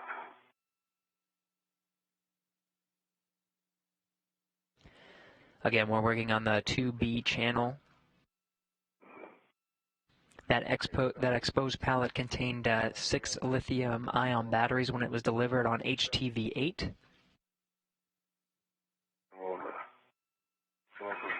HTV-8 delivered 6 lithium-ion batteries as well as associated adapter plates. And you had tape line flush the H2 scoop? The 2 spacewalking astronauts today completing the 2B channel. So far, 2 lithium-ion batteries and 2 adapter plates have been successfully installed into the integrated assembly that's on the station. They're working on that 3rd lithium-ion battery, and they'll wrap up today's spacewalk with the installation of that final adapter plate. Now that leaves 3 more of the new batteries on the exposed pallet. They'll be working on the other side of the truss on the 4B channel and some of the upcoming spacewalks.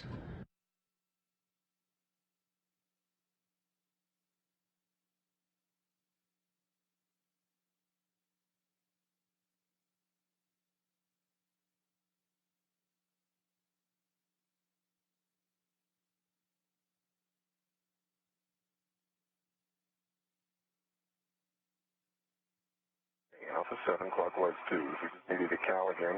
And before you insert that, you may want to fold back your ingress aid just a skosh. It's not interfering now, but there you go, perfect.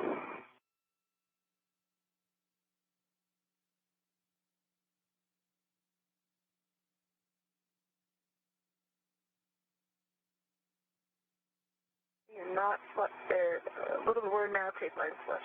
Tape line flush. Turns.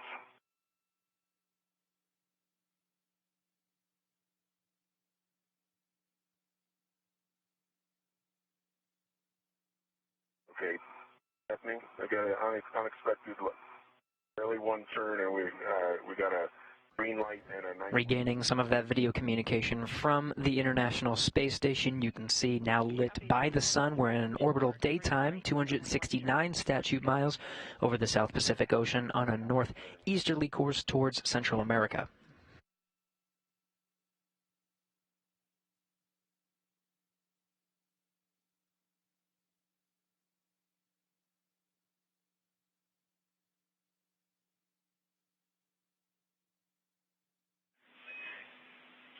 Drew, we'd like both of you to assess body alignment, double check no side loads, and good alignment over the bolt. Copy. So, Christina, I think that keeping directly over it like this is not the best body position. I agree. It can be tough. So I might be able to help you with alignment, but I could get more out of the way like this. If you know what I mean, and then have you put your hand on the trigger. Okay, for that, let me go ahead and position myself on the H2 scoop of battery 5. Okay. And I'll hang on to the PGT and just tend it. Okay. Are you gonna go down and around the HFR or up and Okay. I think up. Yes, I agree. There you go. And that is it.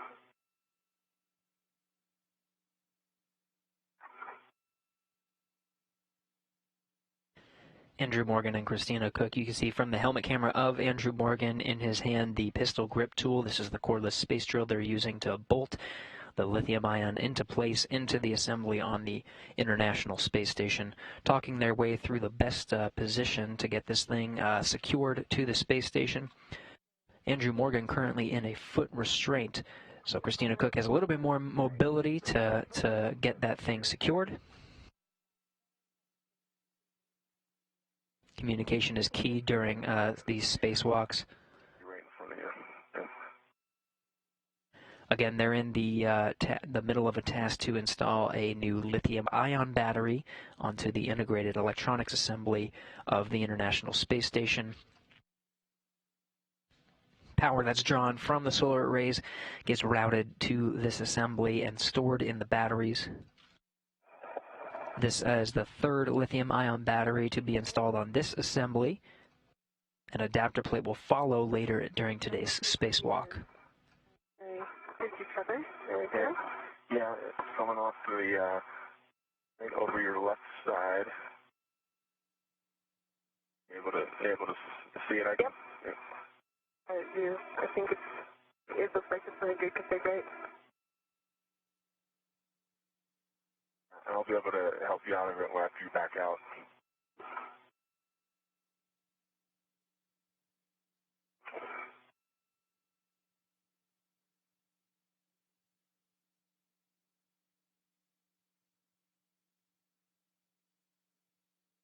We're on. Tape Okay. line flush. We have tape line flush. Okay, and the red is locked out. Nothing's side loaded. I agree. Any turn. One.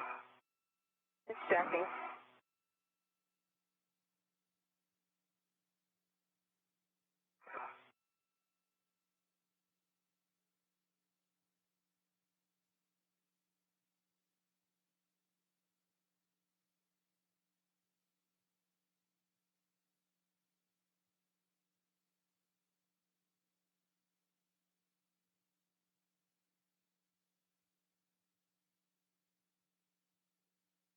Count of 15 turns. Yep, I agree.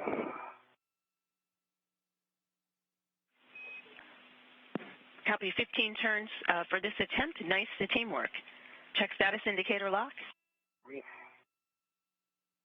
Status indicator is locked. Green light, 9.1 on the torch. Copy status indicator lock. Green light 9.1 on the torque. Same settings for H1. Alpha 7 clockwise Copy 2. that. Copy.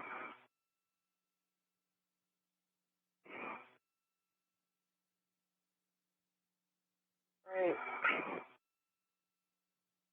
For this one, I could go back to my original position, or if you think you've got it, I could just stay here. Take a look. Okay.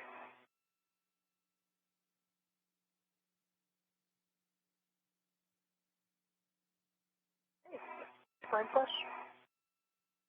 Tape line flush.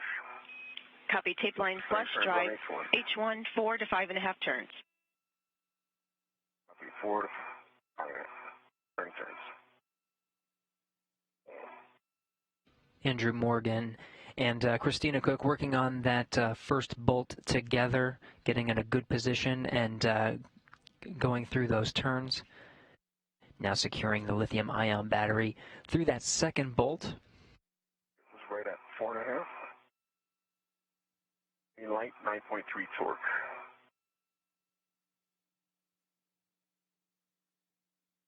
And we are in lock. LOA lock. I can see it clearly. Copy green light 9.3 on the torque. Status indicator lock. Say it again, turn count. It's right at 4.5, 5. Copy 4.5 to 5. Great, thank you. So you handing the PGT back to Christina. She can stow it, unlock and release the ret. Copy. I'll take glove, HAP, and gauntlet checks from you both. Okay. I'll be happy to start while he's doing the ret. Yep, go ahead. On my glove. Right glove. One new area where a small amount of RTV is coming off of my right thumb. And on the left, no changes. Back half, gauntlets are down. Copy your checks, Christina. Okay, Stephanie, I've got a dry half. The gauntlets are down. The left glove, baseline, no changes. Right glove, that panel on the ring finger, first panel in, that was elevated, is now gone, but there's intact RTD underneath, and otherwise no other changes to report. And we copy. Drew, good checks. We're happy with those. For PET, we show about 3 hours, 12 minutes. We show you about 30 to 40 minutes ahead of the timeline. Limiting consumables are 6 hours, 50 minutes for EV1's MEDOX, and we had a good connectivity check with the last battery adapter plate pair. Good news all around. Yes, and nice work for you both on this battery. Next, we're working to release the battery in slot 5, that upper corner radiator side on the inboard side. Drew, now it's time to relocate the APFR to WIF 18 with a clocking of 12. Roger that.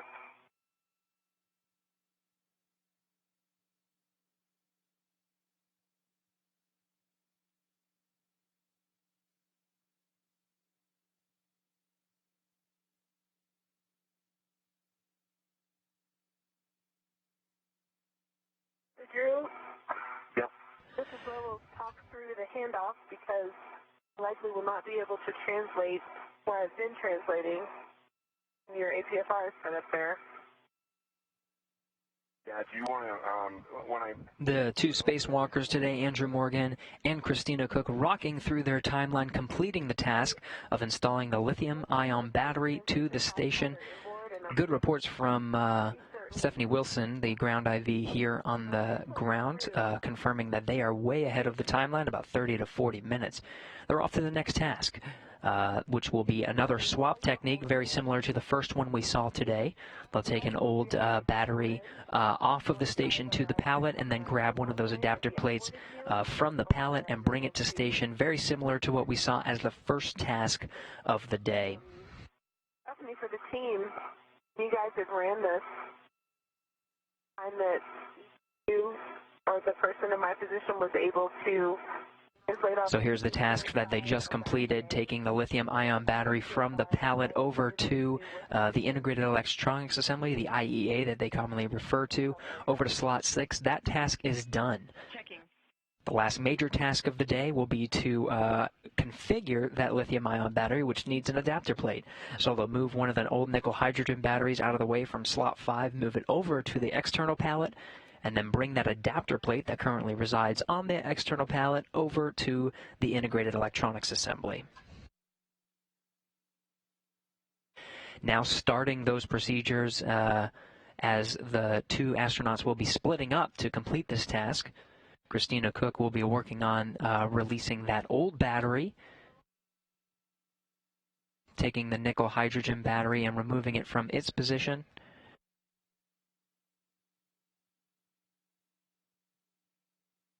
Andrew Morgan will start by assisting Christina Cook in this activity. Morgan with the pistol grip tool in hand, and he'll be the one entering into the, or ingressing the portable foot restraint to get in a good position for that activity. And then they'll perform a handoff maneuver similar to what we saw earlier in today's spacewalk with the adapter plate over at the external pallet. In terms of worksite cleanup, while Drew is moving the APFR, or anything? Christina, I can check on that as well. To answer your earlier question, when we ran this in the pool, the APFR was in this new WIF 18. There was clearance along that inboard line of handrails, but it was tight. We believe if you wanted, you could reposition more inboard to the spare PFCS. But whatever you two feel will work best, we'll be happy with. Okay, happy. And Drew, part of that assessment is also going to be whether you think your body position is good enough to do these H2 solo. Because then I can just start, you could just start inboard of you, and I could actually get into position before you even begin. Right. And we do only have H2.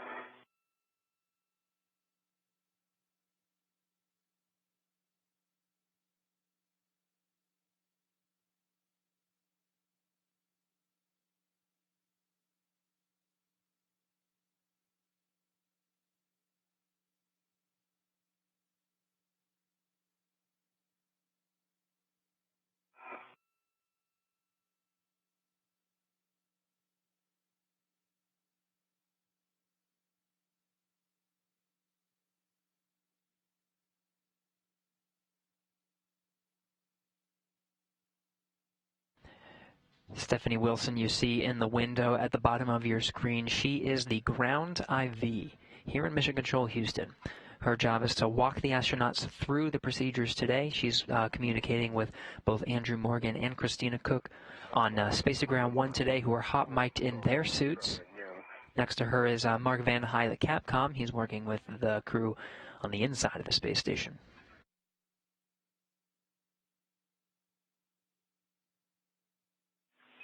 Christina, to add more for your thinking. Now, while Stephanie Wilson actually communicates these procedures to the crew, we have Keith Johnson, the EVA lead spacewalk officer today, here in the room. He is working with his teammates in the back rooms who are going through the intricate procedures of today's spacewalk. And we copy. Flight teams here in Mission Control Houston, led by Flight Director T.J. Creamer.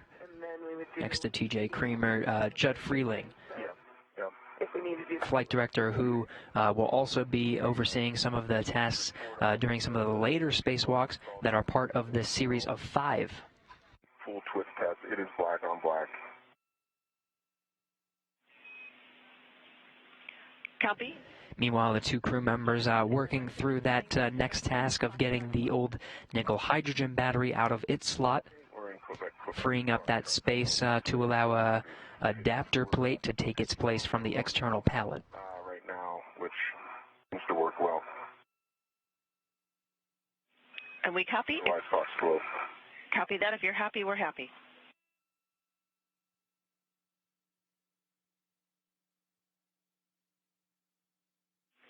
Once you two are happy with the plan and the positioning, Drew, you can ingress.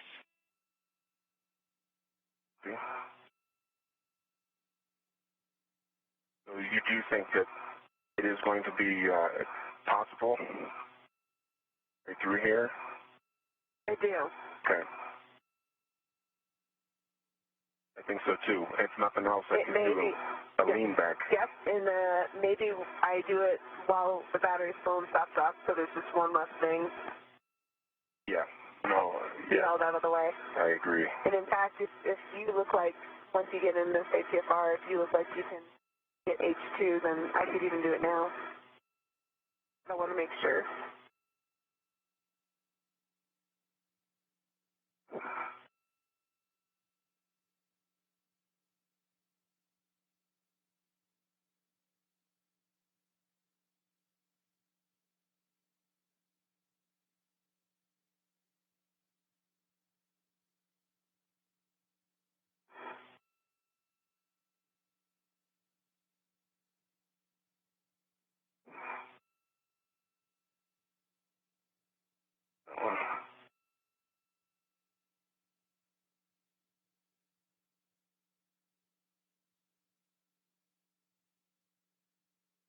I think both seals are in. Okay. And then I think whoever's ready to it, Stephanie will give us that. 2. Copy your ingress, Drew. Check ingress aid stowed and tethers clear. Tethers are clear. Ingress aid is stowed. What is the serial number for this battery? 0097. Copy 0097. That's the expected serial number. For RET positioning, attach a RET to the H1 scoop, locking it out with slack. Copy.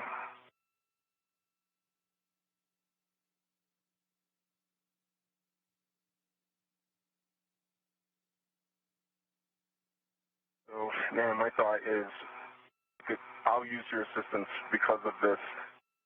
A little bit of a reach in here. I'll take, and then we'll just keep it in soft dock until you're in position. Okay, sounds good. I see your red is locked out on H1. Okay. I have Alpha 7, counter 2 set. Okay, I see Alpha 7 counterclockwise 2 is set. Those are good settings. Confirm tape line flush to the H2 scoop. Flying flush. And you keep a hand on the back here. Looking good. 30 turns. Copy. 19 turns. Checking.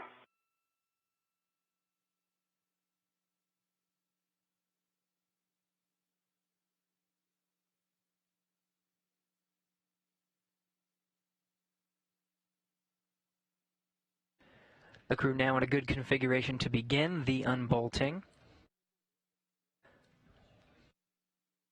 Again, there are 2 bolts that secure the old nickel hydrogen battery to the station.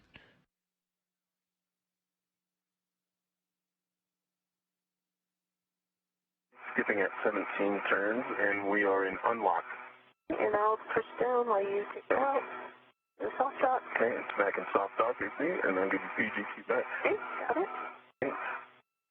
Copy 17 turn, status indicator unlock, and also unlock the red. That's unlocked.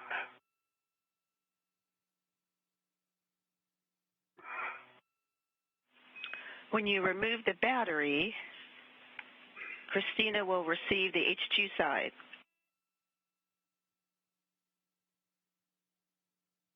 Okay.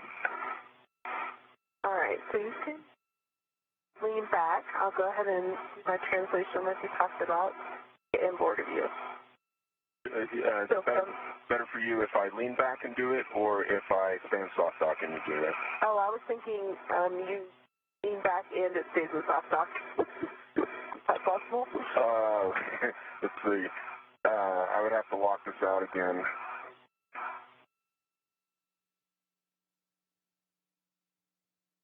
I need more lean back than that.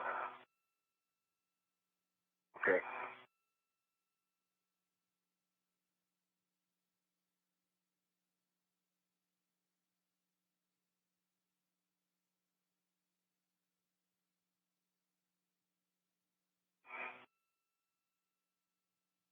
Now you're sitting. Nice.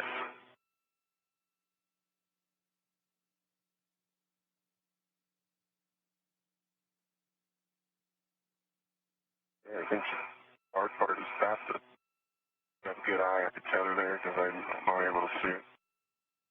The safety tether? Yeah. Yep. Okay. Good eye. All right, I'm in board of view down to base of APFR. Perfect. And in my one, I'll give in position.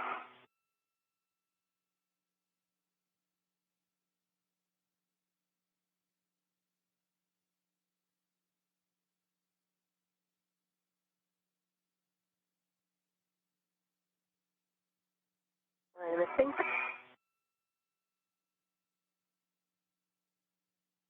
Which hand do you want to present? it would be better for me if I can put my left hand out. And let me get down. I think this position I'm in right now will get us there. So I'm getting a local down. I'll let you know. Okay. Go.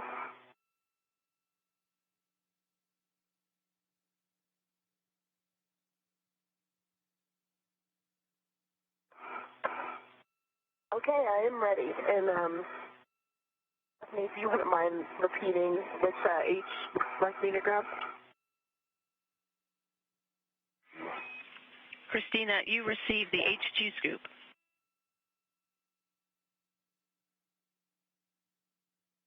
A good view from Christina Cook's helmet camera. You can see Andrew Morgan in the portable foot restraint pulling out that battery. And Christina Cook in a good handoff position from there.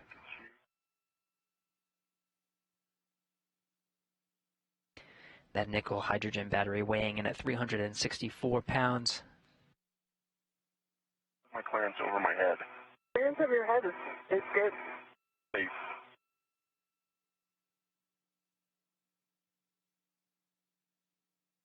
You just, I see what you're doing, and I think it works great.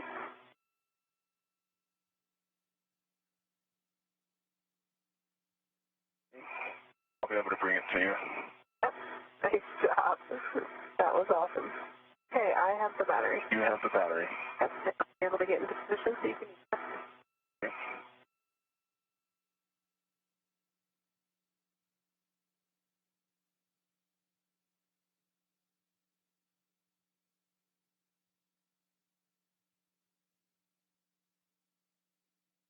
coastline we're passing over.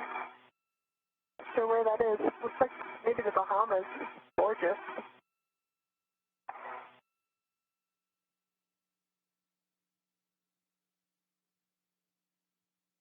I'm shimmy down. Okay, yeah, it's looking great.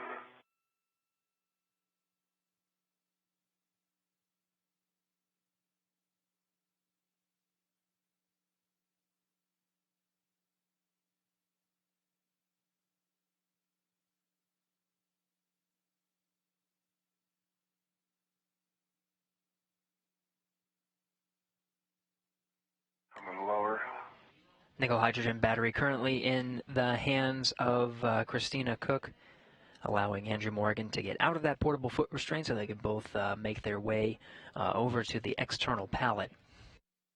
Once there, they're going to do a handoff maneuver similar to what they did at the beginning of today's spacewalk, handing off between the nickel hydrogen battery and an adapter plate that's currently on the external pallet. Best place for there.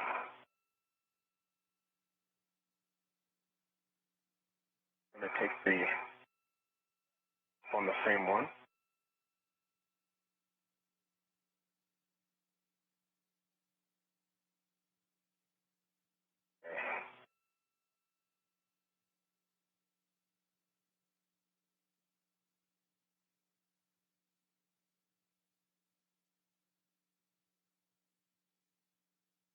I have the battery. Okay, use the battery.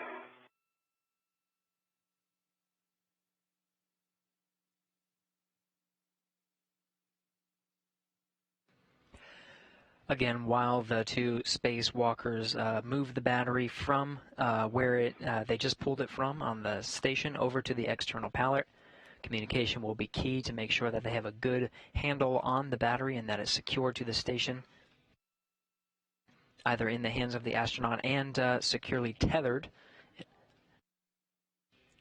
Once they have a good position and they have the battery attached to themselves, they'll make their way over to the external pallet. Okay, I'm in position. And I have the battery. You have the battery. Damping out.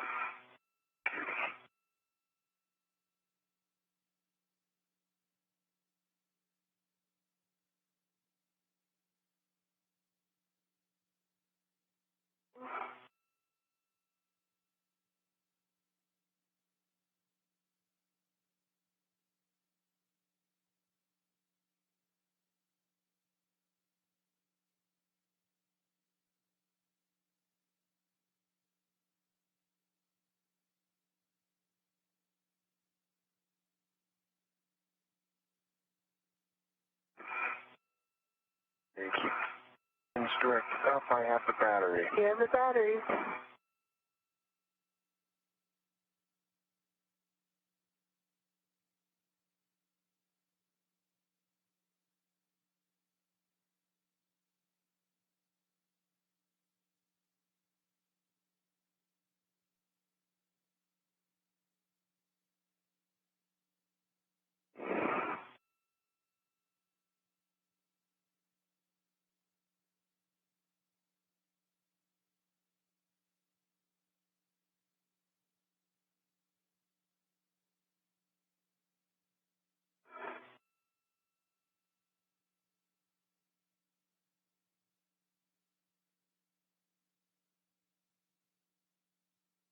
Yeah, I have the battery. You have the battery.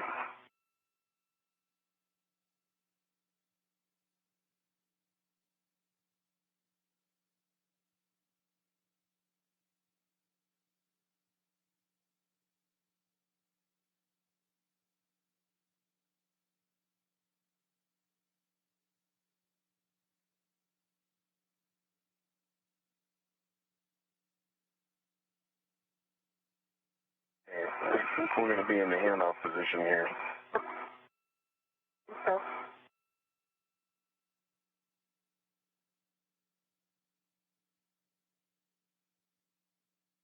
I'd like to be able to get my hand right here. yep. My knuckle down and Yep.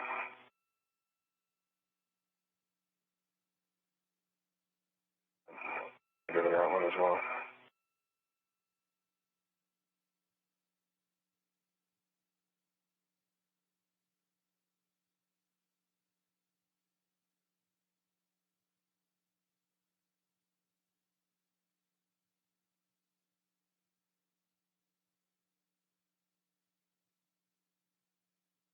Plant the battery. Okay, use the battery.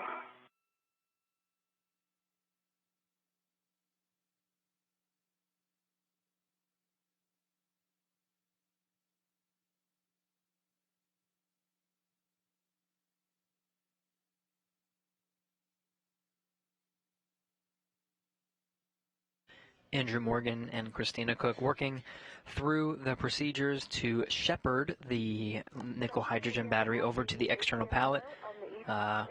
Great communication and teamwork by the two as they make their way over. Foxtrot 3 for the roll and yaw. If that sounds good to you, I'll go ahead and ingress. We copy all. The SSRMS brakes are on. You have a go to ingress. Copy. Battery in the hands of Andrew Morgan as Christina Cook makes her way. You can see that structure sticking out from the truss segment of the space station. That is a portable foot restraint. In order for me to get the good handoff. We For the copy. adapter plate should be clear. Copy that. We're coordinating with the SSRMS.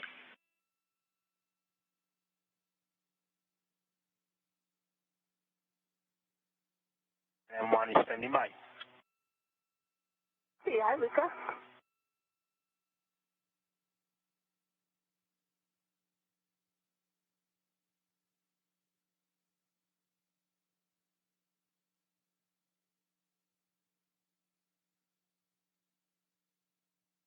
Right foot, right in the loop. I'm a little bit off the pedal, a little more towards the midline. There you go.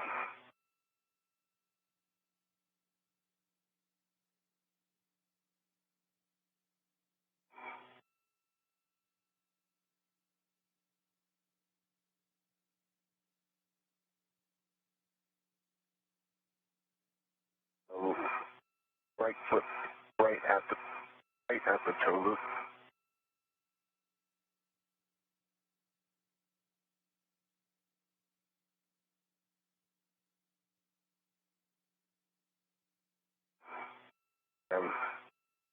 Reingress 8, yep, that's perfect. There's a little more acute.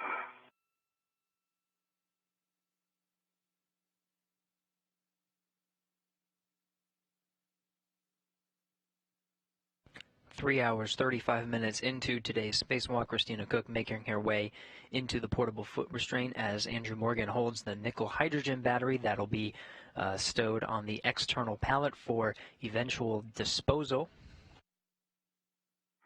Space station currently 260 statute miles over the northern Atlantic Ocean.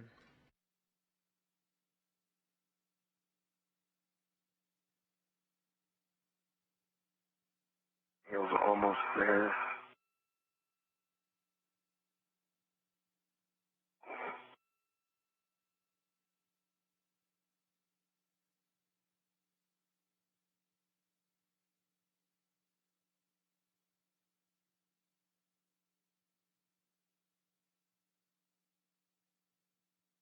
Toes at the right depth. All right.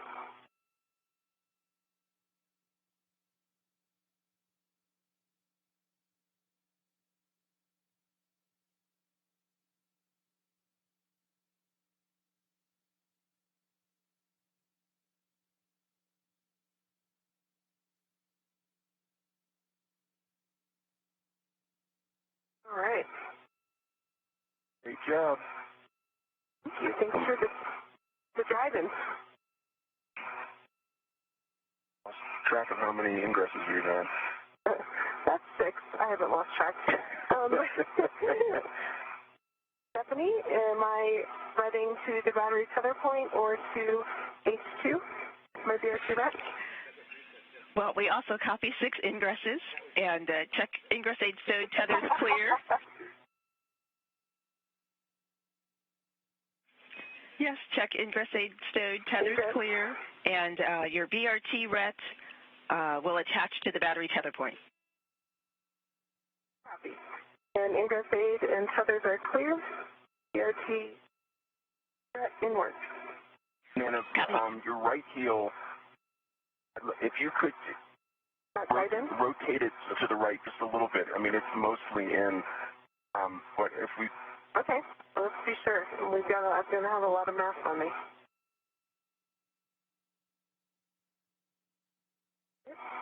Christina Cook successfully entering the portable foot restraint once again, many times during this spacewalk. Now looking forward to the handoff of the nickel hydrogen battery from Andrew Morgan over to Christina Cook. Now she's in a good position for installing it on the external pallet right in front of her. Of course, the adapter plate, which you can see from the helmet camera of Christina Cook, is in the way. They have to remove the adapter plate first before installing the nickel hydrogen battery. That adapter plate is necessary for the configuration of the lithium-ion battery on the station. So they'll remove it and do a handoff technique just like they did earlier in today's spacewalk.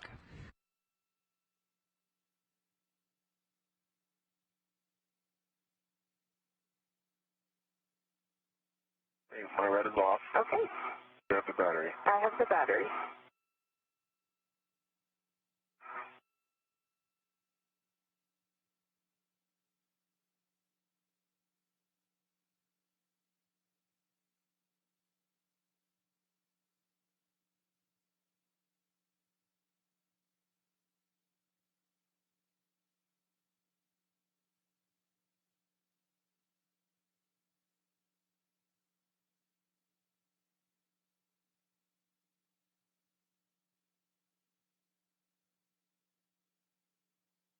Right, Stephanie, if this is a good time for me and Luca to just do a quick GCA.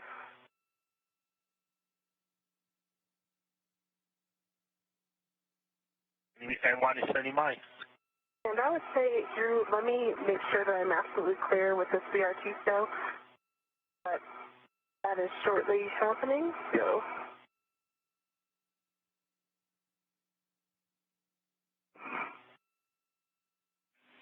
And also, when it's a good time, I have some friendly reminders for the work at the EP.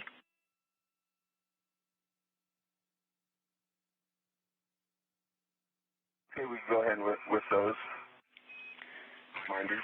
Copy. Do not impart loads. Keep your translation speed slow. Wait until EP motion dampens out. Do not simultaneously impart loads. And when braking torque, apply less than 55 pounds force. Copy that. Copy all. Drew, if you like, you can work with Luca for GCA, and then once you're happy and we get brakes on, you can translate onto the EP, and we can do the work to brake torque. Okay, copy. Now, before I talk to Luca, I'll check with you. I'm going to bring it towards feet again, but not as far this time, about maybe 10 centimeters. And then I was going to bring it, you need it towards you, body in. Okay, so I'll let you do that. And then, Luca, if you're there. Yep, the brakes are off and I'm ready to maneuver. Okay, so start GCA. I'll be the first GCA input. If you would come towards Nana's feet, 15 centimeters. Copy, 15 centimeters toward Nana's feet. Luca Parmitano inside the International Space Station at the controls of the station's robotic arm, which is currently holding the external pallet right in front of them. Starting motion. Andrew Morgan giving relative cues based on his position, which is best to work with the external pallet and the robotic arm currently in motion. 15 centimeters. Okay, that looks good, Luca. Let's end GCA there, and I'll hand it over to Christina to give hers. Okay, copy NGCA for EV2. EV1, go ahead. Okay. Give me a second, Luca. Sorry, I need to make more certain that this battery will not be in the envelope of the movement of the EP. And by that, I mean the one on my BRT. So. Your time.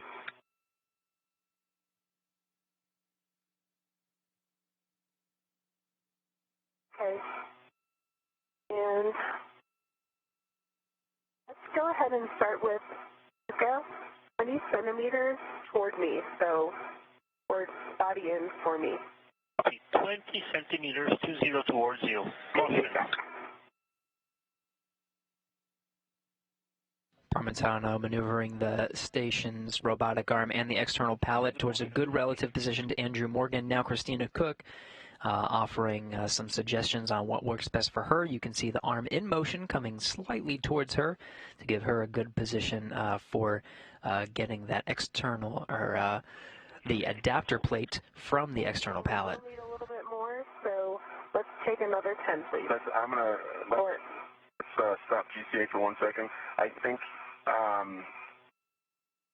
maybe I should go ahead and get on the EP. I see that.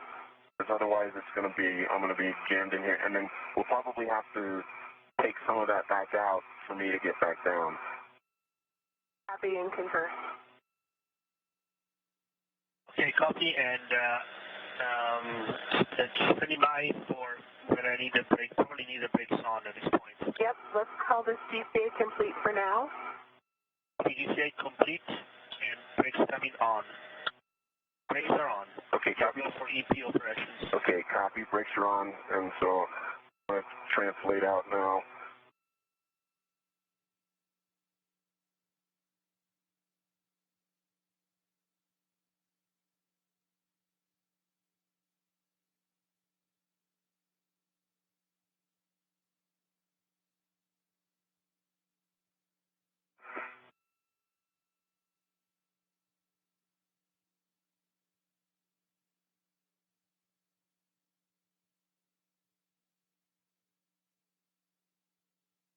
And the position now be a little tighter if we go in much more, so we're probably going to have to see out. Or one thing I could do with when I get the adapter plate is I'll come all the way out here to the end maybe before going back to the structure. That's a good idea. I won't be able to send it through the slot, but I think that's a good idea in terms of clearance to structure. Yep.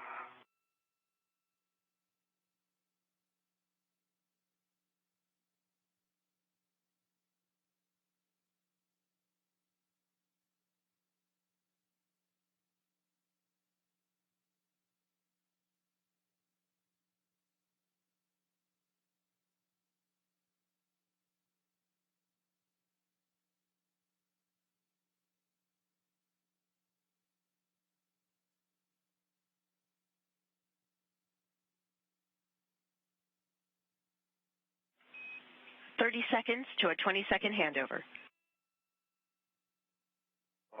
Down there. Beautiful.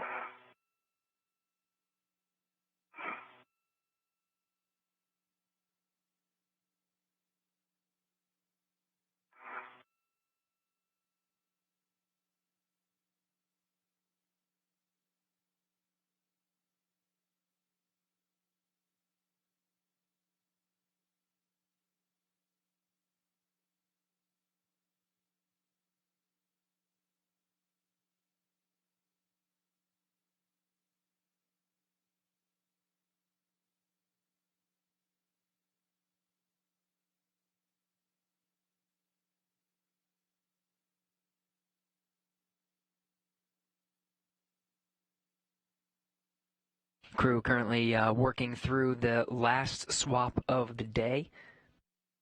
You can see the 3 lithium-ion batteries marked in green on the IEA, the Integrated Electronics Assembly. This is the part that's on station. 3 of them are going to be on this channel. But to complete the installation of those lithium-ion batteries, you need an adapter plate on the electronics assembly. So right now we have Christina Cook positioned right in front of the adapter plate on a tether, body restraint tether. Currently attached to her is the nickel hydrogen battery that they removed from slot 5. They'll do a swap in that slot D over on the external pallet. Yeah, I think we should take... Right now they're over at the external pallet work site, the 2 of them. Currently Christina Cook in portable foot restraint right in front of where the adapter plate is, and the nickel hydrogen battery attached to her. Andrew Morgan standing by to receive the adapter plate once Christina Cook is able to successfully remove it.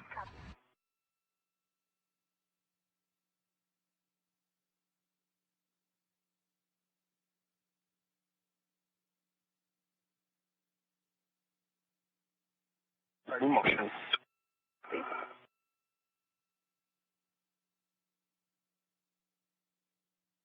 Motion. Keep motion, continue.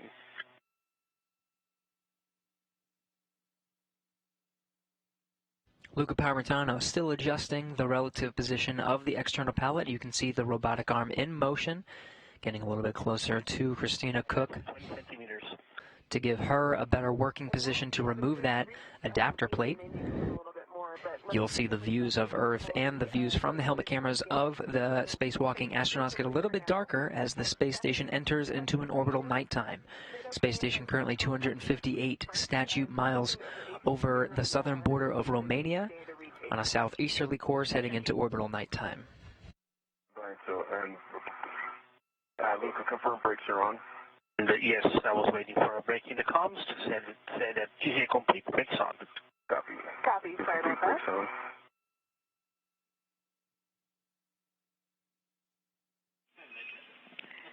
Christina, thanks for checking. We like your head work, but we need you to break torque on H1 first. Okay, copy.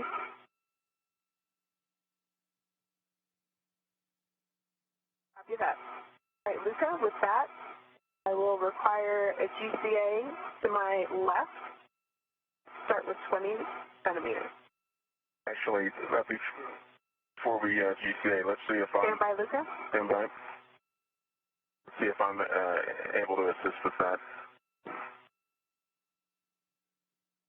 Standing by.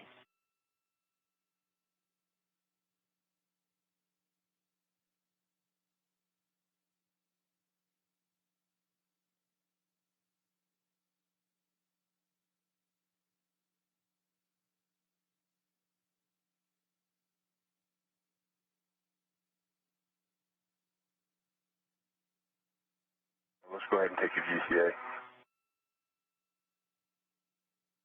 Copy. The brakes are coming off.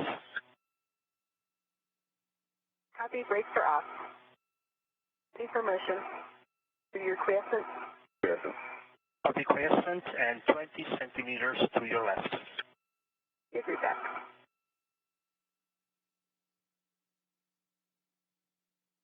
Starting motion. Good motion. Luca Parmitano offering help from the inside of the space station at the controls of the robotic arm. You can see the entire pallet moving slightly to the left. 20 centimeters. Copy.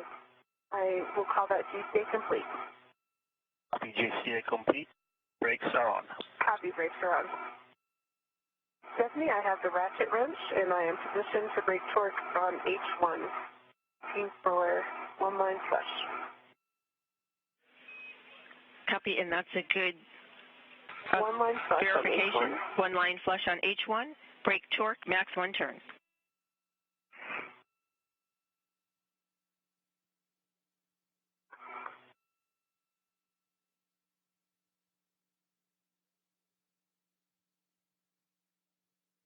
Okay.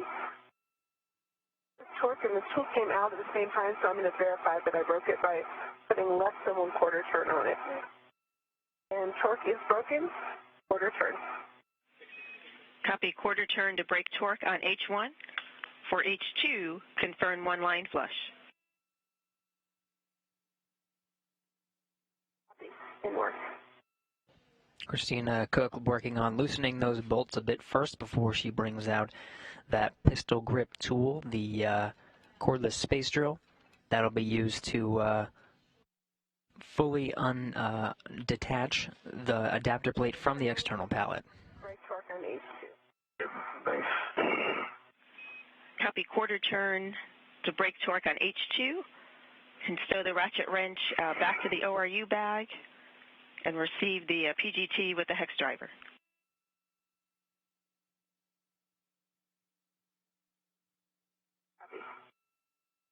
All right. Calibrate for you.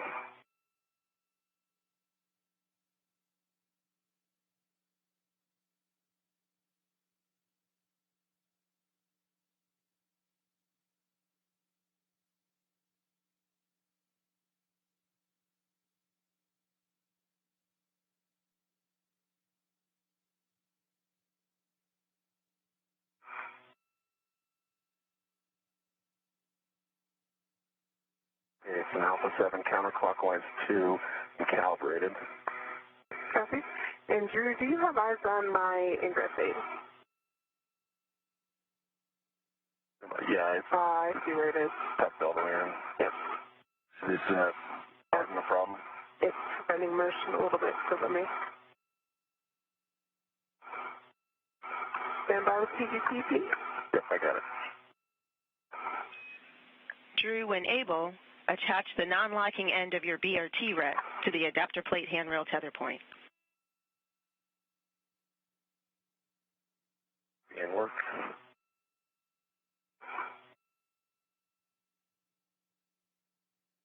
For that, before I hand this off to you, I'm going to hand you the red. Okay.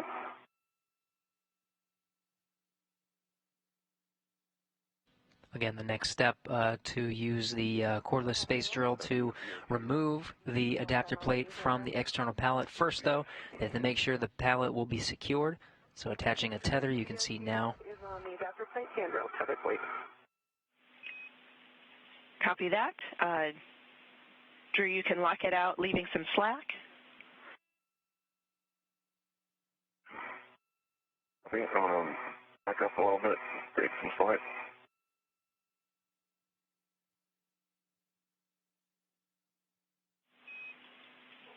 Christina, PGT settings Alpha 7, counterclockwise 2. Copy. I have Alpha 7, counterclockwise 2. Those are good settings. For H1, confirm one line flush. One line flush. Copy release H1, about 8 turns. Work.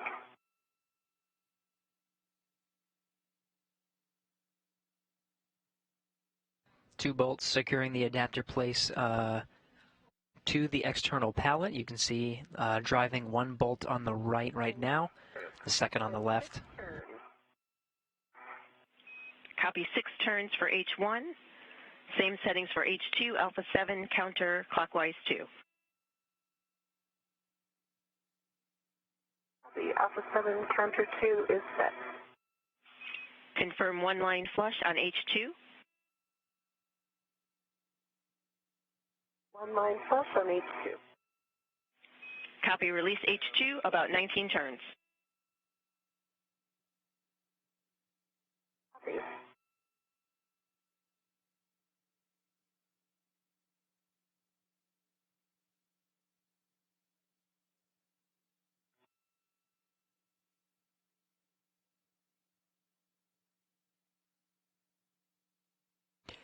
Driving that second bolt, securing the adapter plate to the external pallet.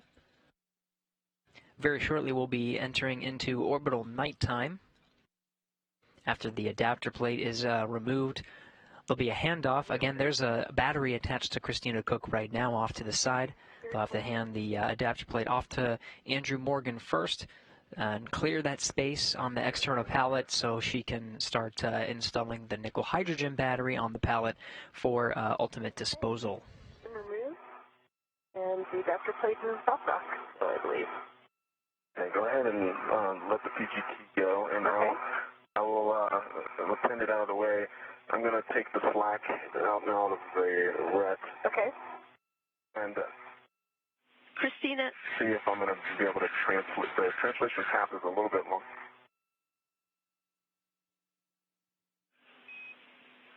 Stephanie. Yes, night is upcoming here in 10 seconds. Say again the turn count for H2.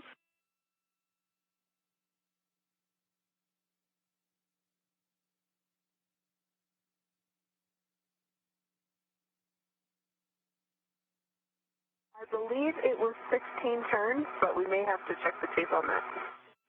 Okay, that's good. We're happy with that. I did report it at the time. May have gotten clips, but it was nominal. Copy. We're happy.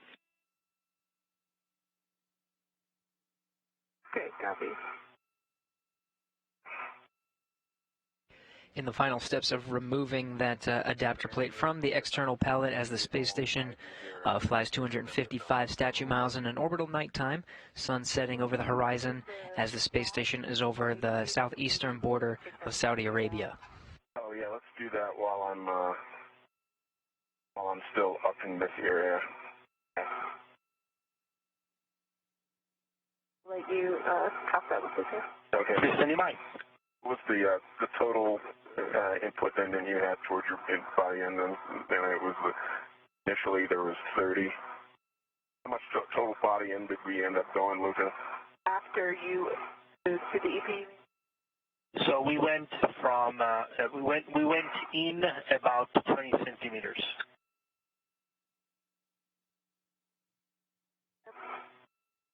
Okay. And Luca, I'm still on the EP, quiescent, our GCA, body out 20 centimeters. We have something work, and I'll tell you when I'm starting moving.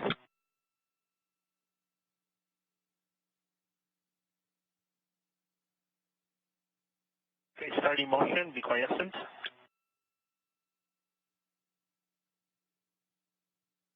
I'm quiescent. Motion. Copy, good motion. Luca Parmitano from the inside of the space station, moving the robotic arm and the external pallet once again. Crew has to remain still during this time while the arm is in motion. And that's 20 centimeters. Okay, copy. Let's end GCA there and go brakes on. Brakes are on, GCA complete.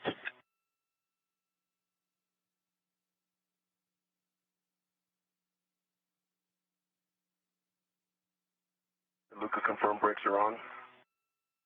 GCA complete, brakes on. Copy.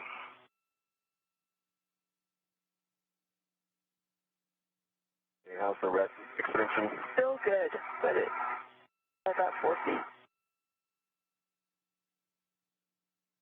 Okay. Any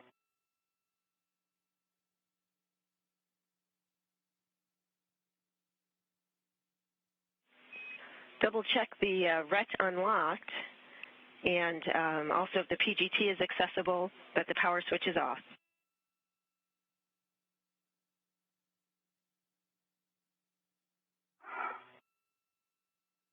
The PGT is, I don't know, Nana, are you able to put on it now at this point? I'll have to assess that in a minute. Okay. And Stephanie, I already translated away from that area. The PGT was still on.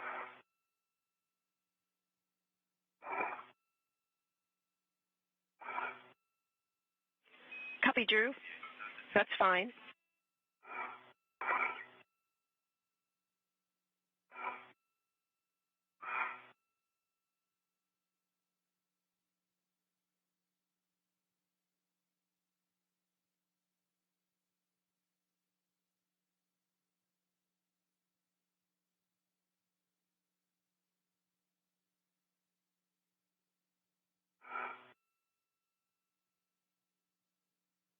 Okay. I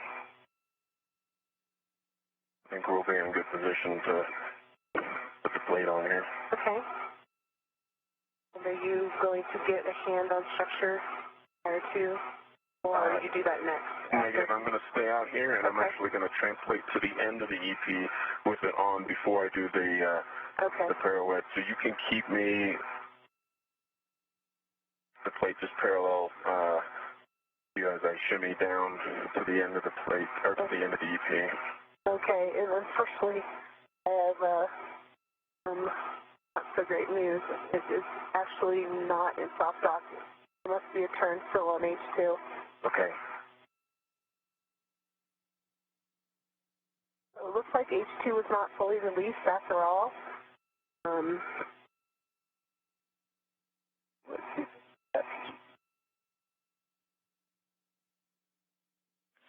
We copy.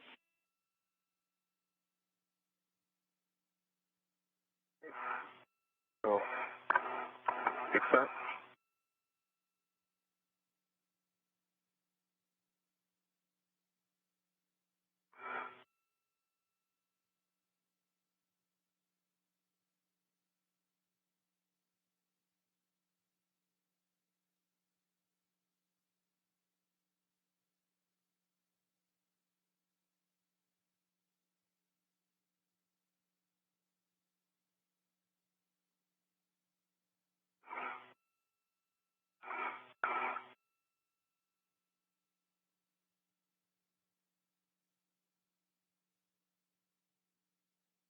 We'll have to see how the reach will be.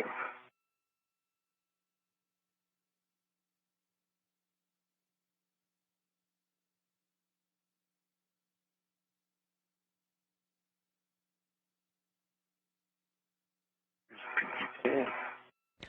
4 hours, 3 minutes into today's spacewalk. Again, they're in the middle of the task of removing the adapter plate from the external pallet. Currently attached to Christina Koch is an old nickel hydrogen battery. They need to remove the adapter plate. A few more turns just to get it out of place and removed. Andrew Morgan standing by to eventually receive the adapter plate once it's removed from the external pallet, and it'll free up the space for the old nickel hydrogen battery to be stowed on the external pallet. Mind flush. Copy. Go to release.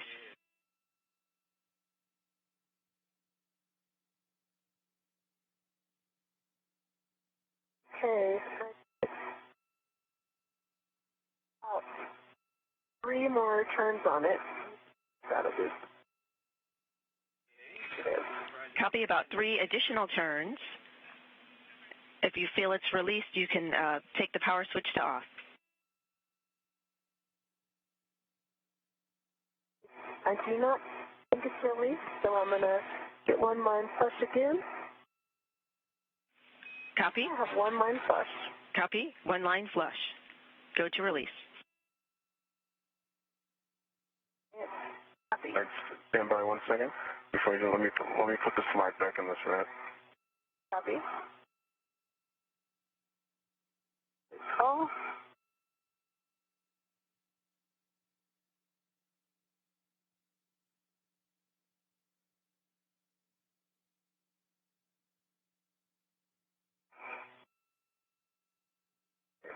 Feel like they're definitely slack.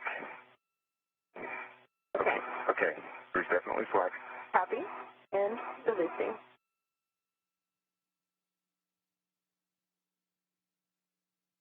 Sure looks like it's slipping. Yep, it is. So I put 2 turns on it, Stephanie? Copy. 2 additional Check turns. and then turn off the loose. And that's a good plan. I see.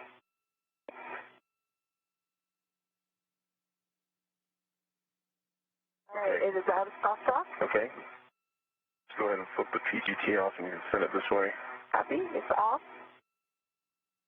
And up towards the ORU bag.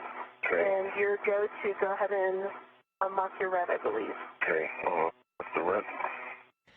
And a few more turns with that cordless space drill did the trick, pulling the adapter plate off now. Christina Koch currently handling the adapter plate. She'll hand it off to Andrew Morgan standing by, who will eventually take it over to the integrated electronics assembly on the station.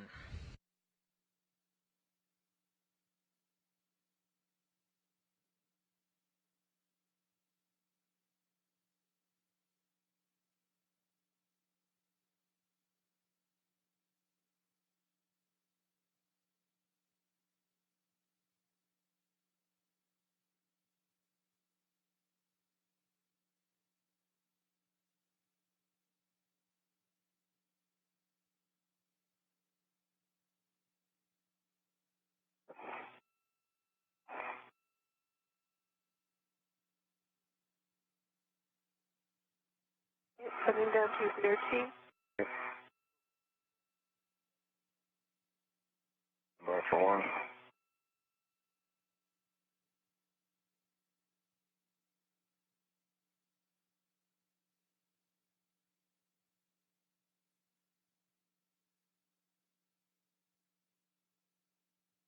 Those are not out yet. Copy. I still have control. Okay, now paddles are out. Copy. And if you hold it right in that spot there, I'm going to rigidize.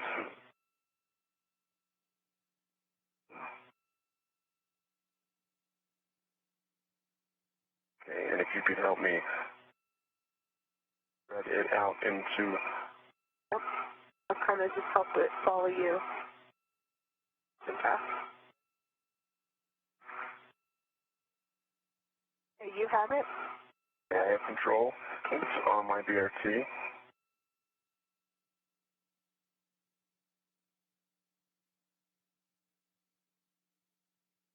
And if you don't mind, just keep an eye on me for a second. Yep, I am. I'm watching it. It's good clearance to the EP. I'll show you on the outermost rail of the EP.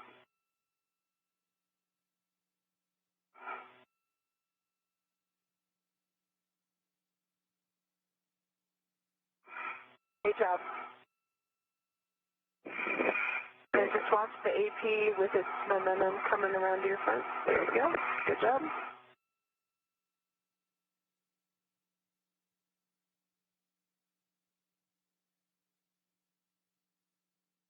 Rough. Copy.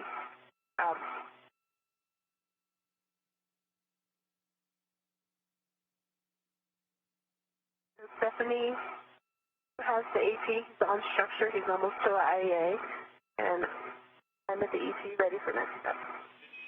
Copy. Check your ingress aids stowed and retrieve the battery from your BRT, positioning H2 in your left hand.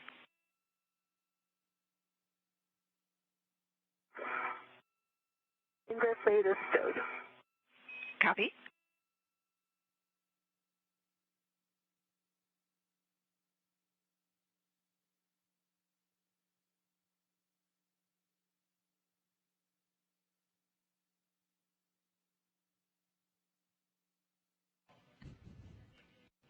From the helmet camera of Christina Koch, you can see attached to her body restraint tether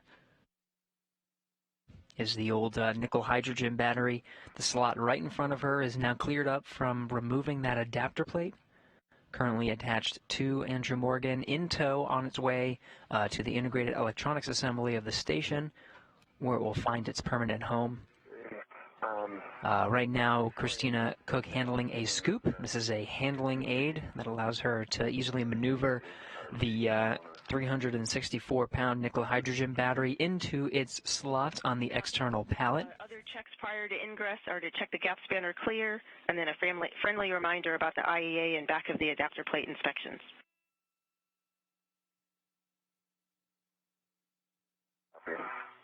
Now, the nickel hydrogen battery on the external pallet will eventually be disposed. The pallet itself returned to the unpressurized logistics carrier of the H2 transfer vehicle, the Japanese cargo vehicle. The battery with H2 in my left hand. Christina Koch will secure the battery with one single bolt to the external pallet. In the meantime, Andrew Morgan will drive both bolts on the adapter plate over on the integrated electronics assembly. We're ready for you to soft lock the battery, then lock out the with slack.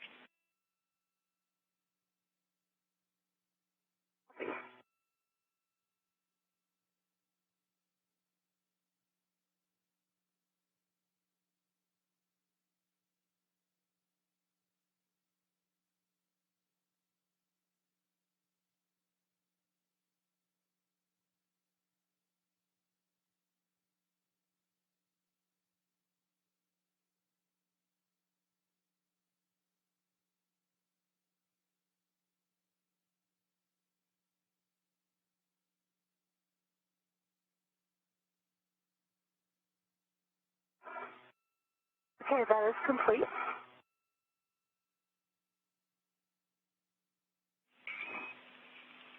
Copy. I have PGT settings for the PGT with the 6-inch when you're ready.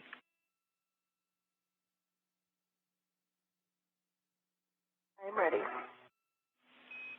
Alpha 7, clockwise 2.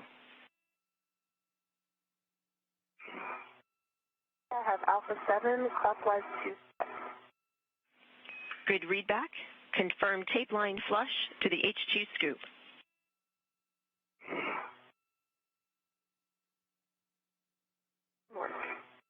I have tape line flush. Copy. Drive H2 16 to 17 turns. In work.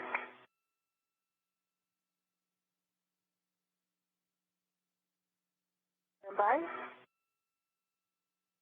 Off. PGT. It was off. Copy.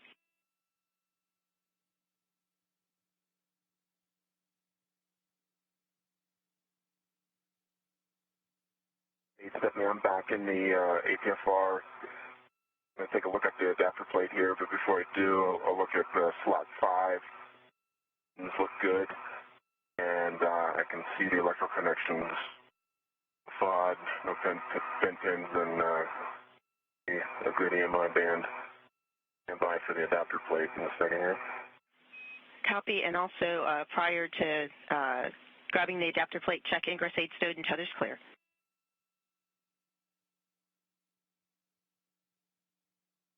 Tethers are clear, and ingress 8 hold in tight, tucked away. Copy. And Stephanie, for me, I am back to tape line flushed and ready to drive H2. Copy. Drive H2 16 to 17 turns. Mark. Christina Cook and Andrew Morgan at 2 different respective work sites. From the helmet camera of Christina Cook, you can see now her driving that bolt to secure the nickel hydrogen battery onto the external pallet. Meanwhile, Andrew Morgan working on getting positioned to install the adapter plate onto the station.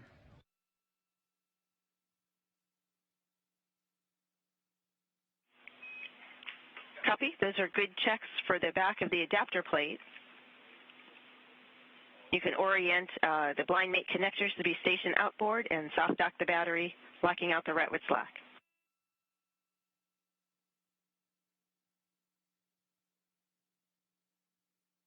Copy. And Stephanie, I have H2 derivative, LED, 9.1 foot-pounds of torque, indicator is unlocked. Copy. Green light, torque 9.1, status indicator lock, and you dropped out for the turn count.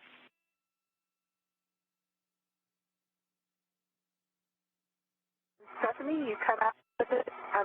Sounded like maybe you needed turn count. It was 17 turns.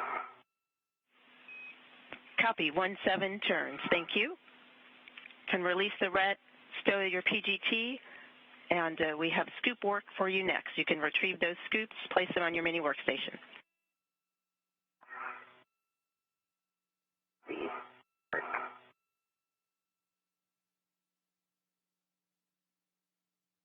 A good configuration of that nickel hydrogen battery. Christina Cook driving the 1 bolt into the external pallet secured.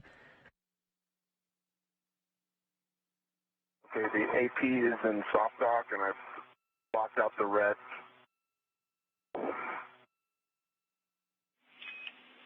Copy. Retrieve the PGT with a hex driver that you relocated more closely to you. And I'll have PGT settings when you're ready. From this view, you see Christina Cook in a portable foot restraint accessing the external pallet where she has installed the nickel hydrogen battery. Just behind her on the station, Andrew Morgan soft docking that adapter plate onto its final position. In slot 5 of the integrated electronics assembly, you can see the light sort of in the background illuminating his work site.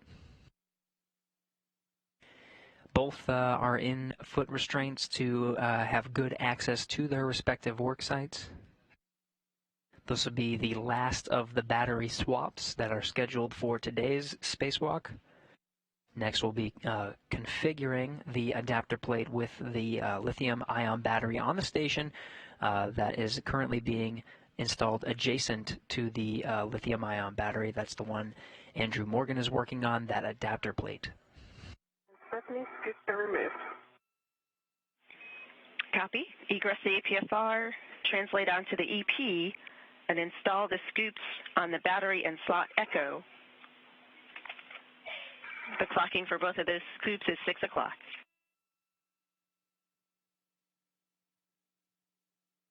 Copy. So before Christina Cook leaves the external pallet, there are a few handling aids that she's going to install on a lithium-ion battery. That battery will be installed on a future spacewalk on the other side of the port truss on the 4B channel. Right now they're working on the 2B channel, but just to get a little bit ahead of schedule and make sure those handling aids are installed and skipping a few steps when they actually are ready to maneuver it on a future spacewalk.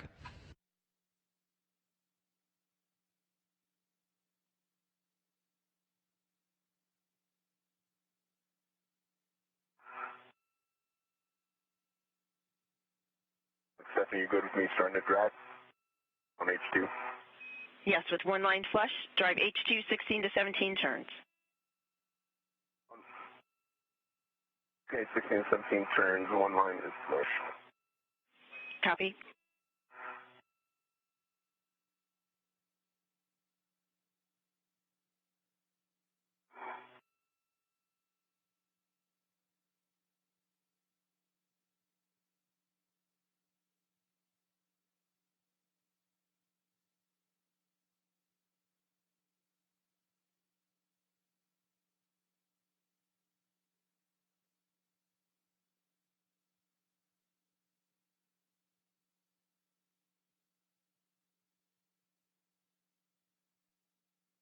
I am on the AP. Copy, Christina.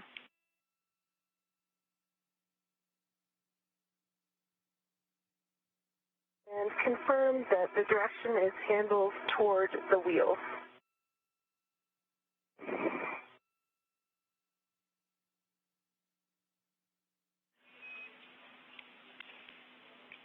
Christina, the direction is handled away from the EP wheels. Away from the wheels. Got it. Stephanie, I've got 16 turns and 9.3 torque, green light. Copy, 16 turns, 9.3 torque, green light. That's good for H2. For H1, same settings, alpha 7, clockwise 2.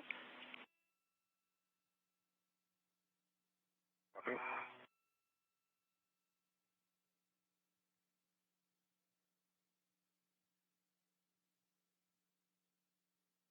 Seven clockwise 2.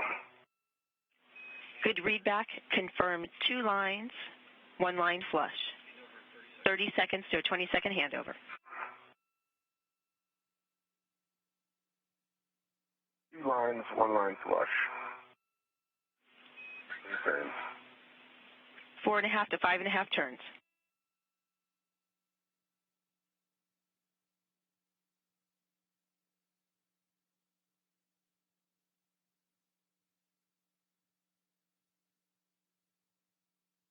Green light, 9.9 torque.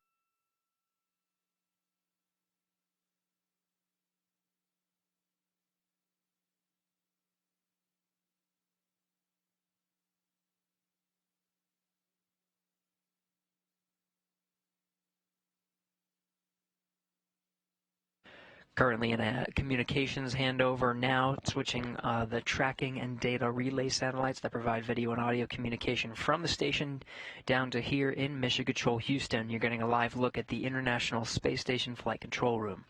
Teams here are overseeing the systems aboard the International Space Station, as well as overseeing the tasks during today's spacewalk.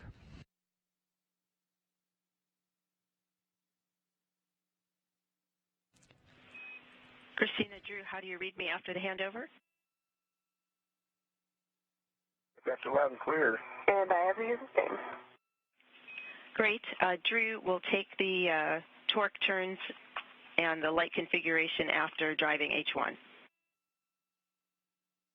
Yes, green light, right at 5 turns. The torque was 9.9. Copy 9.9, 5 turns, green light. If you've not done so already, Feedback. copy, thank you. Unlock and release the RET. You can egress the APFR, attend the PGT with the hex driver back to the crew lock bag, and begin to work on the adapter plate TA clamps. Copy. So with that, as we regain video communications from the station, Drew Morgan successfully bolting the adapter plate to the station, now just working on some of those connections, while Christina Cook over at the external pallet working on some of those handling aids for the future spacewalks, removing that lithium-ion battery from the external pallet.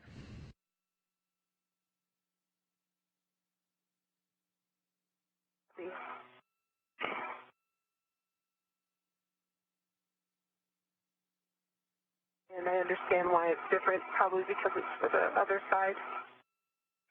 Yes, that would be correct. Got it. Okay. Stephanie, some of this electrical connector work I could do from the APFR. Would that be all right? If I release from the dummy? Yes, that's fine. It's your whatever you can reach while you're ingress. That's fine.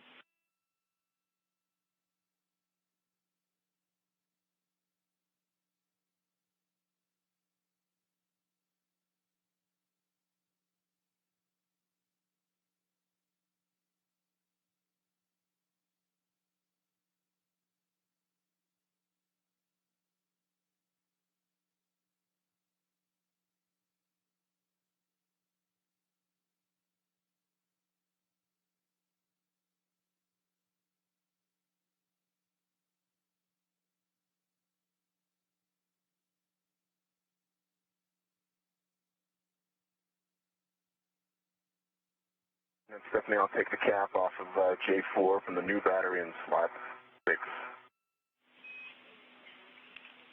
Copy.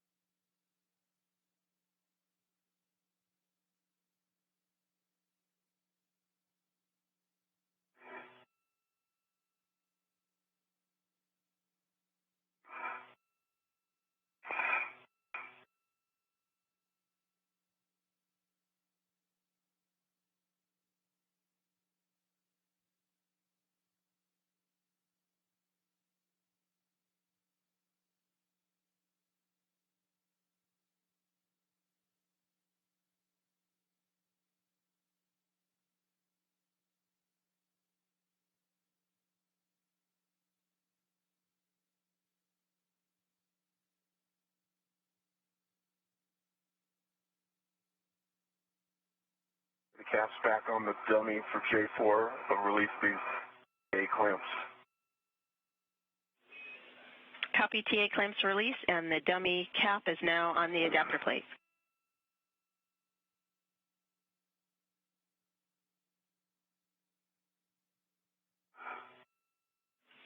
Sunrise in 2 minutes. Copy. Copy.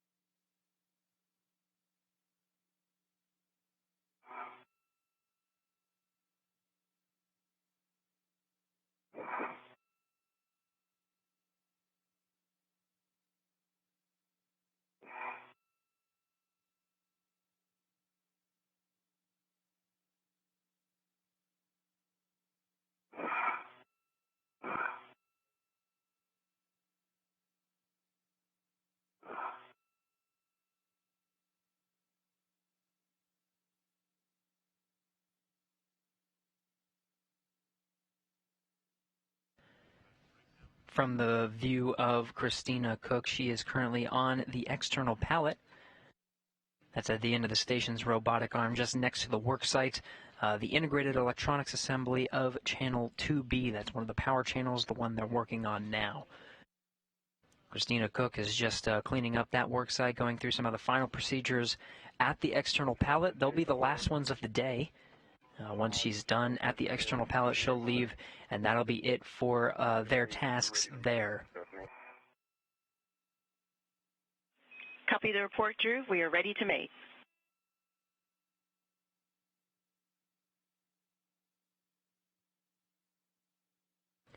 Meanwhile, Andrew Morgan successfully installing that adapter plate, securing it with 2 bolts to the integrated electronics assembly of the station, just making some of the connections to actually connect the adapter plate to the lithium-ion battery, where it's adjacent to. Copy. Nice work. All that remains is to close the TA clamps. Starting to see a sunrise as the space station itself flies 271 statute miles over the South Pacific Ocean, just south off the coast of New Zealand. On H1 lockout as well.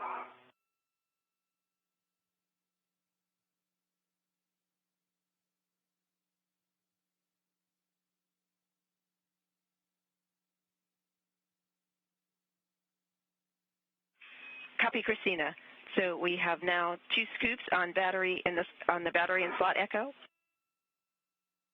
That's affirmative. All right, nice work. You can deconfigure the PGT, the hex driver from the PGT, and place it on the pit pin from the small ORU bag. Copy. And Stephanie, I'll be interested to know when we get good comm on the new set we just put right here, 5 and 6.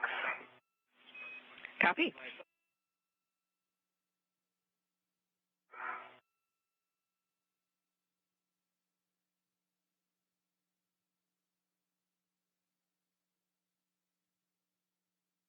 That's Drew.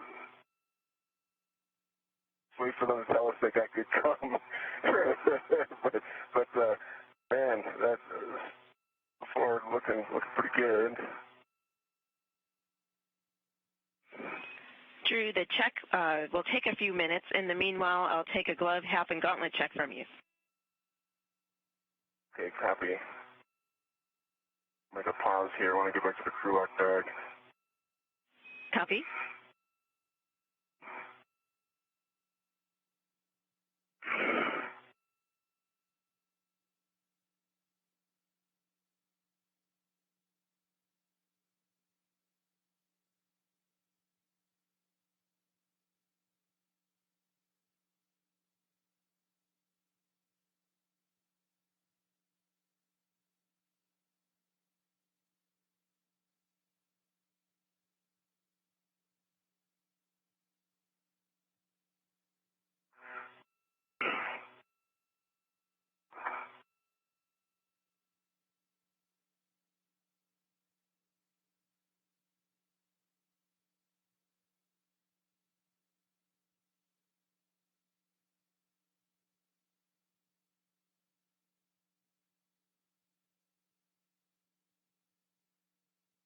And Stephanie, my half is dry, my gauntlets are down, and gloves no change from last report. I love these gloves. Copy your checks and your fondness for your gloves. All right. Stephanie, good pull fast with the 9-inch hex on the with the pit pin in the small ORU bag. Copy. Next for you will be an inventory of the small ORU bag, but first I'll give you some big picture words. We're at a PET of about 4 hours, 30 minutes. We show you about 35 minutes ahead, and the living consumable is 6 hours, 55 minutes for EV1 MEDOX. Christina, we have lost biomed data on your suit. We just wanted to ask you for an assessment of how you're doing in general. Okay. copy that, and I am doing well. No issues at all. I would say biomed is probably the same as it had been throughout the EVA. Good biomed. Good biomed. Copy. Good biomed. You, everybody in the room laughed, so that's great. We're glad you're feeling well. And big picture for the timeline, because of the time we have remaining, we believe that we can start the 4B get-aheads that were planned for EVA2 and also do some of the 4B prep work planned for EVA3. For that second part, we could break out at any time, but we feel that we do have time to do the 4B blocks, both that were book kept in EVA2 and EVA3. But we wanted to have a discussion with you and get your assessment. I think, Christina, I think if you agree, of course, we're ready to press on. I think we're ready for steps. How are you feeling? I agree. We copy, and we will move in that direction. Then for Christina, we can take an inventory of the small ORU bag. Copy. And Drew, do you want to give me comment before I start this inventory? Yeah, Stephanie, just so that I could get a couple of steps ahead here on this inventory starts with Christina. I'm going to deconfigure the PGT back to remove the 9-inch hex and put it back on my swing arm and then get ready for a crew lock bag inventory myself. Is that what I understand? Big picture, that's correct. Okay, I'll get the comm to Christina and I'll start deconfiguring. Copy. Okay, for the small ORU bag, I'll start with the caps that are here for the MDM get-ahead.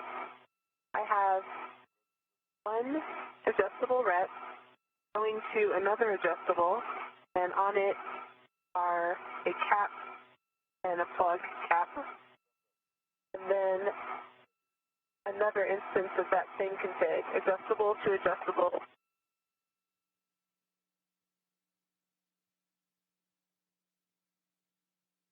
And then I also have,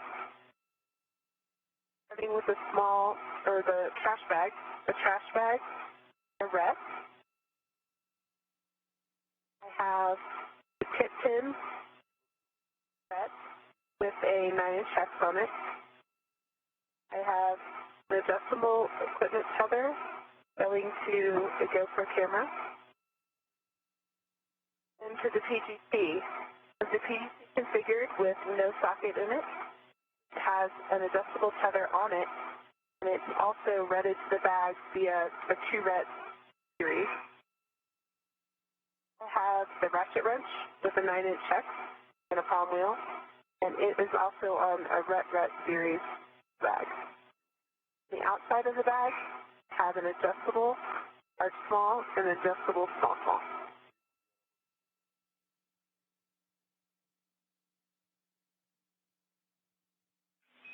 Christina, thank you for the small ORU bag inventory. That's a good config.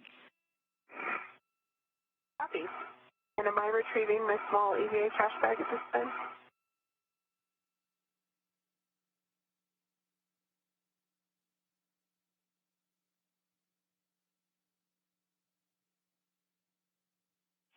Checking.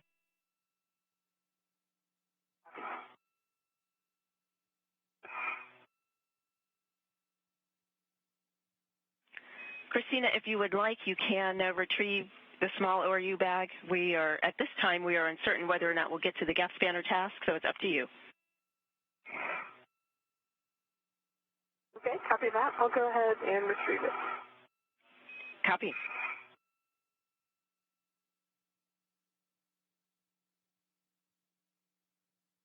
Stephanie, the 9-inch is back on the caddy with a good pull test, and my PGT is back on my swing arm with the ret series.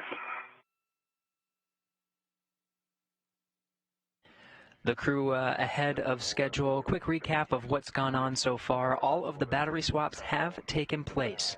That final nickel hydrogen battery has been secured to the external pallet, and the adapter plate is secured to station and the connections made to the lithium-ion battery. Now the two are at their respective work sites cleaning up Christina Cook at the external pallet. Once she's done with the external pallet, that'll be it. There at that location, she'll make her way over to the Channel 2B worksite where they have been working on the station throughout the duration of today's spacewalk for the cleanup activities there. Because they are ahead of the timeline, they will have some time to set up the worksite for some of the upcoming EVAs on the 4B channel. That's just on the other side of that far port truss.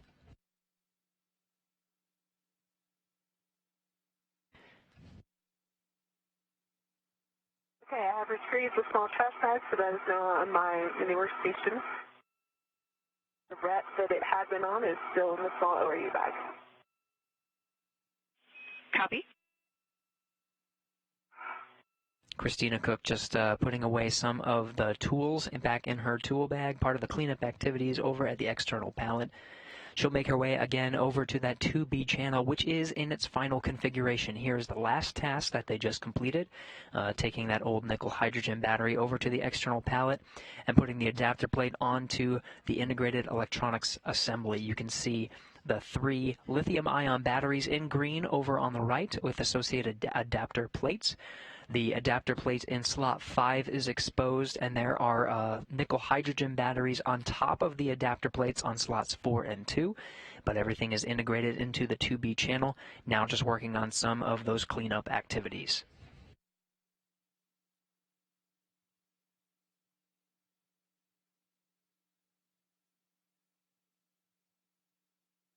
And so definitely I'll stand by for words, whether you'd like inventory of what we have here in the crew lock bag now, or if we're going to be adding scoops to the bag. As the crew continues to work through their procedures to clean up their respective work sites, today, October 11th, marks an anniversary. On this day in 1984, Kathy Sullivan became the first American woman to walk in space. This tweet earlier today from Michael Collins. Crew lock bag inventory is not needed at this time. Michael Collins being one of the 3 astronauts on Apollo 11. He was the astronaut that stayed in the command module as Neil Armstrong and Buzz Aldrin went to the surface in the lunar module. Copy.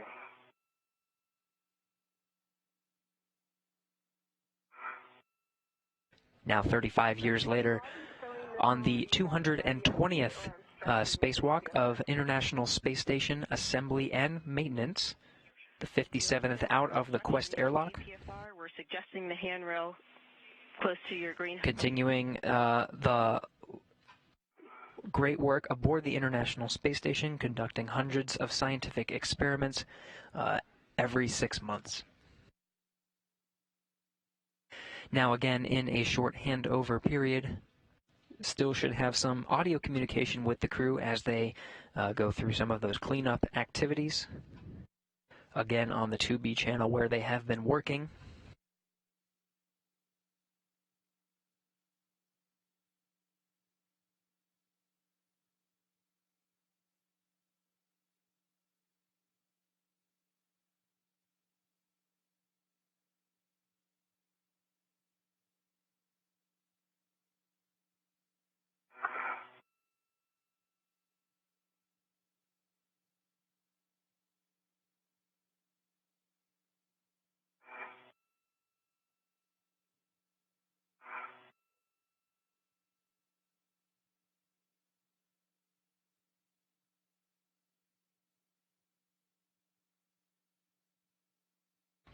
Now regaining some of that video communications over the next hour or so, there will be incremental dropouts with some of the video stream that we're getting from station. They're about to plate off of the EP on construction.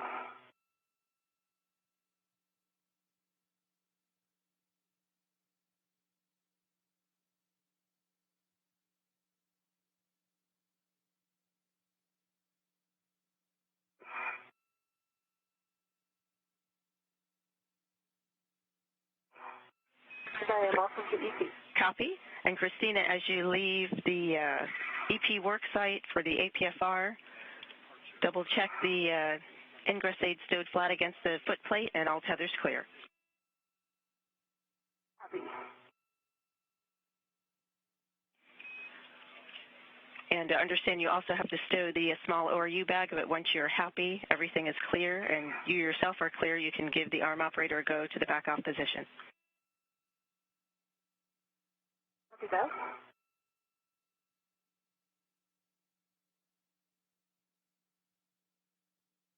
So again, the cleanup activities complete on the external pallet. That are on the IEA. Christina Cook will continue to make sure she has everything set.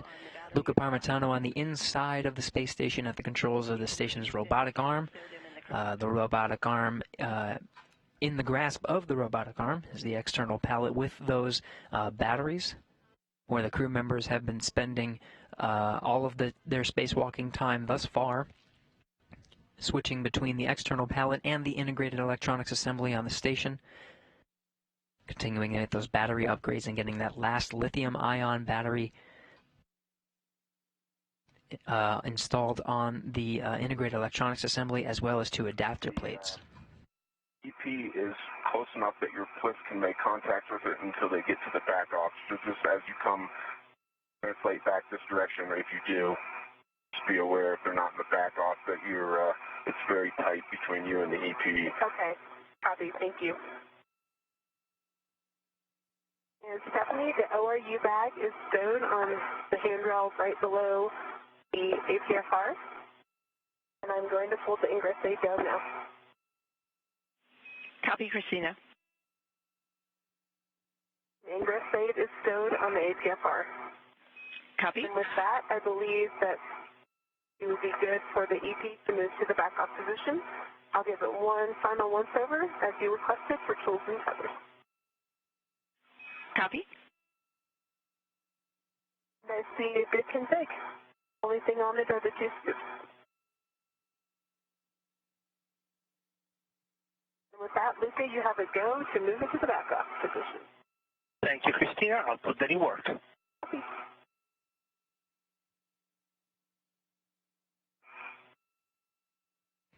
Christina Cook now away from the external pallet.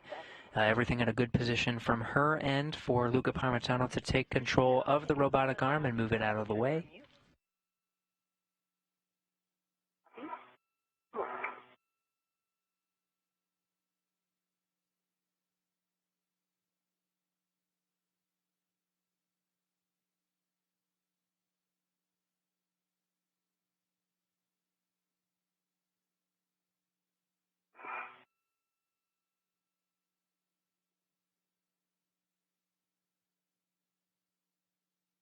Stopped. Copy, motion stopped. And Luca, is that the full back off there?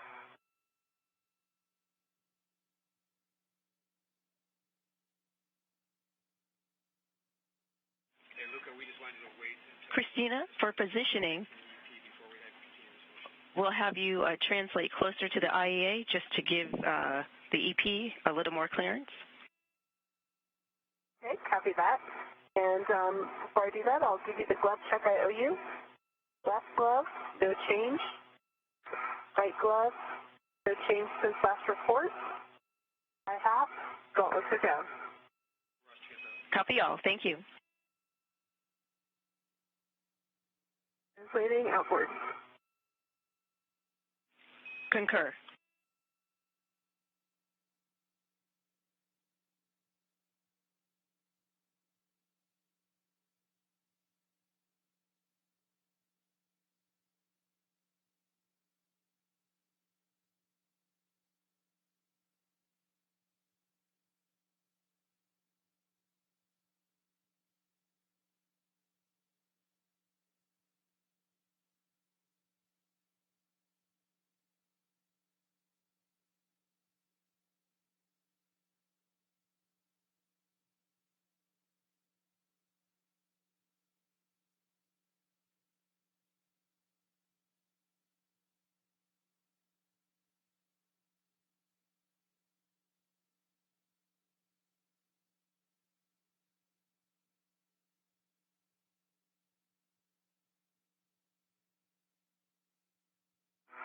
I am outboard of the EP. We copy. Please hold your position.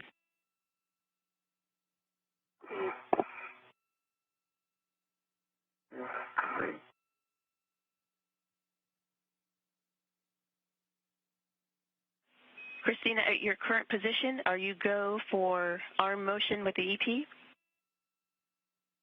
Affirmative. Copy. Thank you.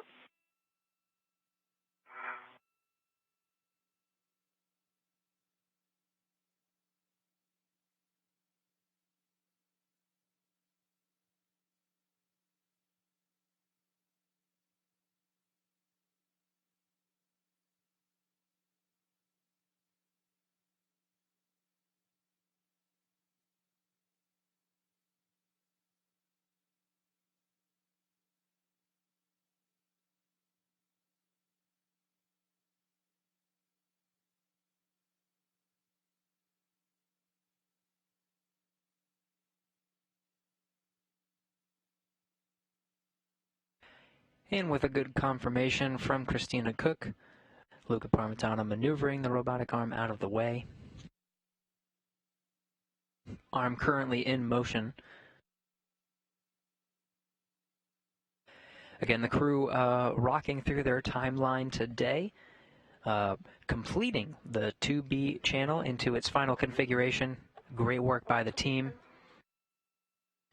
Now having enough time to start on some of the initial tasks of the next set of spacewalks. Those spacewalks working on the 4B channel, 2B already complete. They'll do some of the preliminary setup procedures that were scheduled for the next EVAs to prepare for those and get a little bit of a head start.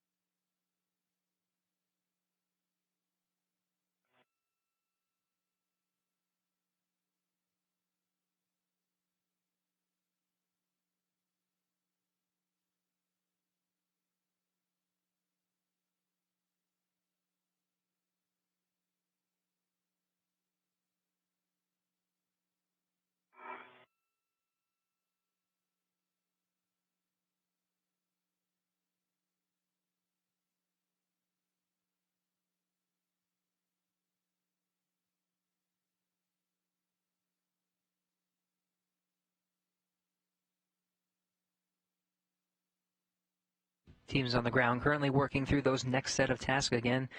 The two spacewalkers rocked through the timeline and got through all of the procedures for the 2B channel, currently in its final configuration with the 3 lithium-ion batteries and adapter plates ready and installed on that interface. Space Station 260 statute miles over the Pacific Ocean, heading on a northeasterly coast towards the western coast of Mexico. 4 hours, 51 minutes into today's spacewalk.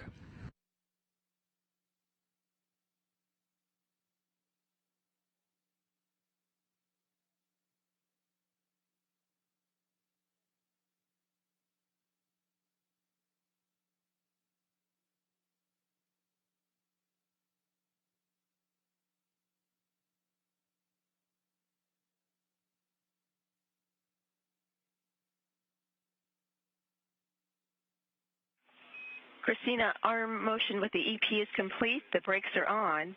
We'd like you to translate back to your EP APFR and retrieve it. Copy that. Big picture, you will use it for the P6 with inspection.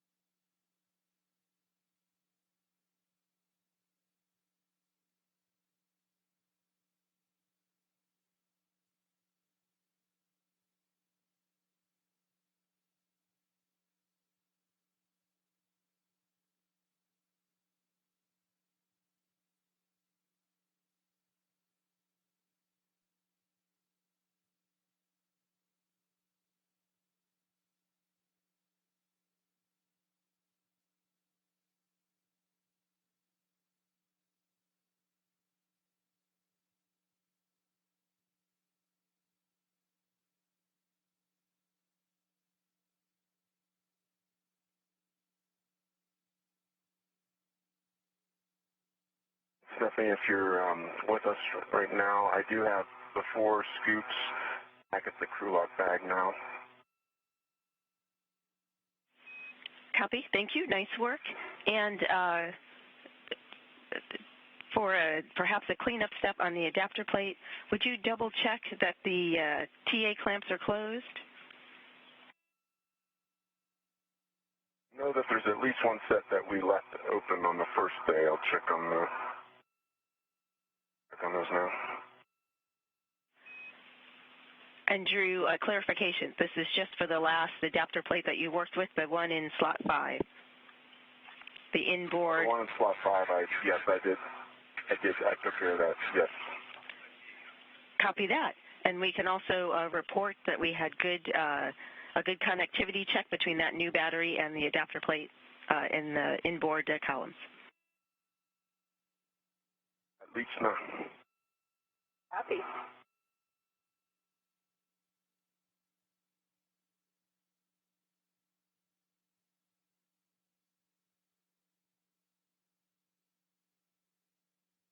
Let me know if we're at the point for the crew bag inventory here. Drew, not quite yet, but we are ready for you to retrieve the crew lock bag, bundle it to the APFR at the IEA in WIF 18, retrieve it, and we'll have you take that with you over to the 4B site. Copy and work.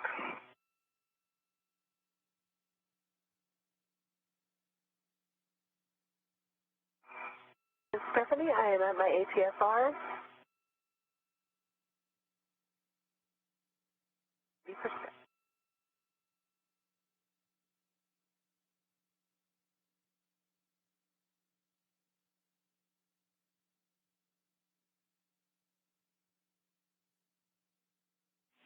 Copy, Christina. We'll have you retrieve that APFR for the WIF checks on P6.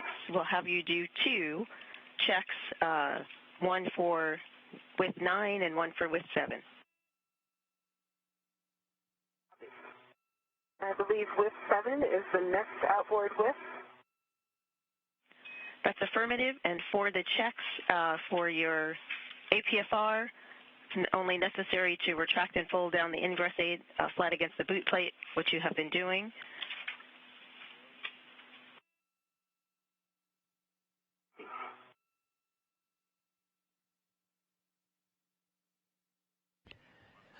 So again, those 2 crew members rocking through their timeline, completing all the activities to configure the 2B power channel to its final configuration with 3 new lithium-ion batteries, now proceeding with some of the get-ahead tasks. The first task will be to inspect 2 of the worksite interfaces that are just off to the side of the 2B worksite where they just were. The ground IV giving instructions to Christina Cook to take the foot restraint with her. That'll give her a good position to inspect those worksite interfaces.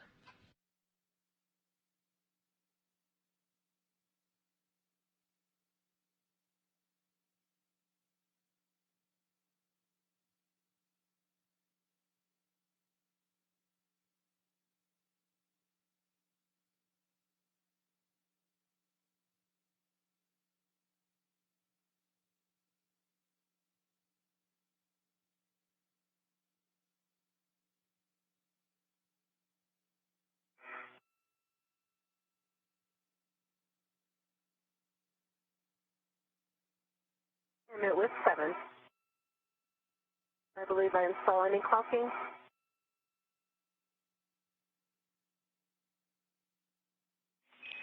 Yes, any clocking works. First, visually inspect the WIF, check 4 fasteners present, and flush with the WIF base plate. Yes, I can confirm that inspection. 4 fasteners present on the base plate, and they are all flush. Copy. Also check no visible gap at the WIF structural interface. No visible gap. Copy. Install the APFR, as you said, any clocking? Okay, it is installed, black on black, good pull twist test. And double check, was there any with motion while you were doing those checks? Negative. Copy. Good check for with 7. Prior to retrieving the APFR, would you power cycle your WVS?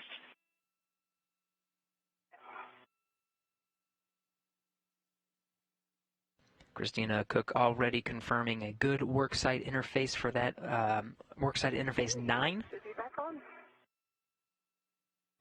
Going to move on to that next one, worksite interface 7. Copy. Again, both of these work sites are just adjacent to the 2B power channel where they've been working for the duration of today's spacewalk.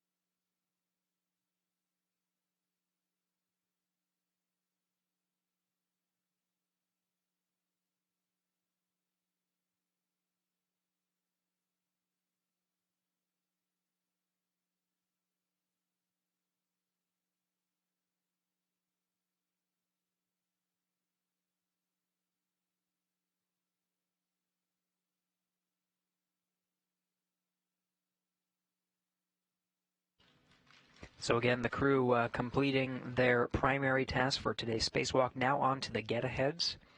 Christina Cook already inspected one of 2 of the work sites that are adjacent to the 2B power channel where they've been working for the duration of today's spacewalk. Some more of the get-aheads include the setup for some of the upcoming spacewalks. They've already completed 2B channel. They're going to work on the 4B channel and get those 3 lithium-ion batteries swapped out on that side. I see the area where we had the crew lock back stowed, and we've not left any tethers there. Everything looks like we've retrieved it all. I have it bundled, lock back bundled to the APFR. Copy that. Thanks for the report. So Drew Morgan working with that portable foot restraint. He's going to move it over to the future work site, that 4B channel on the other side. Christina Cook, once she's done with her worksite interface inspections, will meet Drew Morgan over on the other side and see how much of the 4B channel worksite preparations they can get through and get the next spacewalking team ready for their spacewalks a little bit earlier, even ahead of schedule, 5 hours into today's spacewalk.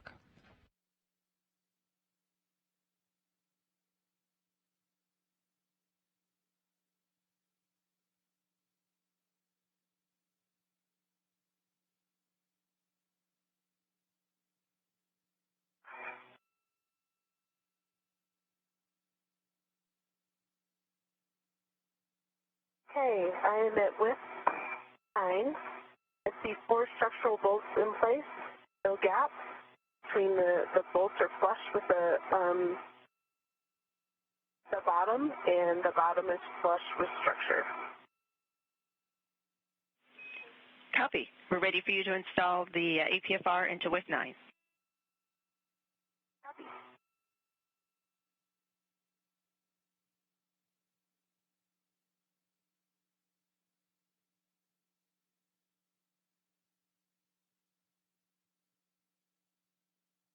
APFR is installed in width 9. Good pull twist test, lock on black. And I did not see any motion of the width during installation.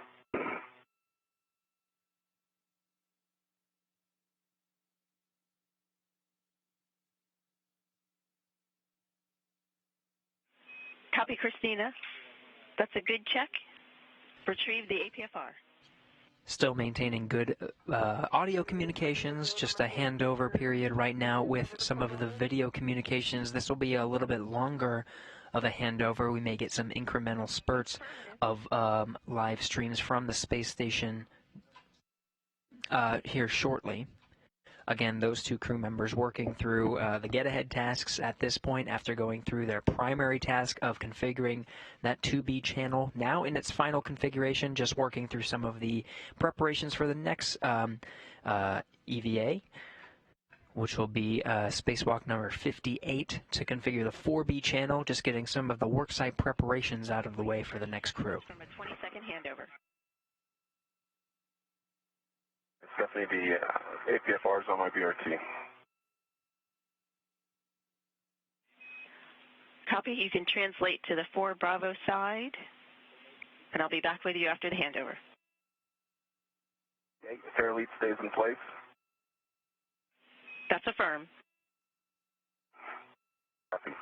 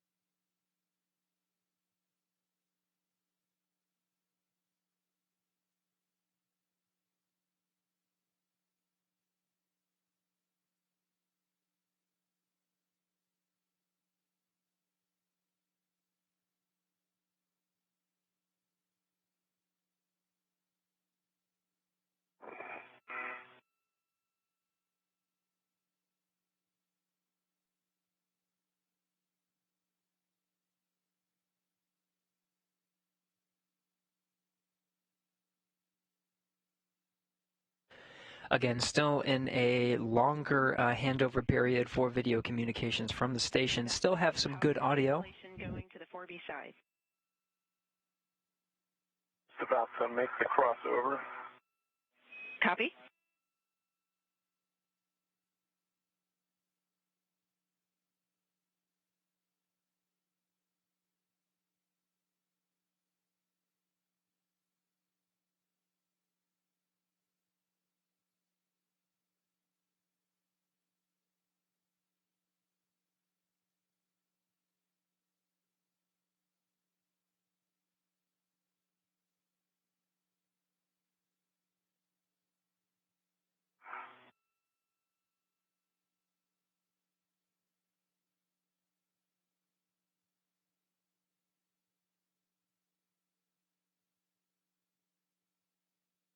And my APFRs also install on my BRT.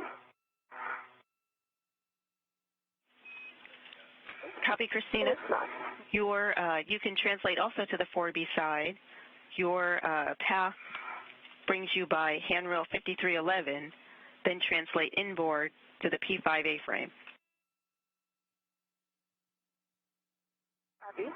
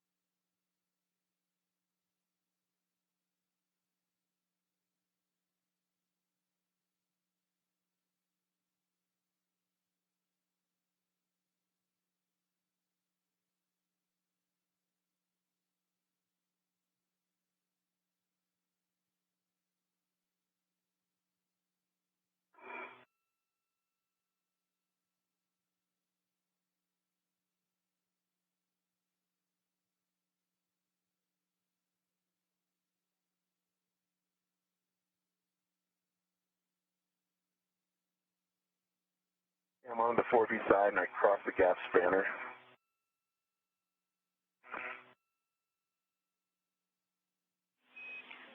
Copy. We'd like you to perform checks on the outboard gap spanner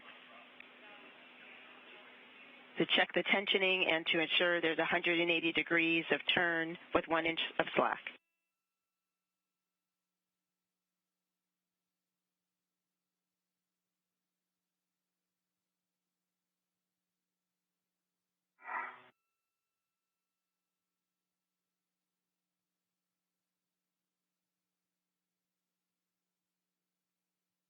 In general, there is more tension on these than the installed on the other side. Was wondering if I could install the APFR and get this off before I switch the gap spanners too much. We like that plan. You can install the APFR in WIF 29 with a clocking of 12. Okay, 29 right in front of me. Clocking of 12. Okay, can you confirm I am leaving my green hub for now? So Drew Morgan over on the 4B channel with 29, that's a worksite interface 29, right in front of some of the batteries. He's going to install that portable foot restraint just ahead of some of the worksite preparations that the next spacewalking crew will do over on that side of the space station's far port truss. Copy.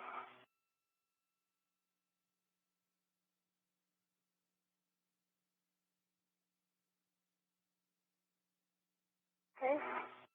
Still in a little bit of a gap between those visual communications from station. Again, the two crew getting some of those get-ahead tasks out of the way. We'll answer a few Ask NASA questions as they're working through some of those procedures. This first one from Diego, who's asking the approximate temperature outside the station. It sort of depends on if they're in daylight or sunlight. Right now, the space station is 260 statute miles over the North Atlantic Ocean, just east off the coast of Newfoundland and Labrador. This is in the sunlight. During an orbital daytime, the sun shining on the outside of the station brings the temperature up to about plus 200 degrees Fahrenheit. In the shade, it goes the other way, negative 200 degrees Fahrenheit. Now the crew is able to maintain a good body temperature through a liquid cooling garment that's sort of like pajamas on the inside of their spacesuits, but has tubing that's running cooled water all around their body, and they're able to control that with a control valve on the very front of their spacesuit. Translate over on the more outboard over here.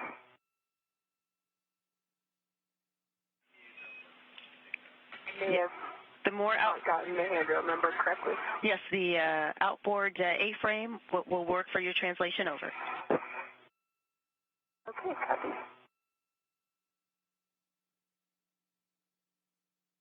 Okay, we're installed at a clocking of 12 with 29, black on black, with full twist up.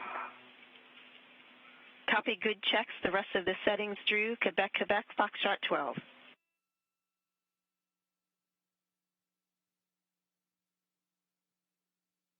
Quebec, Quebec, Foxtrot 12.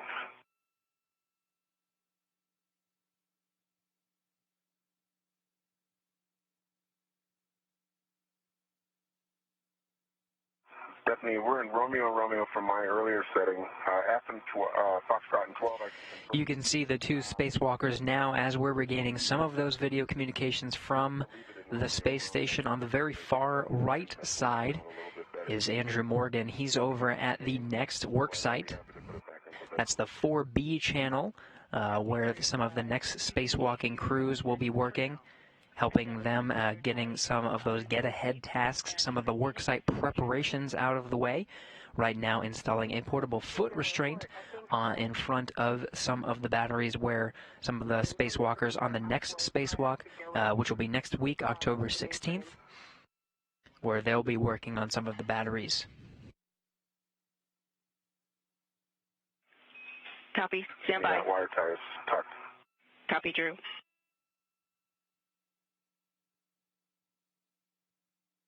Anna, can you describe where you are right now? I'm on the outboard edge of the 4IEA on the A-frame, and I'm thinking I'm just going to head back the way I came. Christina, we like that plan. Please head back. And the translation has you inboard on the P5 A-frame. You use that A-frame to cross the non-radiator face of the truss. And then you begin at handrail 5311, begin your translation outboard. Okay.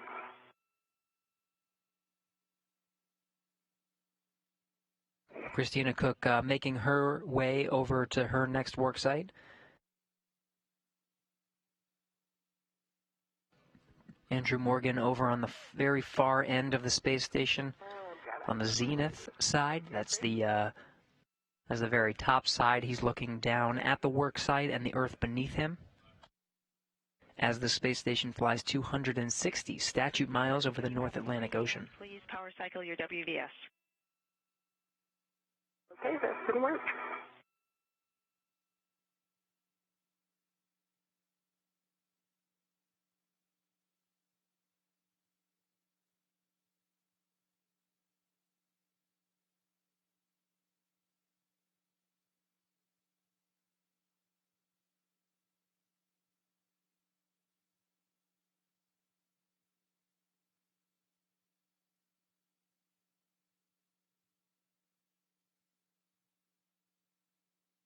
WVS power cycled.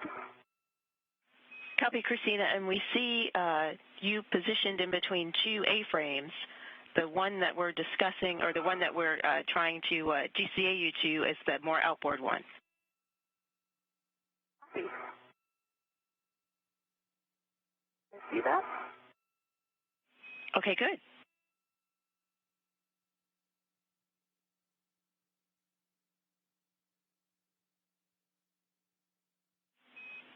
And Christina, then from here, you would translate in the direction towards your feet. Inward. Okay, this looks more like what I was expecting. 8.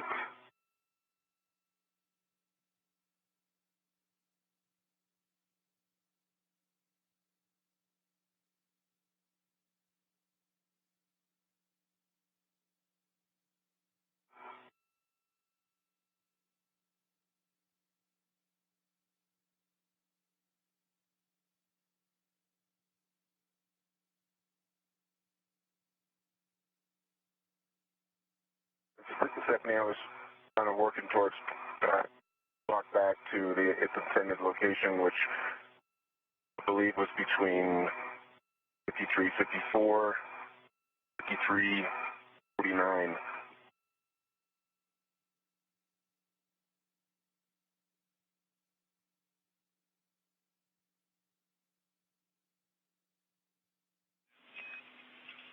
Copy, Drew, and that's a good location.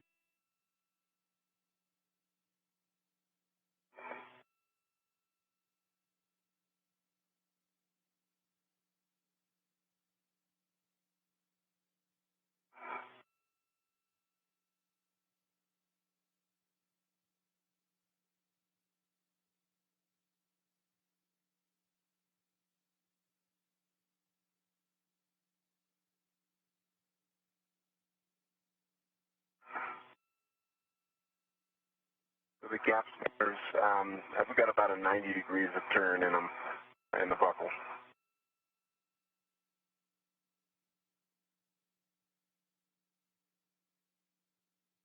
Copy, Drew.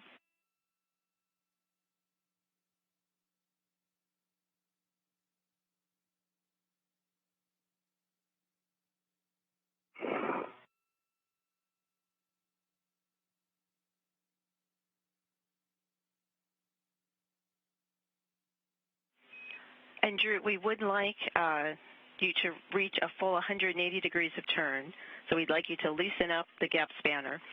And the turn, instead of folding the buckle onto the fabric of the gap spanner, it's a perpendicular turn in plane, but to the side. And that's how we're hoping you'll retrieve, yes, the 180 degrees.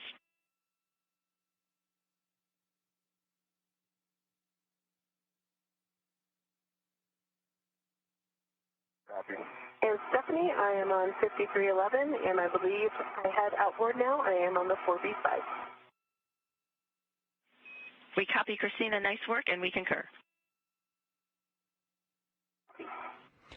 Again, Andrew Morgan and Christina Cook ahead of the timeline, working on some of those get-ahead tasks, working on the 4B channel. They've already completed the 2B channel earlier today during the spacewalk in its final configuration with 3 new lithium-ion batteries installed.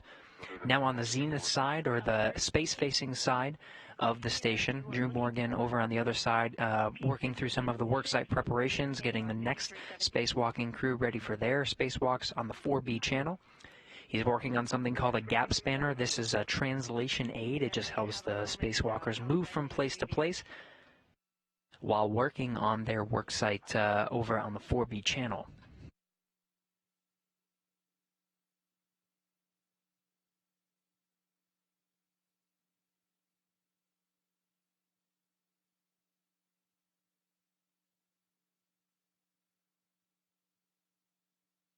I see you, man. Yeah, I see you too. I do have a grapple fish here to translate over, but get my WVS real quick.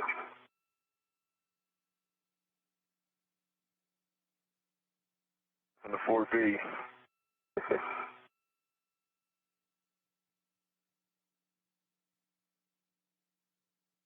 Good shot of the moon.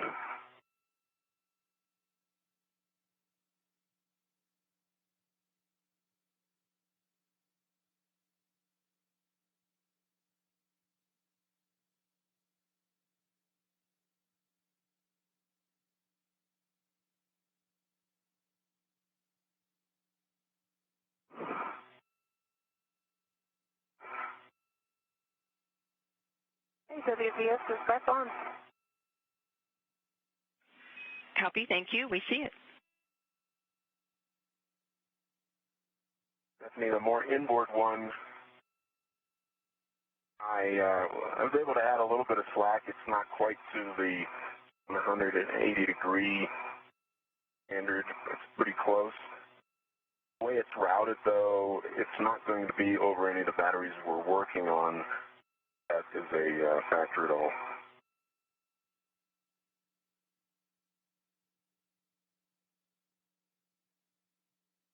The ORUs that we're going to be working on.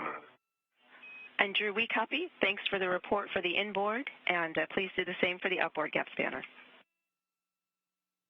The outboard gap spanner is the one I reported earlier. That one I was able to get to the full 180-degree slack standard. So the more inboard one, not quite. It's a little more taut, but like it's not passing over any batteries.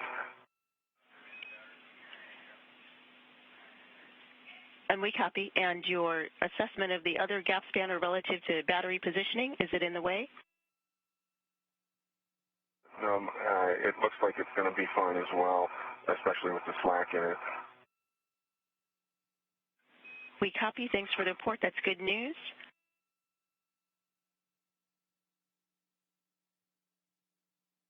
Good reports from Andrew Morgan over on the 4B channel and some of the get-ahead tasks, preparing the work site for the next spacewalkers on the spacewalk next week, October 16th, installing a portable foot restraint for them to access the work site, and gap spanners for them to translate or move around the work site. Just getting those prepared for the next set of spacewalkers. WVS, Those spacewalkers include himself, Andrew Morgan. He'll be part of the duo. Jessica Meir will be the other U.S. spacewalker that'll be out with Morgan. Morgan taking the EV1 position once again, and Meir taking EV2. Again, this will be Wednesday, October 16th, getting the worksite prepared for that spacewalk next week. Outboard gap spanner chain. We're ready for you to install scoops.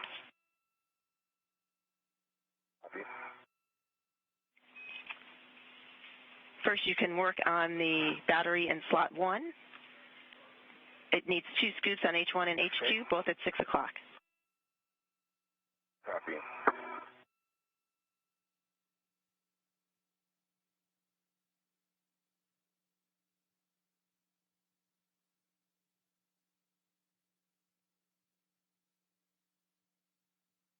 Outboard radiator side, correct?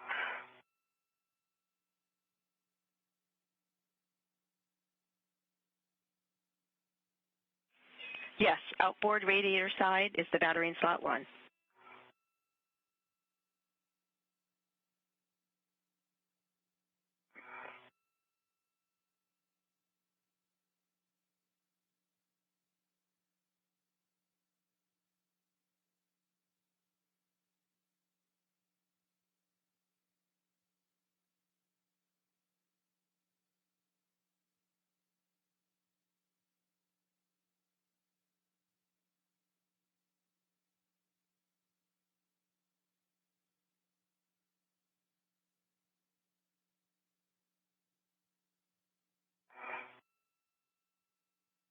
TSR is installed with a clocking in mind.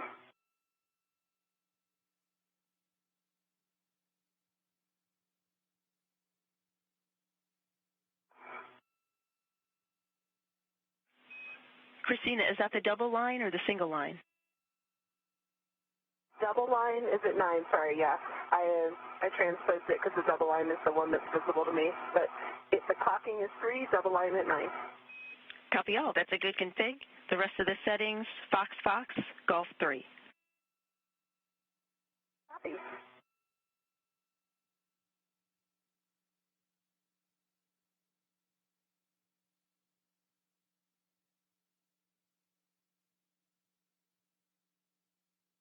We got Fox, Golf 3 set.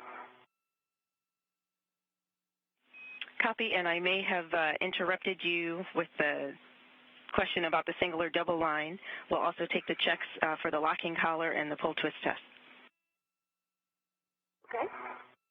It is a good pull twist test, and I see black on black. Copy, and the wire tie ends are still tucked under the boot plate? Affirmative. And I believe I can see in your WVS that the ingress aid is also stowed flat against the boot plate. That's a good config. Thank you. Also, yes, that is also true.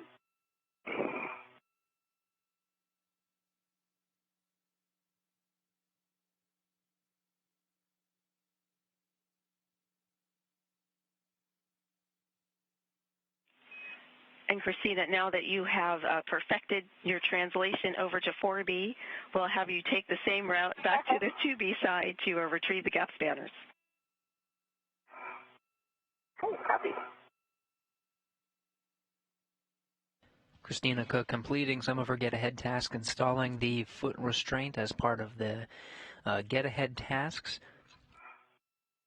Now that she's done with that, she'll make her way over to the work site where she's been working with Andrew Morgan for the duration of this spacewalk, the 2B channel, which is now in its final configuration thanks to the work of the 2 spacewalking astronauts. Those gap spanners are translation aids. They help the astronauts move from place to place on their work site. She'll be retrieving those as part of another set of get-ahead tasks. Meanwhile, Andrew Morgan on the 4B side, this is the next power channel that'll be worked on over the next series of a few more spacewalks that are part of these battery upgrade spacewalks. Still 3 more lithium-ion batteries that are on the external pallet where the 2 spacewalking astronauts have been working. Andrew Morgan currently on the side of the 4B channel, preparing that work site, or the external pallet will be moved later for the spacewalks starting next week. October 16th will be the first of a scheduled 3 more to move those 3 lithium-ion batteries currently still remaining on the external pallet over to that 4B channel.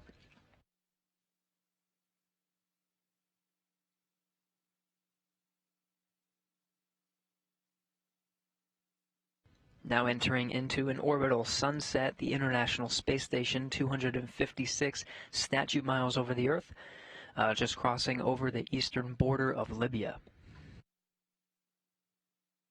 Christina Cook, you can see making her way from the zenith side, the space-facing side, down to the Earth-facing side. That's where the 2B channel is, over on the very far port side. That's over on the right from this view. Her task, again, is to retrieve some of those translation aids, those gap spanners that help the astronauts move from place to place along their work site. Battery 4 for scoop H2 at 6 o'clock, battery 4 is the middle column, non-radiator side.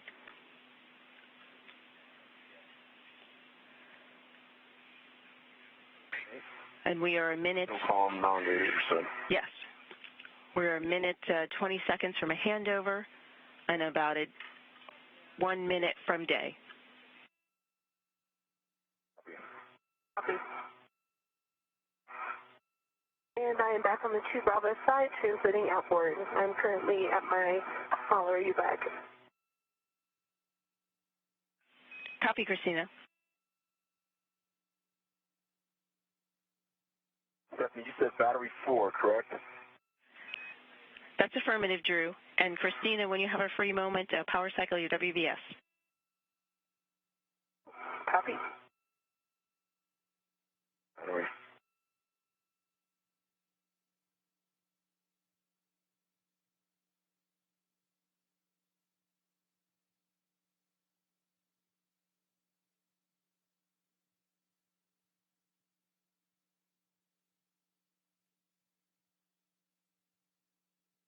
As the crew enters into an orbital nighttime along with the space station itself, as it flies 255 statute miles on a southeasterly course over Sedan currently, well ahead of the timeline, currently on get-ahead tasks. Andrew Morgan getting the work site prepared for the next set of spacewalks, currently installing handling aids, scoops, onto some of the batteries that they'll be working with next week. He and Jessica Meir will be going out the hatch once again next week, October 16th, to work on that channel, the 4B channel. Again, Christina Koch heading back to the work site where she and Andrew Morgan have been working for the duration of today's spacewalk. That's the 2B channel, which is now in its final configuration with 3 new lithium-ion batteries, retrieving some of those translation aids, those gap spanners that they used today. Stephanie, I'm at the IEA. Any particular order? Now in a short handover period, you see we lost video communication with the space station. This handover is expected to be a bit shorter. You're getting a live look at the inside of the International Space Station Flight Control Room. Teams here are watching over the International Space Station systems and the crew on board, as well as helping the 2 spacewalking astronauts outside complete their tasks today.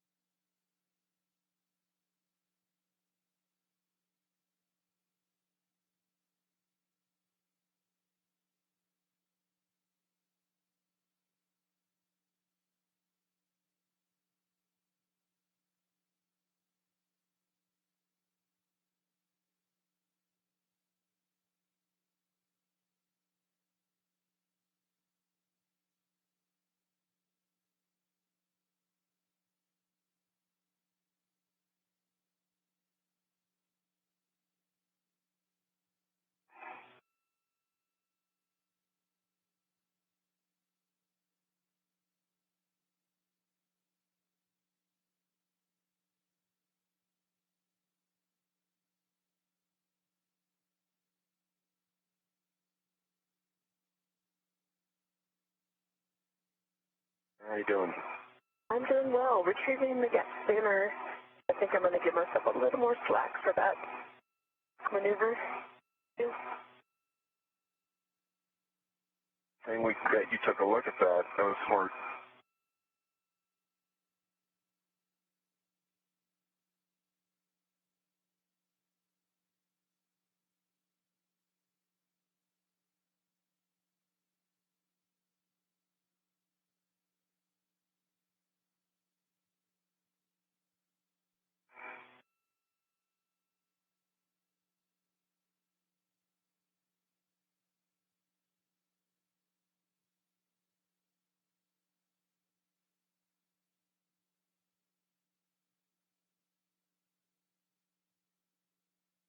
Right. Stephanie, I have one end of the inboard gap spanner retrieved.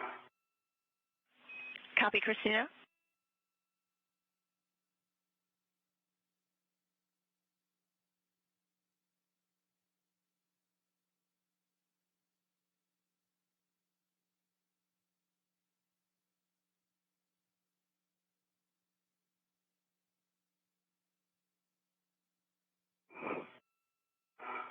I have something to show in the WVS here. I'm on the H1 bolt of battery 4. I'm clearly unlocked. It's retracting back, but this is a lot more than the usual amount of play that we expect in a locked scoop.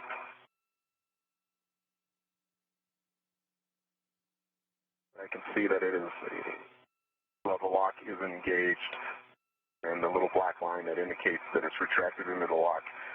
You can see it, and just demonstrate here. There is a little. We copy. We're following.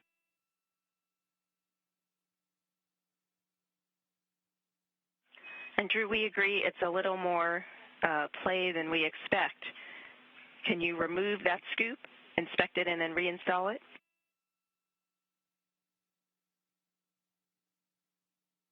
I can, yeah.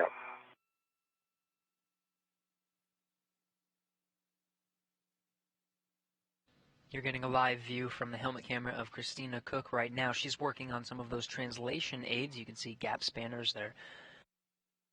Just long threads that help the crew members to move easily from side to side across their workspace. She's currently on the 2B channel. That's where they've been working throughout the duration of today's spacewalk. Looking down on the scoop. She's on the far port side of the International Space Station, on the Earth-facing side of that far port truss. Andrew Morgan is on the opposite side, the space-facing side, working on the 4B channel, preparing the work site for the next set of spacewalks. He's installing handling aids called scoops. They're installed onto the bolts that actually keep those batteries locked in place. Copy. Checking. These are some of the get-ahead tasks, as the primary task of replacing or upgrading those batteries on the 2B channel where Christina Cook currently resides. And Drew, those have all been completed. For this scoop, it ends up on H2 on that battery and slot 4. Would you try H2? H2, I have one on there and locked on H2. Am I only supposed to be putting one on H2? Yes, that's affirmed. Then that one in your hand attaches to the DCSU at H1 at 6 o'clock.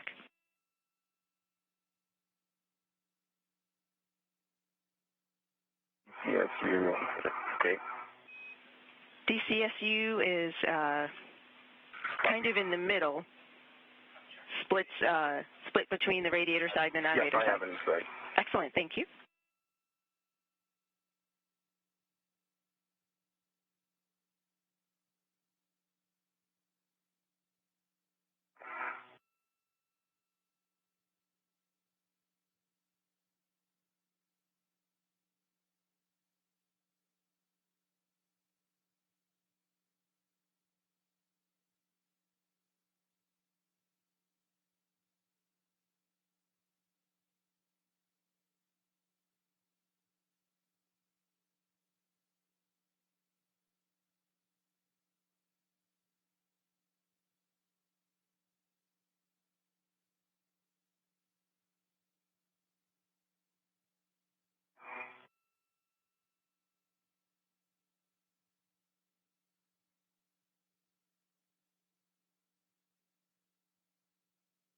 Stephanie, I have the inboard gap spanner retrieved and in my small trash bag, and I believe I am okay to not have it redded if it's completely below vessels in the trash bag. Christina, we copy and we concur.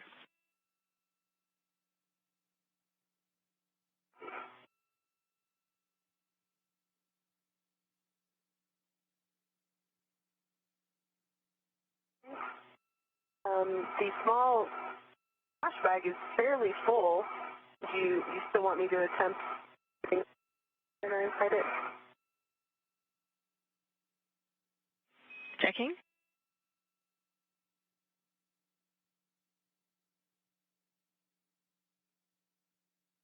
Stephanie, the H1 bolt on the DCSU now has a scoop locked on it. It's clocked. Copy, Drew. Thank you. With 4 scoops, that completes your scoop work.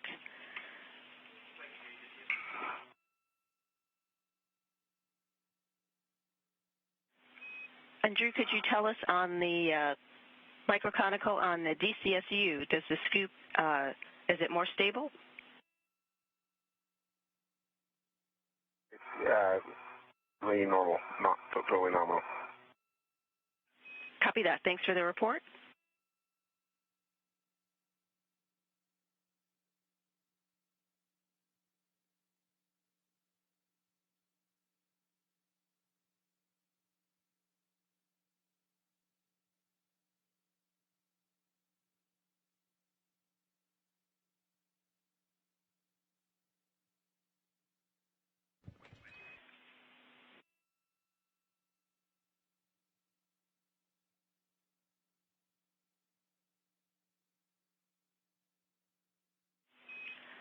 Drew, with that, at this time, we'll take an inventory of the crew lock bag and big picture of once the inventory is complete, we'll have you retrieve the 6-inch wobble, place it on your PGT, and we'll have you do work on P4 to release H1 on battery 5.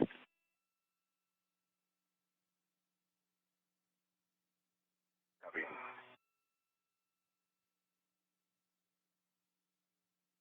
On the bag exterior, I have large, small, adjustable.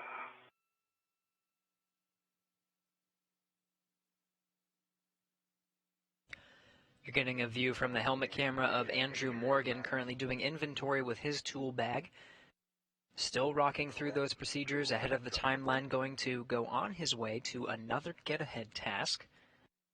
His work is done on the P6 truss, where he's been working for the duration of today's spacewalk, completing the upgrades to the 2B channel, installing 3 new lithium-ion batteries, and as well as preparing the work site of the 4B channel.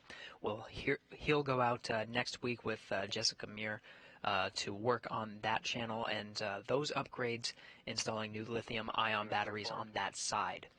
Since he's got a little bit extra time in this spacewalk, he's going to go over to the P4 truss, and he'll go unbolt one of the nickel hydrogen batteries that currently resides on the number 5 slot on that integrated electronics assembly. And it has a 6-inch on it, 6-inch wobble. I have an integral ret to socket caddy, some 9-inch hex on it. Then I have a long-duration tie-down tether with wire tie directly in the bag.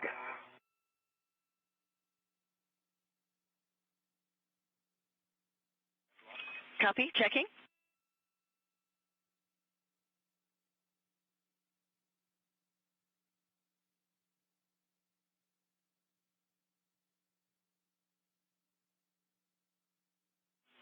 Drew, we show a good crew lock bag inventory.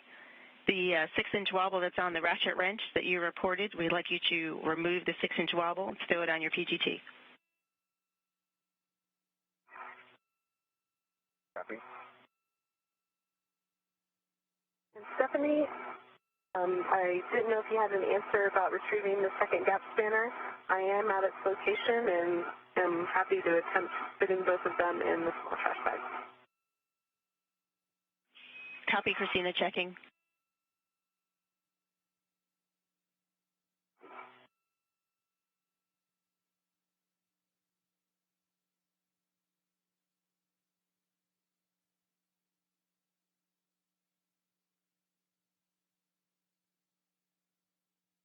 Six-inch wobbles on my PGT with a good pull test. Copy, Drew.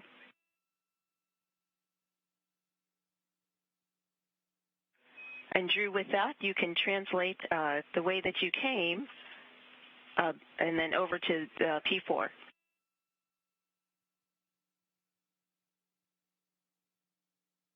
Okay, I assume we'll stow this crew lock bag out here, doors down.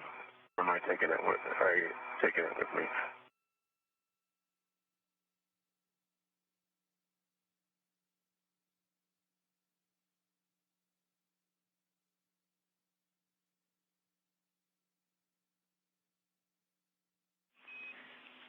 And Drew, that's affirmed. Once the bag's all tidied up, you'll stow it doors down, and it will stay outside. Copy.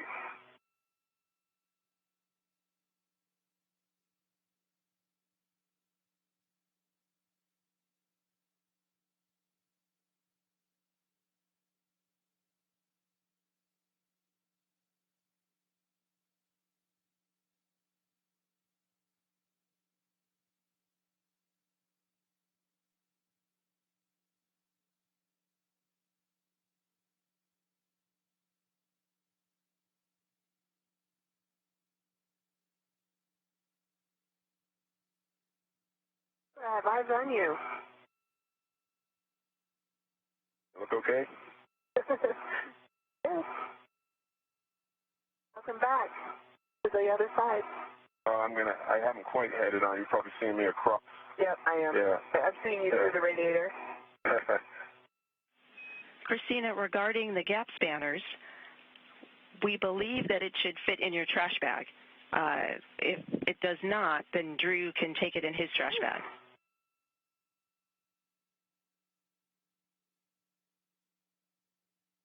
Perfect. You come up all right? Yeah, absolutely.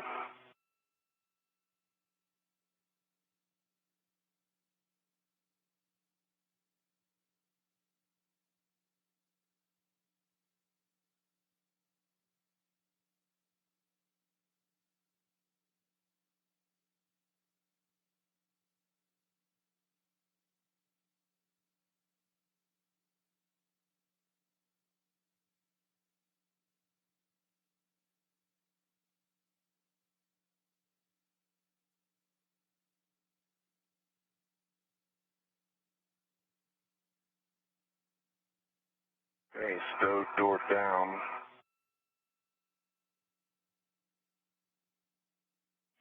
Copy, Drew. Doors down.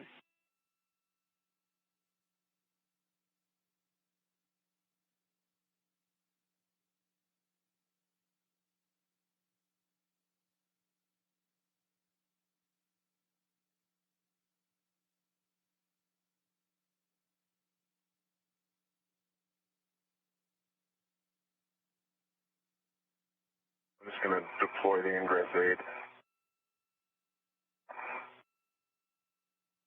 Copy. Perfectly.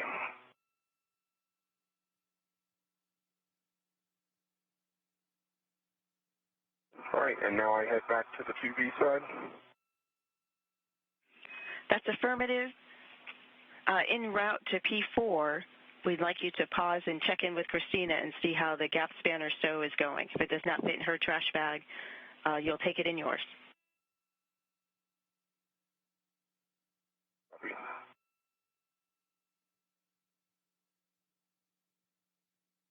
So with that, Andrew Morgan completing his tasks on the 4B side. This is the power channel that will be worked in future spacewalks starting next week, October 16th, with Andrew Morgan remaining in his position as EV1 for that one. In the meantime, he'll go join Christina Cook over on the 2B side. This is the side where the two spacewalking astronauts have recently completed their work installing new lithium-ion batteries on that side.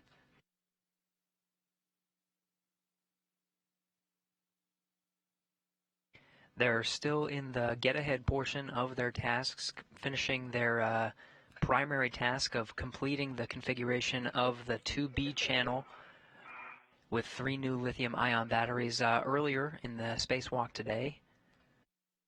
They've already prepped the 4B side. That's the side they'll work next week. They've prepped that work site as much as they can for the spacewalking astronauts next week. Type 6. Christina Cook has a translation aide with her. Andrew Morgan will meet up with her on their way back. They are looking to complete more get-ahead tasks on the P4 truss. But first, they'll meet up at the 2B channel. That's on the far port truss on the Earth-facing side of the International Space Station. So what I'll do is, how it worked well last time was, I will get the send-off, rub it to me so I can remove this. I'll hand this to you, and then you can just start stuffing.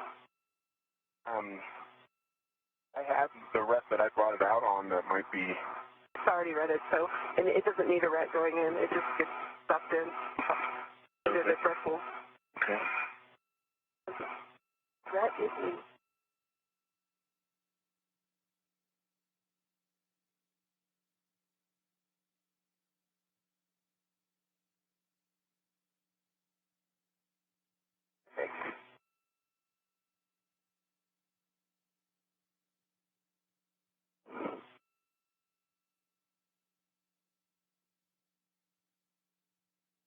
And the techniques that I use best with these gloves is just on my finger and just pinching it in.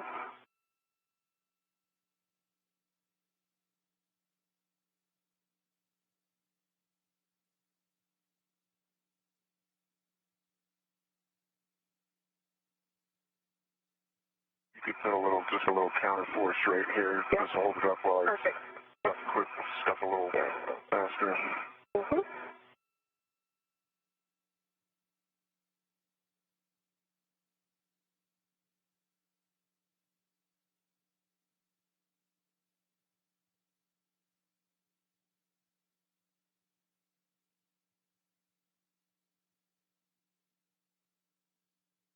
5 hours, 50 minutes into today's spacewalk, the two astronauts meeting up at the 2B channel where they have been working for the duration of today's spacewalk. Andrew Morgan completing some of the get-ahead tasks, as well as Christina Cook on some of the worksite interfaces next to the 2B channel where they've been working. Just gathering some of those gap spanners, those translation aids that help them move across their worksite.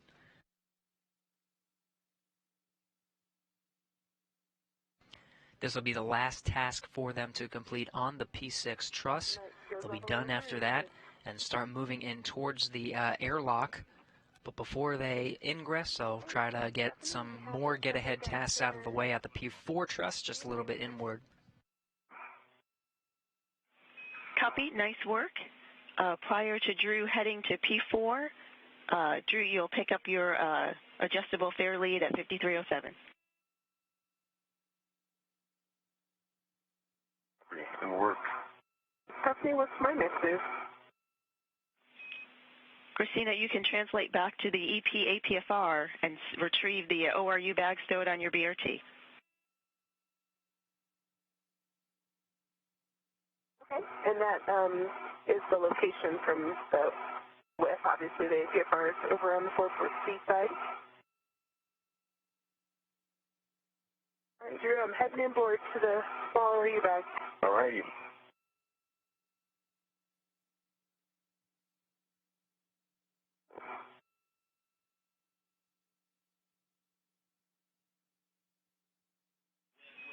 Christina, yes, you are correct. Yes, you small ORU bag temp stowed close to the handrail where the APFR was and also where your green hook is.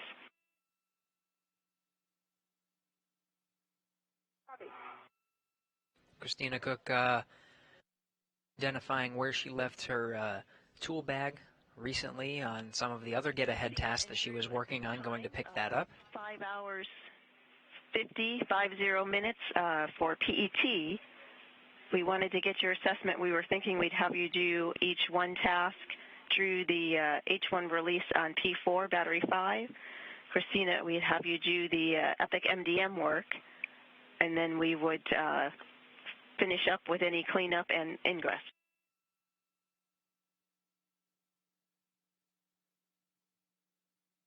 That sounds good. It sounds like it's on the way home. Sounds good to me. Copy that. Thank you.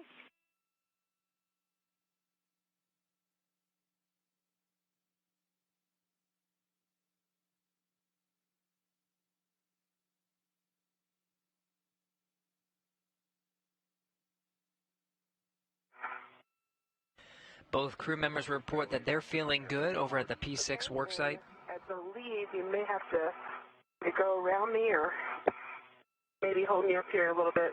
No, you're fine. Since both of them are feeling good, they'll try to squeeze in one more get-ahead task before they head into the airlock.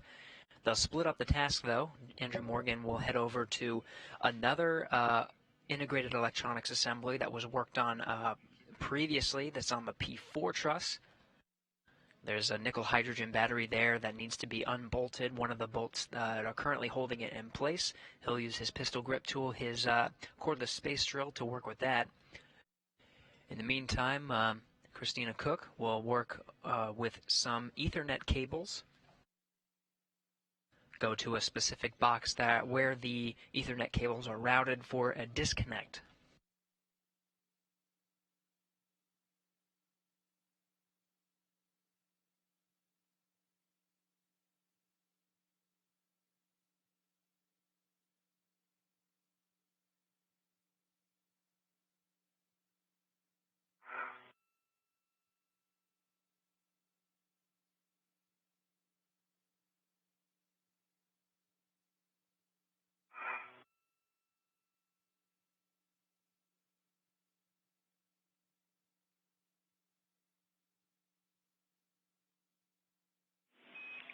Christina, once you are complete stowing the ORU bag onto your BRT, you will lead the translation inboard,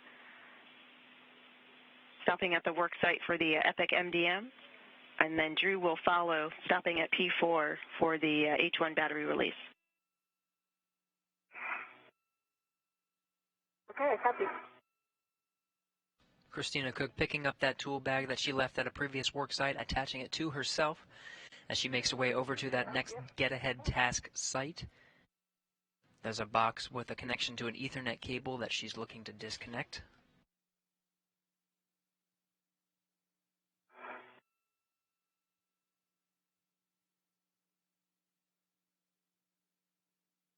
Good to go.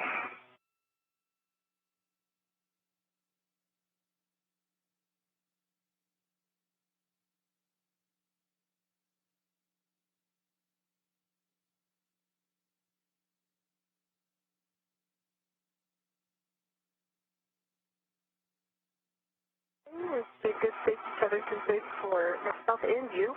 My green is a little more outboard, so I'll get it when I get out there. Inboard. I'll go along my path. Yep.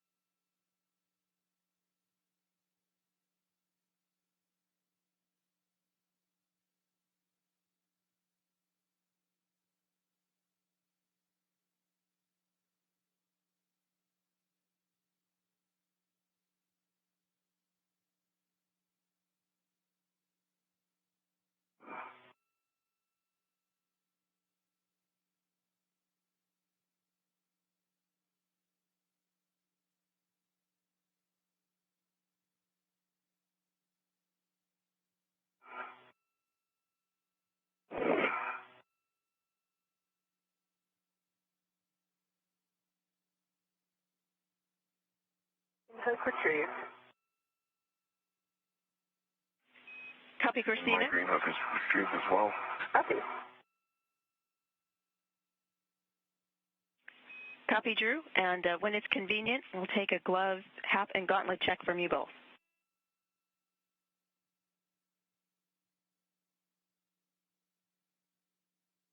my half is dry and my gauntlets are down, and been doing regular checks in my gloves and no changes from baseline. The area between the thumb and the palm on the right was the outer RTD was already elevated after last EVA, and it's now a flap, but there's intact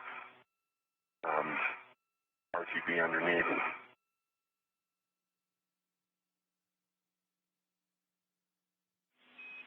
Copy, Drew. Thank you.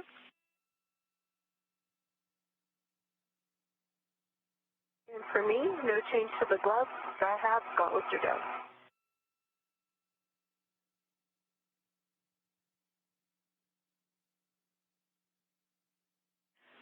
Copy, Christina. Thank you. And sunrise in 1 minute.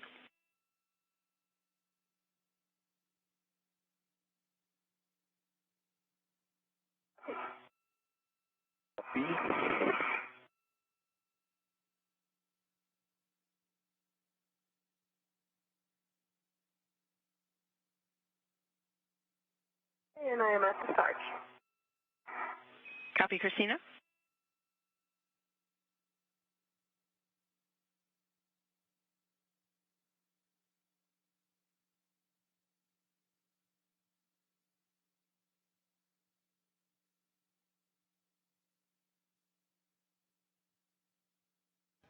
Six hours even into today's spacewalk. Space station currently flying 271 statute miles just south of Australia, heading on a northeasterly coast, about to cross over New Zealand into an orbital daytime. Battery in slot 5 on P4. You'll start to see the station be illuminated. You can start seeing a little bit of light now, lighting up the Port 6 truss, the very far end where the two crew members have been working for most of today's spacewalk. Getting the final configuration of the 2B channel with new batteries and getting some of the worksite preparation done and out of the way on the 4B channel for some upcoming spacewalks. Now starting on some of the last of their get-ahead tasks on the Port 4 truss, just a little bit inwards from this view that we're seeing now. Andrew Morgan going to another integrated electronics assembly, just a little bit inward from where they were working. Number 0072. And that's the one. That's the expected serial number. Already at the worksite now.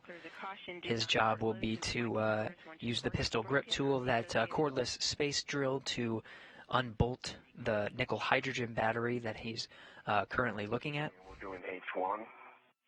That's affirmative. We're releasing H1. Let me know when you are in a good position for that, and I'll give you PGT settings. Okay. And I am on the starboard speaker card. Copy, Christina. Christina Cook on her way to an Ethernet cable box. There's a connection there that she'll be working with. That'll be her final get-ahead task.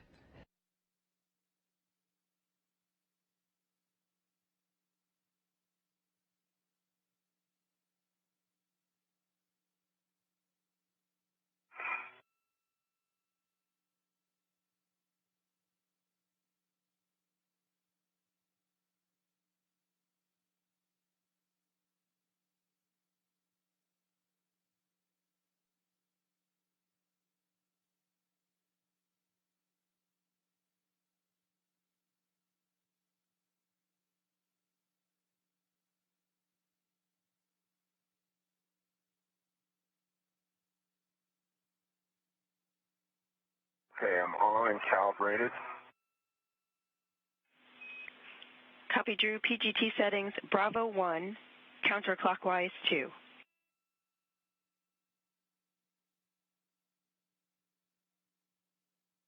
Bravo 1, counterclockwise 2. And I'm passing the anchor hook. Good read back. Copy, Christina. 30 seconds to a 20-second handover.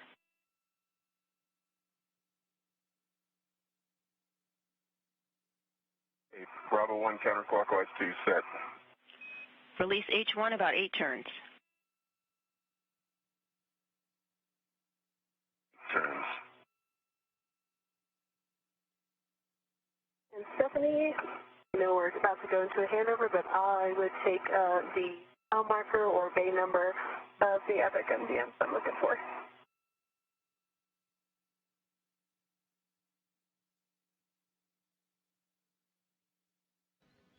Entering into another handover period, switching our tracking and data relay satellites that are providing video communication from the station.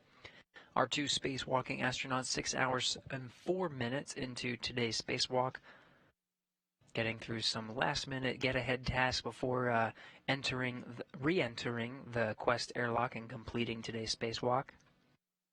The two spacewalkers are done at the P6 truss. That's the very far port end of the space station, where they've been working through not only their primary tasks, but their get-ahead task and getting some of the worksite preparations out of the way for the next upcoming spacewalks. That sounds familiar.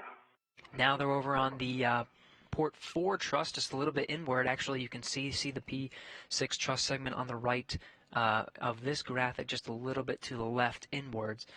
There's another nickel hydrogen battery. Andrew Morgan with the pistol grip tool, using that tool to undo a bolt on one of the batteries there. I felt it break torque, but I think I lost contact with the bolt. The unlock started to travel, and I had only put about 6 turns on it.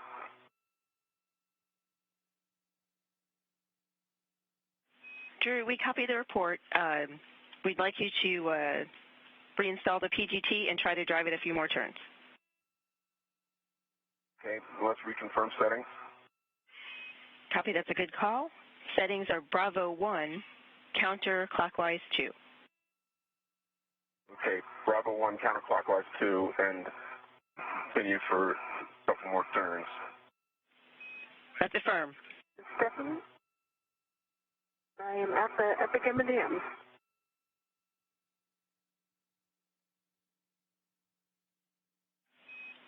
Copy, Christina. Avoid inadvertent contact with deployed test cable and passive UMAs. You can stow the small ORU bag and let us know if you see an MDM label on the Epic MDM. We'll take that label. Copy. I do have a label. Main one says external Epic MDM -P16 -0104.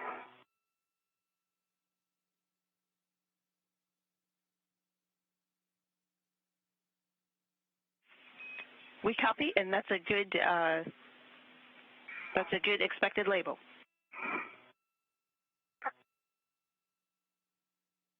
Stephanie, I put 4 additional turns on it, and it started skipping, and the indicator is in unlock.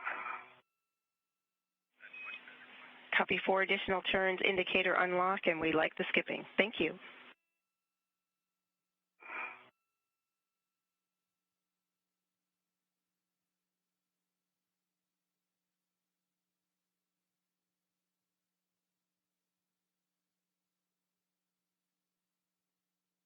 Anything further than at this site?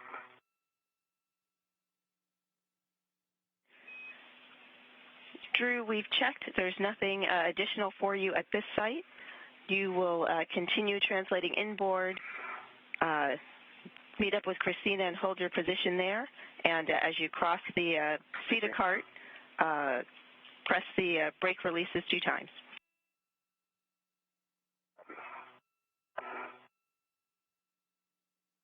Okay, I have the ORU bag stowed and the cap pulled out.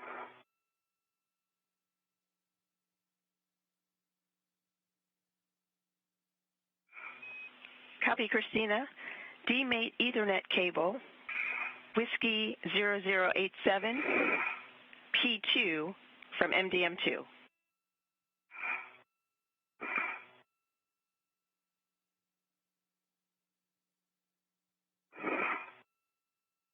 Andrew Morgan done with his task, completing the release of that bolt on the nickel hydrogen battery on the port 4 truss.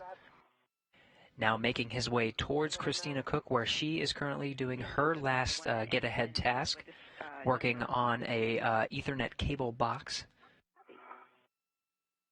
There's a cable there that she's going to connect and disconnect.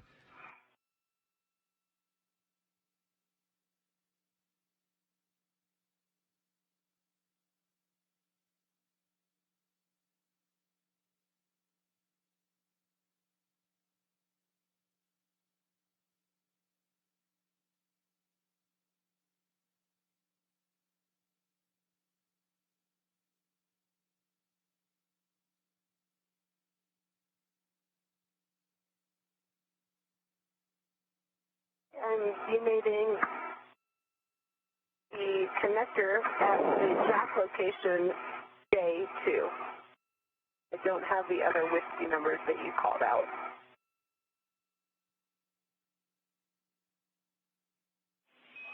Copy. Checking. I do have one label on the cable, 684-020-087. And I'm crossing the Sarge, got launcher down. Oh, and I do have another label, 0087, which I believe matches. We copy, Drew. Christina, you have the correct cable. Maybe.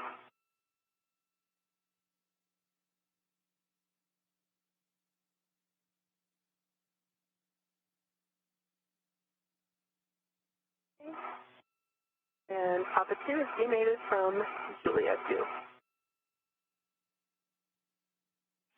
Copy, thank you. We'll take checks. I see good pins and no fog, but I do see that the seal is lifted on the back J2 side.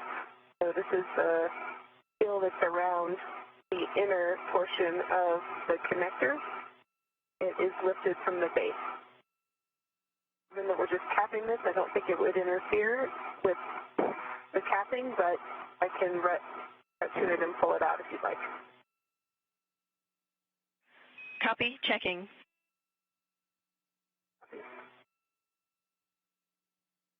On the port Cedar cart, I have pumped the brake twice, brake release twice. Copy, Drew. Brake release twice on the port Cedar cart.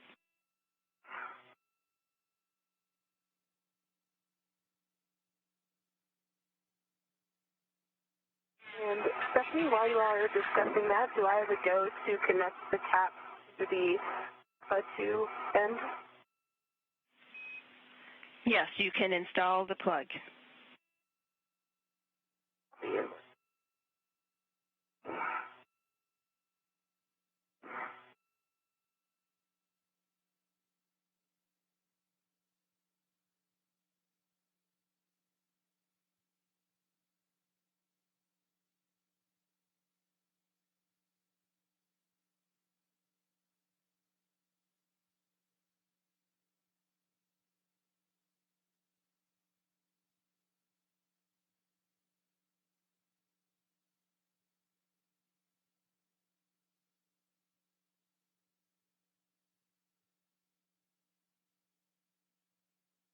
Plug is installed, removing the adjustable. Copy. Cap installed. Christina, are you able to take a photo of the... Okay, we'll take that. Copy. In work. Caps on starboard cart. Brake release. Copy. Brake release on the starboard Cedar cart. Thank you, Drew.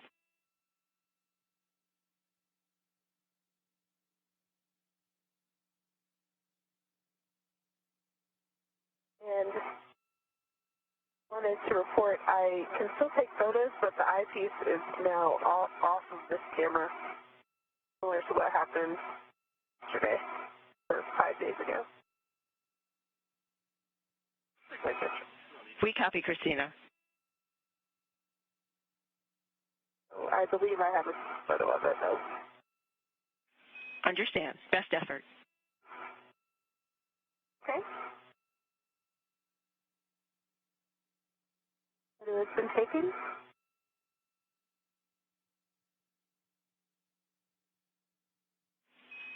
Copy. Next is to install the jack cap onto the MDM.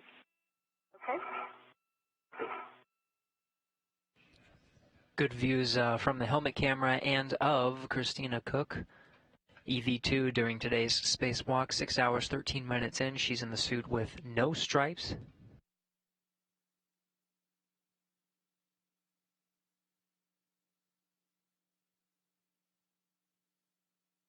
She's completing her last get-ahead task of some of the cable connections and disconnections of an Ethernet cable box.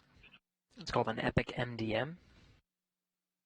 She has her tool bag in tow. This is a position on the truss on the way back to the airlock. She and Andrew Morgan have been working on the very far port truss of the space station, upgrading the batteries on the 2B channel. Now 3 new lithium-ion batteries reside on the 2B channel, and the 4B channel work site is, for the most part, set up for the next crew. This spacewalk being the second in a series of planned 5 spacewalks this month to upgrade those power channels, 2B and 4B. Drew, when convenient, power cycle your WVF. Copy. Stephanie wanted to ask if it would be okay if I disconnected the other cable and then bundled them both together. And Christina, we copy. Thanks for the offer. We would like to only work with this one cable. So once you have that restrained, we'll have you both head towards the airlock. Yeah, it works.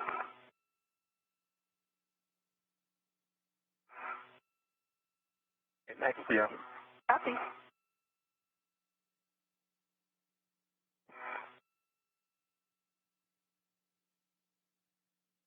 Right, I'm going to restrain this cable, and then I believe I understand we're coming back.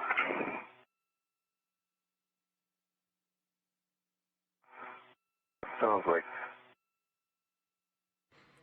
Christina Koch wrapping up her task. You can see in this split screen her working on the right and the helmet camera from her view on the left. Andrew Morgan has been working on the Port 4 truss, completing his get-ahead task of unbolting one of the batteries a little bit further in from the work site that they've been at for the most part. And I see handrail 3446. Good handrail.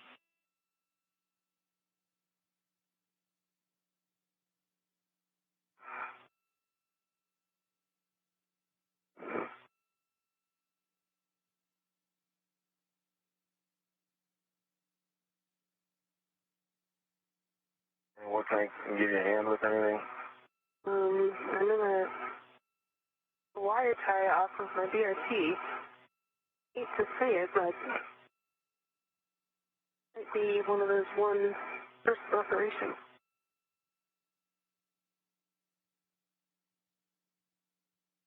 See if I can, want me to get one off of mine? Oh, I've got mine right here, so... Okay. May I come down below you here and see, or... No, I'm... Okay. Thanks. All right. Drew and Christina, for your information,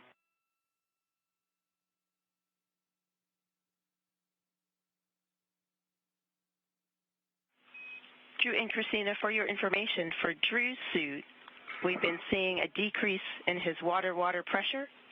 We show it currently at 13.2. No, 13.9 right now. 13.9, and when it gets to 12, you'll receive a message. 13.2 is when he'll get the message. Okay. Stand by.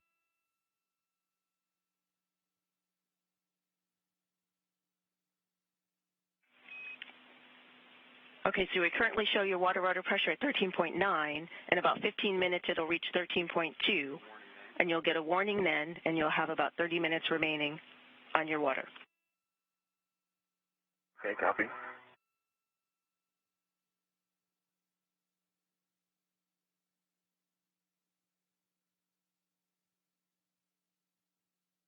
Six hours, 18 minutes into today's spacewalk, the 2 astronauts completing Well, Drew Morgan completing his get-ahead tasks, waiting for Christina Cook to wrap up this last task of the cable connect and disconnect of Ethernet box. Of course, a 6.5 hour EVA planned. That's to watch for any potential, or watch for the right life support needs of the crew. That includes the carbon dioxide scrubbing and water regulation. Just at about the right time now, we'll be wrapping up this last task and heading right over to the airlock. It can be done just by removing one wire tie. As soon as Christina Cook is done with these wire ties, the two crew will translate or move back to the Quest airlock and begin their procedures to re-enter into the International Space Station. The start of today's U.S. spacewalk began when the two crew switched to battery power at 6:38 a.m. Central Time. The official end of today's spacewalk will be when repressurization starts in the crew lock of the Quest airlock on Space Station.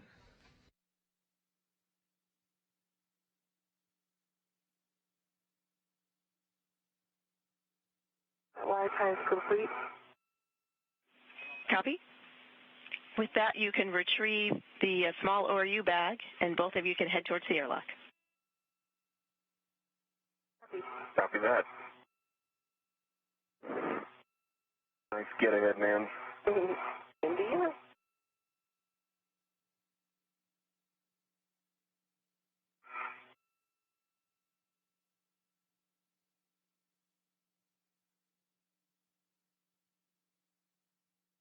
Bring your right leg up just a little bit and we'll pass your shoulder out. Going slightly.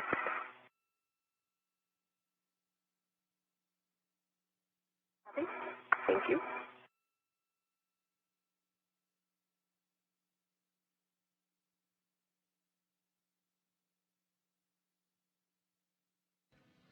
With the final get-ahead task complete by Christina Cook, just wrapping up by configuring those tethers and making sure that everything is set with the tool bag that they have in tow. The two spacewalking astronauts will be making their way towards the airlock very shortly here. Spacewalk 6 hours, 21 minutes in from the start once the two astronauts switched to battery power and officially began today's spacewalk. And is that complete, Drew? Okay to translate? Or Yeah, you're good to translate. Okay. And I see, all right, my safety device below you, clear. And we're heading up to the airlock. I'll head back to the aft side. And what I'm seeing below me is absolutely beautiful. That's a couple shots. I think I'll just go back. Two crew members will get to enjoy the view of the Earth below as they pass 261 statute miles right over the middle of the Pacific Ocean. H2O on. Time left 30 minutes. Message. My safe pressure is 4.2. All my gates, all my switches are in the proper configuration. Copy, Drew. Thanks for the report.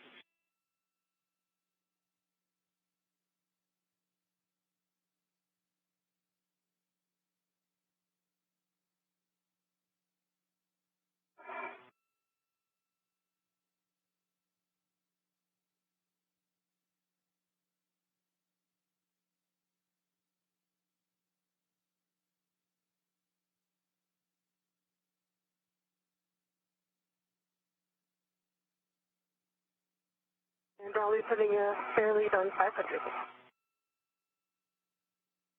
Perfect.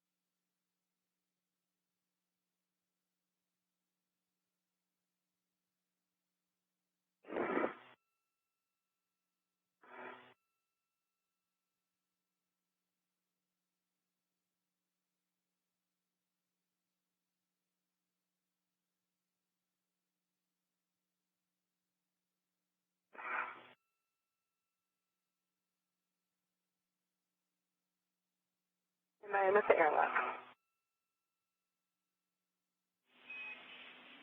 Copy, Thermal Christina. cover coming open. Thermal cover is open. Copy, thermal cover open. You can ingress stow the ORU bag and attach your waist tether to the airlock D-ring extender. In work.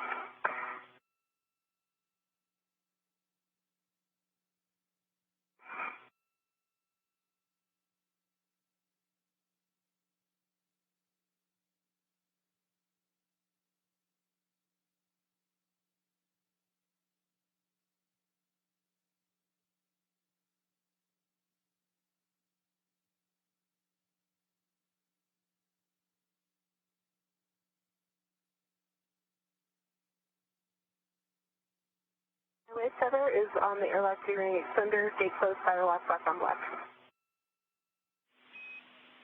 I copy.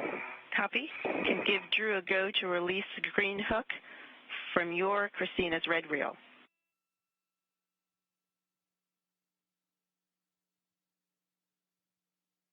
Drew, you have that go. Copy.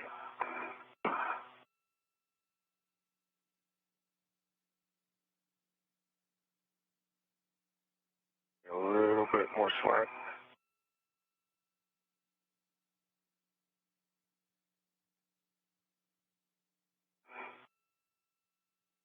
Oh yeah, no, I'm tugging.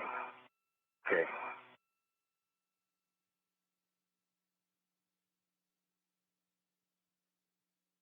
And the one off of Christina will go to the aft ring. That's affirmative. Attach Christina's green hook to the aft external D-ring. Okay, it's attached. Does it need to be locked? Yes, we need gate closed, hook locked, reel unlocked. Reel's unlocked. The green hook is locked. Do you need me to still stay out here? You have some length now. You can. Okay. Okay, that's ready for next. Release Christina's yellow hook and attach it to your red reel.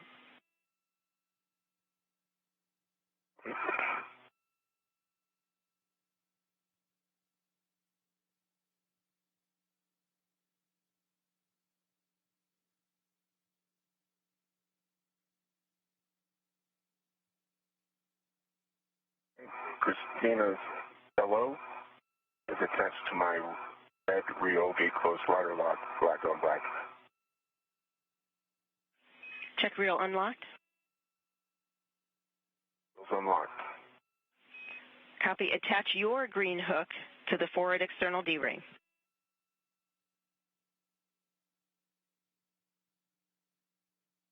Okay.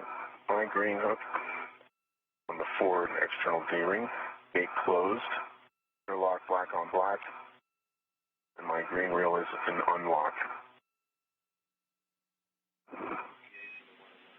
Copy. Release your yellow hook and stow it on your mini workstation. Copy. Release.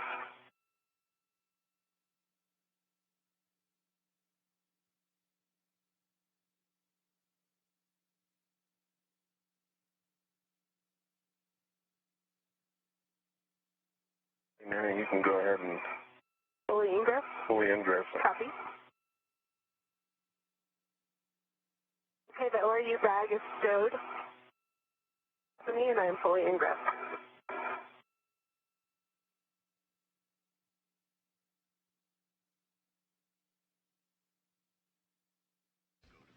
Christina Cook in the crew lock. Andrew Morgan, the first spacewalker out today, will be the last to ingress. You copy?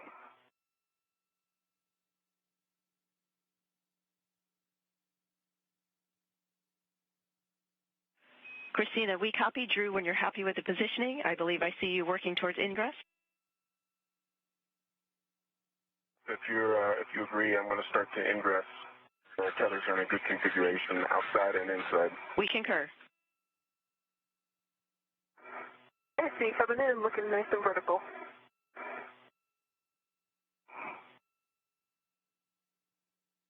like it's the PGT. That,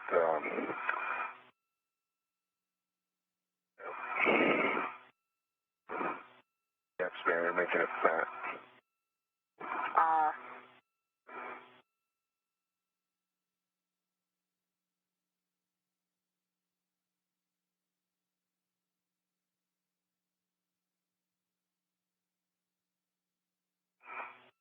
Okay, Stephanie, I'm ingress.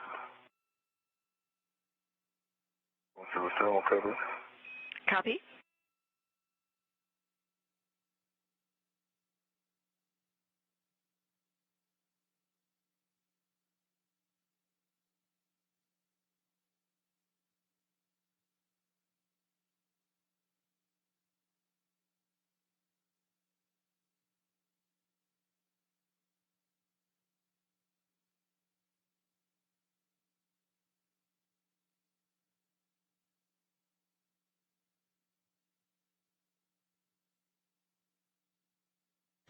Both crew members inside the crew lock of the International Space Station. From the helmet camera of Andrew Morgan, grabbing that thermal cover and bringing it in. Thermal cover is closed. Copy. Nicely done. Can remove the SCU from the stowage pouch, remove your DCM cover, and connect SCU to DCM.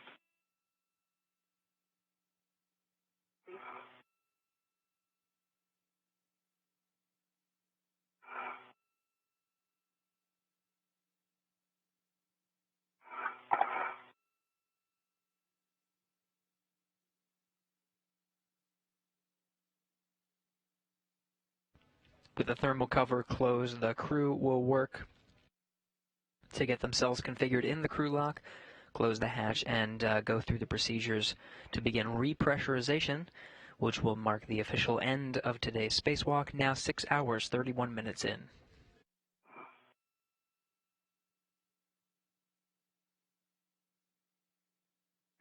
All right for space there. Yeah, how about you? All right.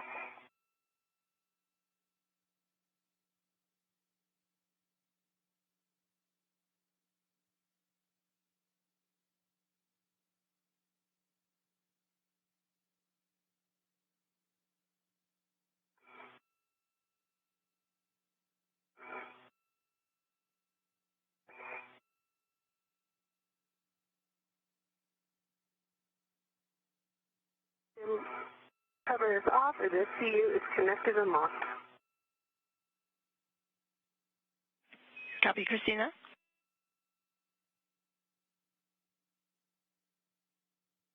And SU is locked.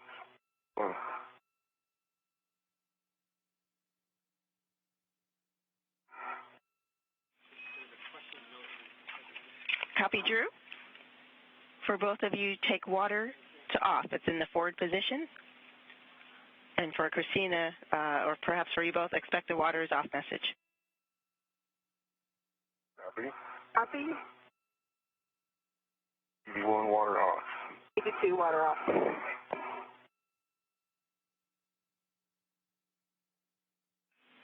Copy. We're starting the 2-minute timer. Drew, verify outer hatch clear of the hardware. Clear. And verify hatch position, hatch handle position for the hatch decal. And I can give that a look like I did last time. Yeah. And handle is per the decal. Per the decal, I agree. Copy. We're continuing to wait for the 2 minutes. Copy.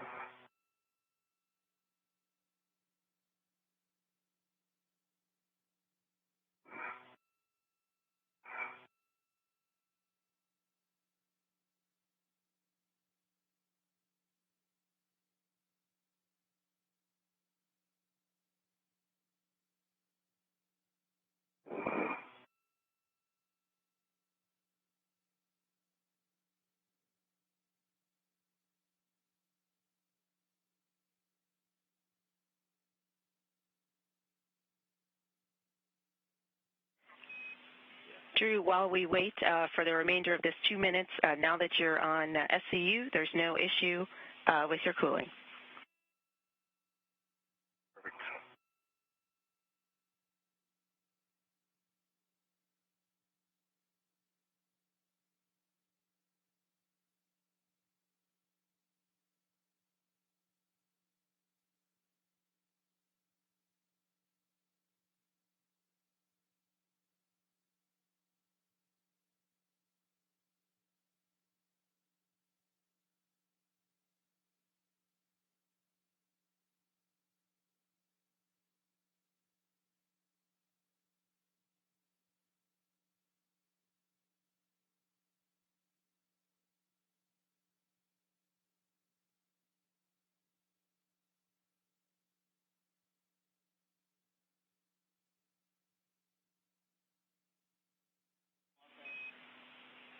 Drew and Christina, we show the 2-minute timer complete. Drew, you can close and lock the hatch.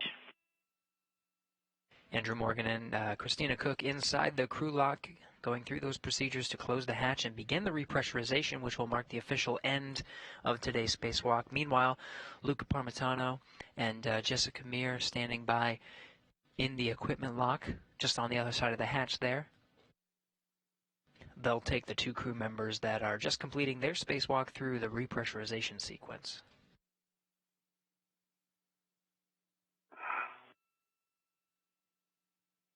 And rotate up for me just a little bit. Perfect.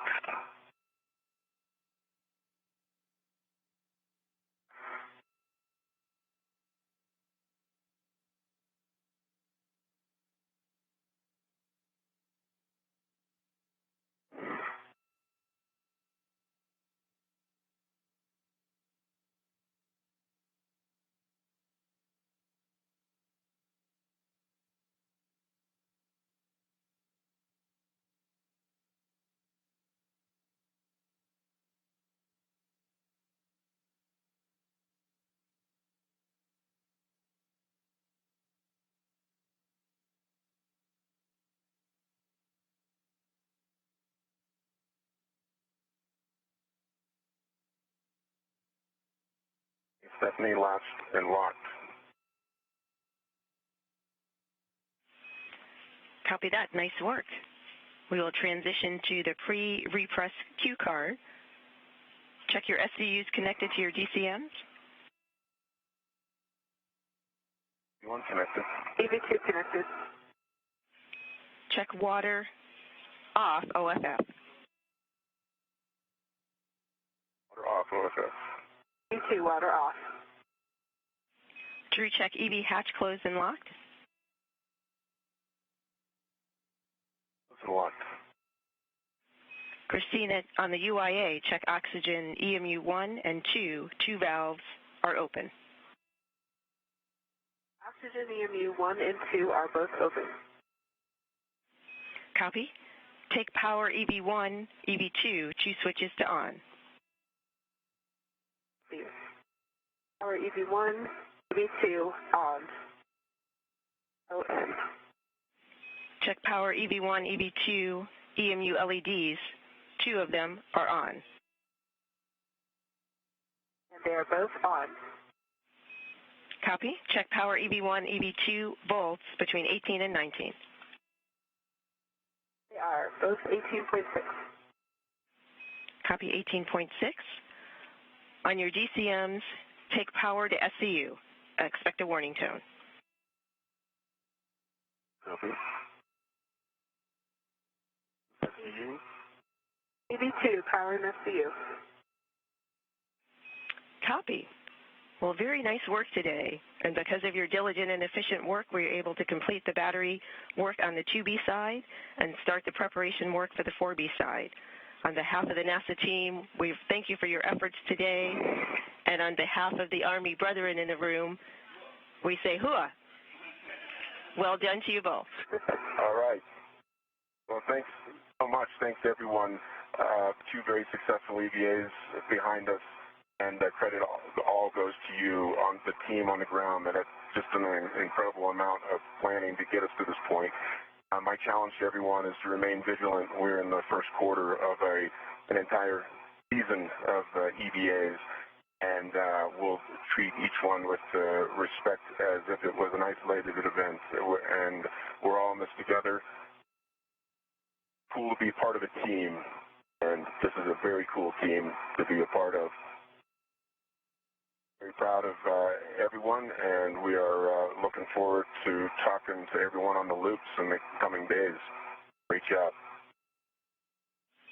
Thanks very much. We appreciate your words. And with that, I will hand you over to Jessica. Welcome back inside, guys. That was an amazing effort. You guys really made it look easy, and really, Drew, your words captured it perfectly. Before we proceed, we have a few more words. With our colleagues safely back inside, having completed their spacewalk today, we would like to acknowledge that this is a bittersweet day for all of us on the International Space Station. We were saddened to learn of the passing of Russian cosmonaut Alexei Leonov at the age of 85. As the first human to walk in space on March 18, 1965, and the commander of the Soyuz spacecraft on the Apollo-Soyuz mission 10 years later that gave birth to the human spaceflight cooperation that thrives today and which we cherish on the International Space Station, Leonov was a pathfinder and a pioneer in human spaceflight. Though we mourn his passing, it is somewhat fitting that Leonov left us on the day of a spacewalk. His 12-minute excursion outside the Voskhod 2 spacecraft, more than a half-century ago, began a chapter in human spaceflight that brought us to the moon, and which will bring the world to distant ports of exploration in the cosmos in the years ahead. Farewell, Alexei, and Ad Astra.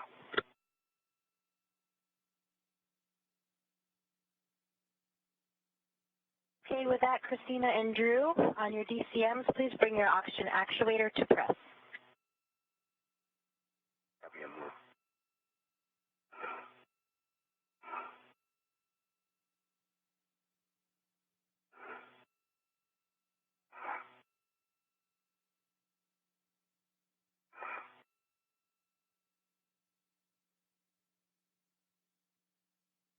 EV2's in press. And I work.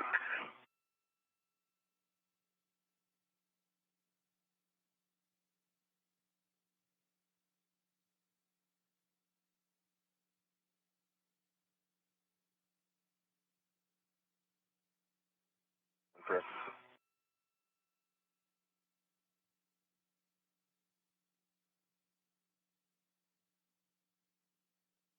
I'm going to repeat Drew, you requested just a little bit. EV1 is in press. Okay, copy both in press. Drew, check the EV hatch MPEV is closed. That's closed. Okay, copy. I will start throttling the IV hatch equalization valve. Let me know if you desire a different rate. Roger that.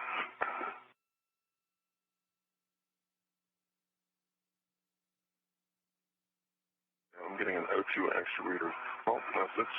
Right?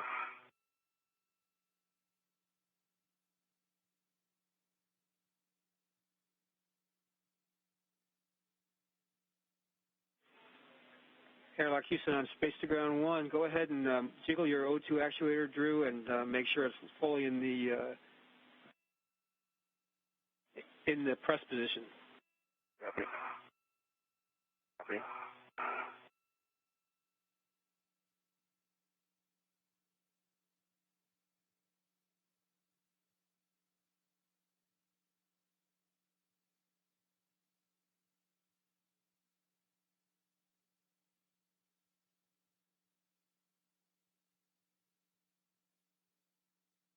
It's in press as far as I can tell. Jiggled it.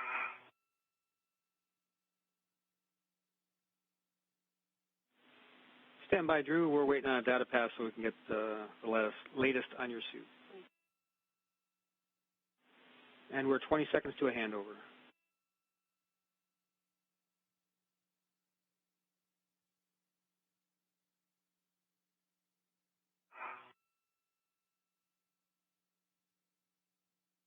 How's the rate, guys?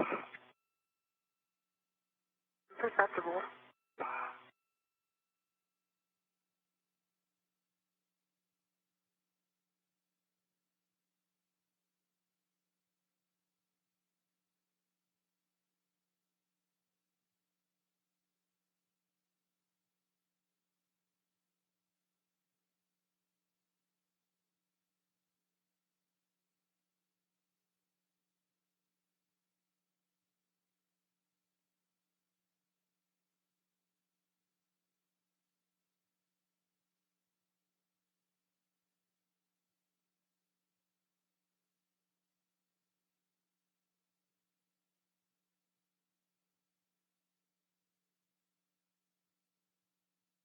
believe I'm in press.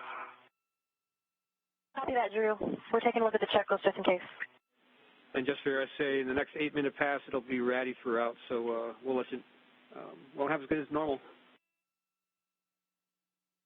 Copy, Mark. Did you hear Drew's last on his DCM? He has oxygen actuator fault. And the last I heard was that he thinks he's got it back in press. Yes, that's correct. I believe it's in press. And Drew, what does your display say? It's giving me, it's toggling reserve H2O on and the time left. I'm not getting, I have no alarm right now.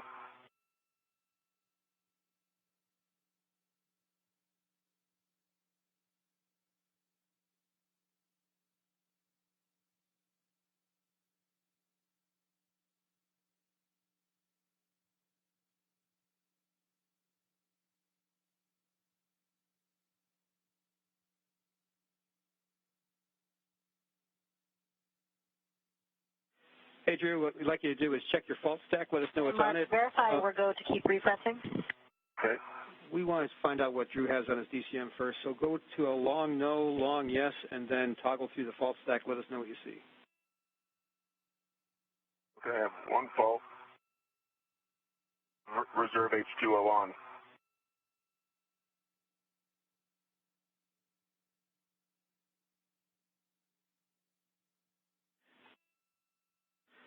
Okay, Drew, you need to status it. Sorry, not step through the fault stack.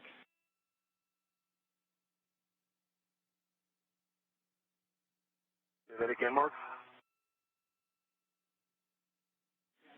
We see you in press, so we're good to go with continuing. Yep, I agree.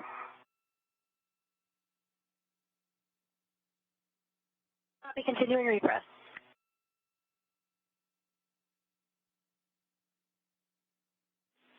Good copy.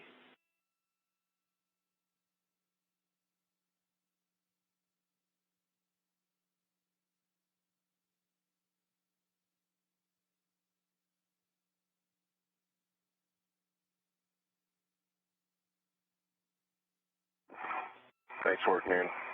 For sure.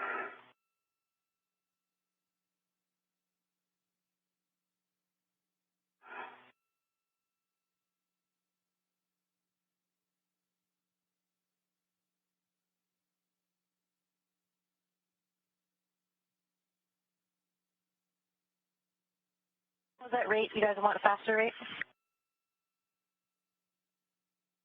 I'd be okay if you bumped it up a little bit. How do you feel now? I would also. Copy, Wilco.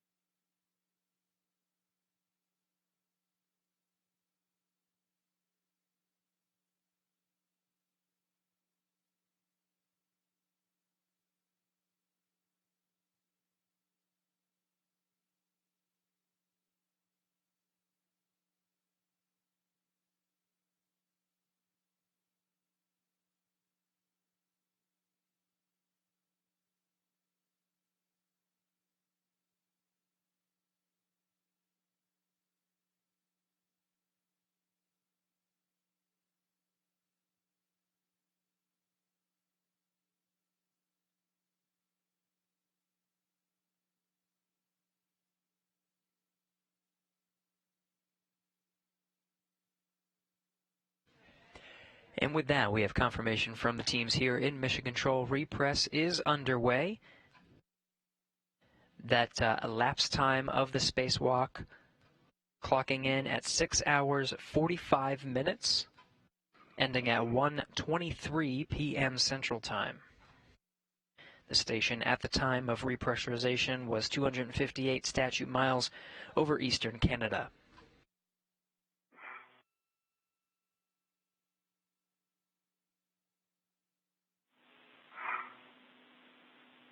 Station Houston on Space to Ground 1 for Jessica. Christina, you can listen in. This is for you later, but Jessica, let me know when you're ready to take some notes.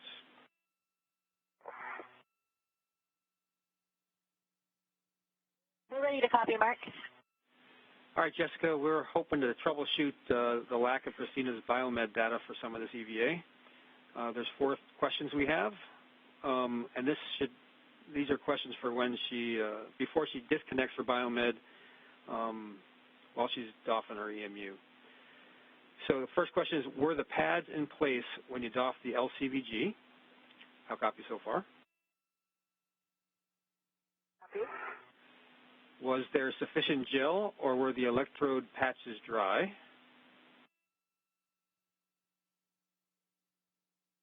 See? Were all the connectors tightly connected? Copy. And was anything off nominal with the biomed harness?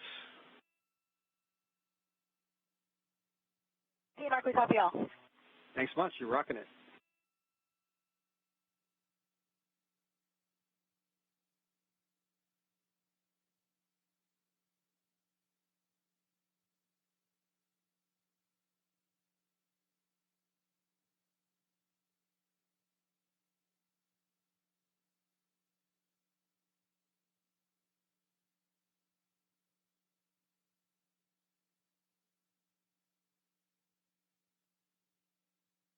I'm showing airlock pressure 2.4. Copy, Christina, 2.4. When we reach 4.0, you can expect an alert tone. Copy.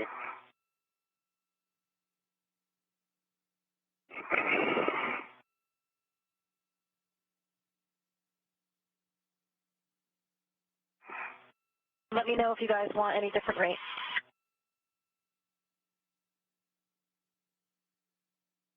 If there's room to increase, if you feel good, Nana, I could go up a little bit.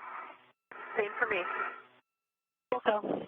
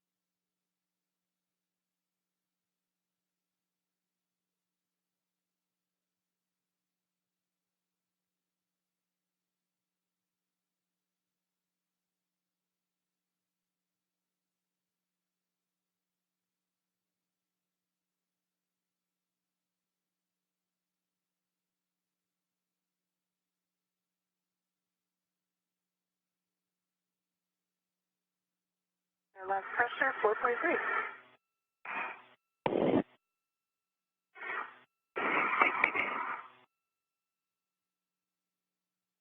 I'll be closing the equalization valve at 5.0, and we'll have the 2-minute stabilization period.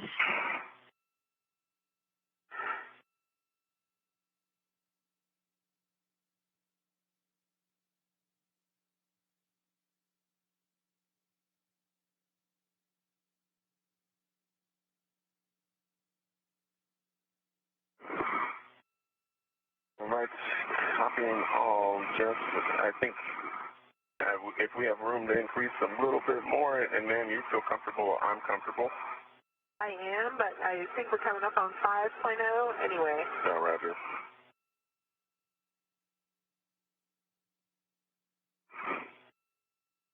We'll wait 2 minutes for the crew lock pressure to stabilize.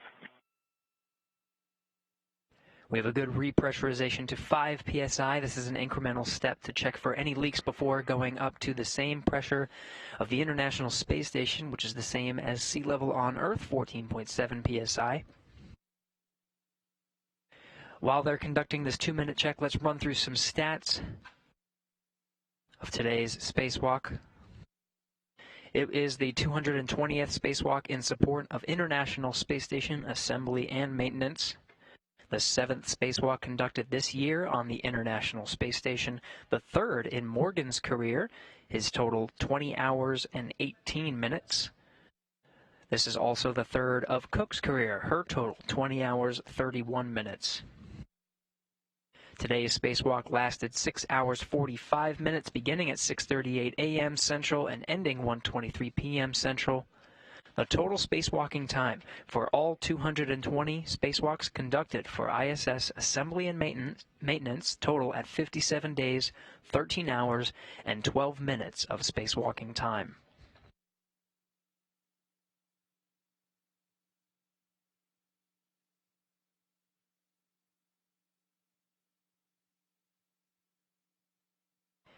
Again, the astronauts currently in the crew lock, which is in a 2-minute hold to make sure that that 5 psi is stable before they continue up to the same pressure of the International Space Station, 14.7 psi. Still counting down to make sure that leak check is complete.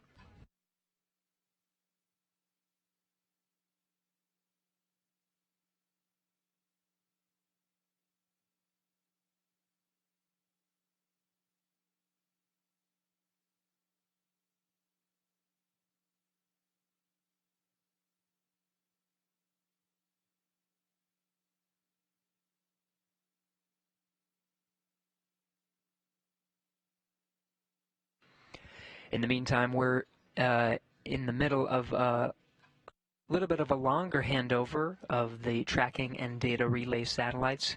You're getting a live look at the inside of the International Space Station Flight Control Room. In the meantime, she'll be regaining that video communication from the International Space Station here in just a few short minutes as we continue the repressurization from 5 psi up to the station's pressure of 14.7.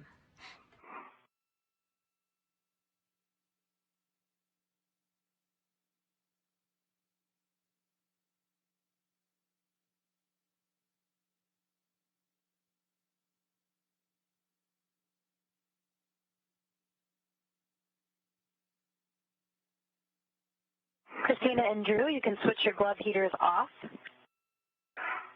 EV1, glove heaters are off. EV2, glove heaters are off. Check your gloves for contamination. EV1, no contamination. EV2, no contamination. Copy. Oxygen actuators to IV.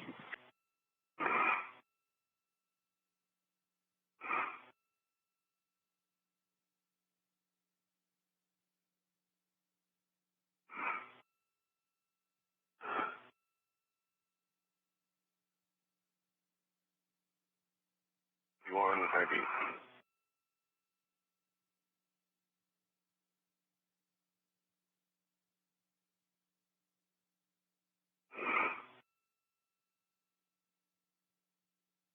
EV2 is in work. And EV2 in IV. Copy. We'll pick up with the repress. Copy.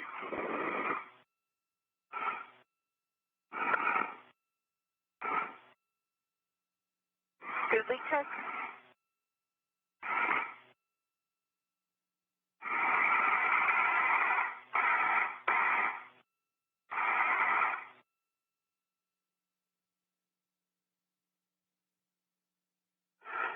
Direct an alert tone. Copy.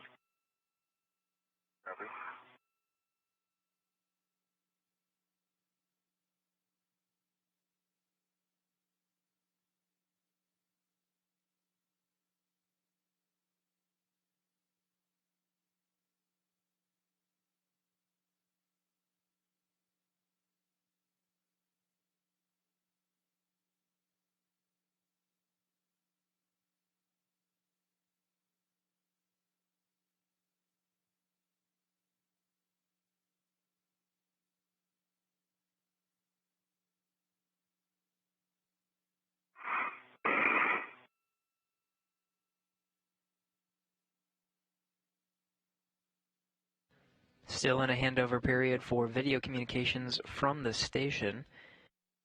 In the meantime, we're past the hold point for the 5 psi leak check. Everything went according to plan, and the repressurization is underway up to the station's pressure of 14.7 psi.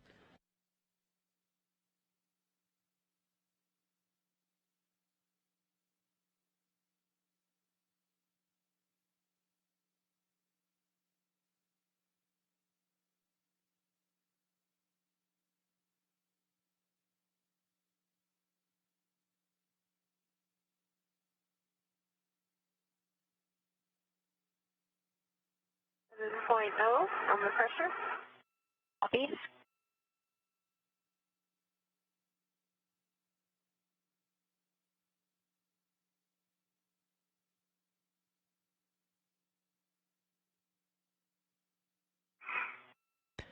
A good nominal repress so far, passing 7 psi. An estimated about 7 more minutes until we have pressure equalization between the crew lock and the equipment lock, and they'll begin the steps to open up the hatch between the two. And there's 8.0 psi.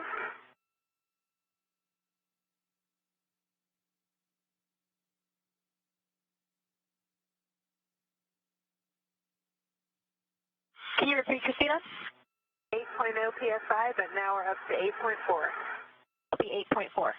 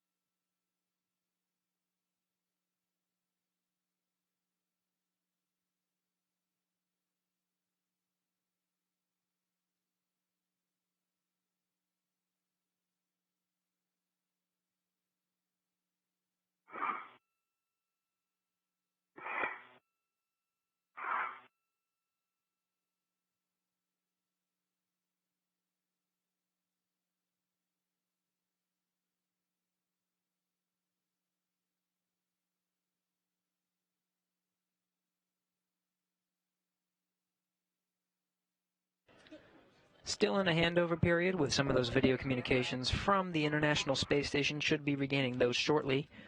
In the meantime, still getting good data and good audio from the station and the crew members inside. Repressurization is still underway, 10 psi and climbing.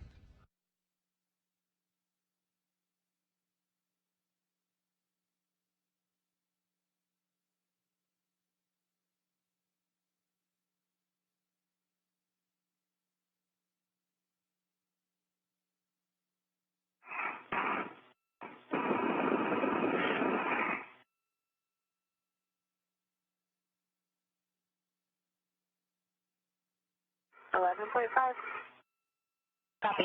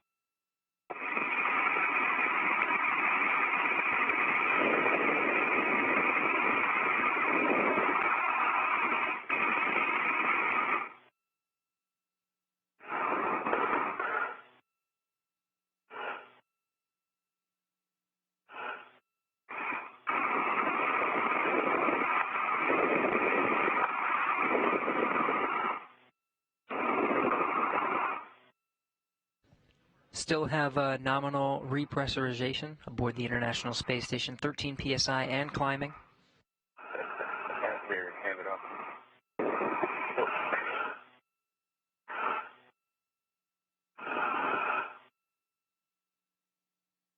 Starting to regain some video from the station. as we near the equalization pressure between the crew lock and equipment lock.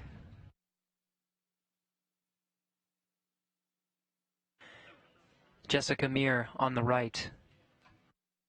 Luca Parmitano just behind, ready to work through those next steps to open up the hatch and reveal the crew members on the other side. 13.5. Those crew members just completing a 6-hour, 45-minute spacewalk.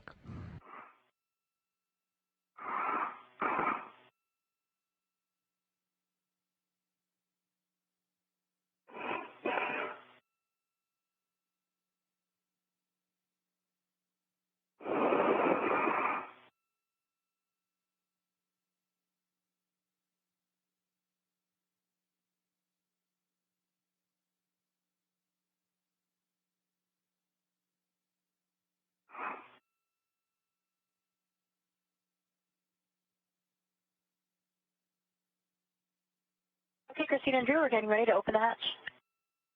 We're ready.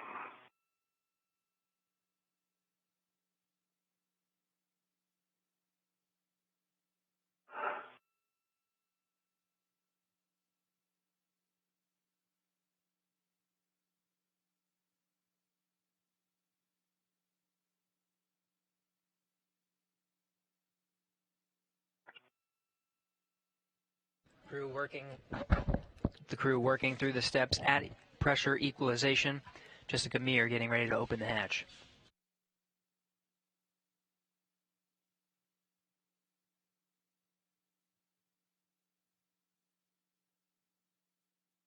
So Station 1, confirm you're taking care of step 4 of 1.240. That is confirmed. We'll take care of that, and you, of course, can continue on with that procedure with the safer doffing. After you got the steps before 4 done. Okay.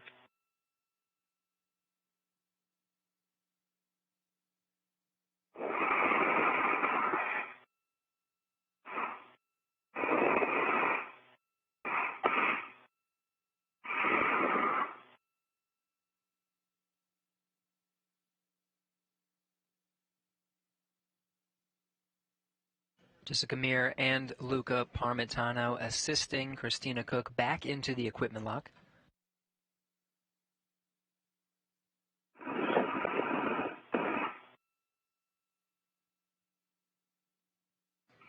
First thing they'll do is pretty much reverse of what they did to get the crew ready for the spacewalk today. They'll first start by taking off their SAFERs. That's the simplified aid for EVA rescue. Would provide propulsion back to the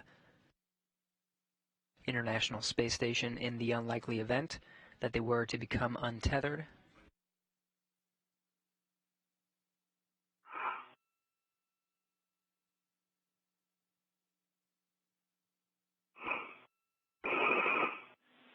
Airlock Houston on 1. Just a reminder about watches and the EMUs.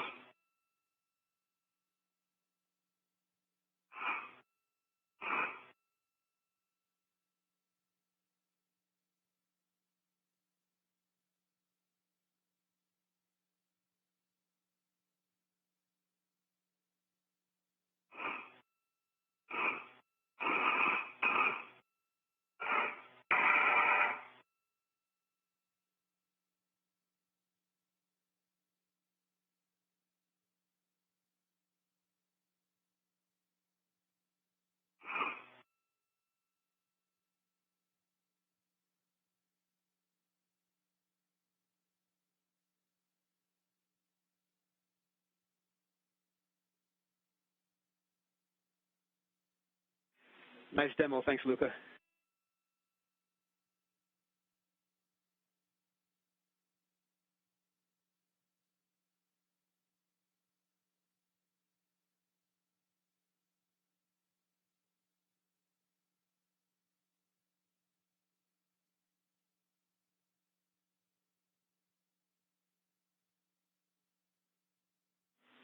Airlock Houston on 1. The EV crew is no longer hot mic'd.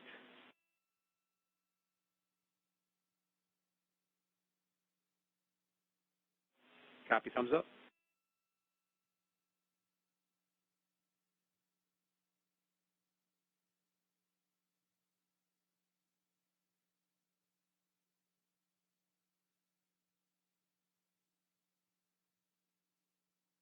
Jessica Meir and Luca Parmitano getting the crew situated to start getting some of their equipment off, including gloves and helmet and their tethers that you see mounted at the front. Luca Parmitano already removing the tether and the tools from the spacesuit of Christina Koch.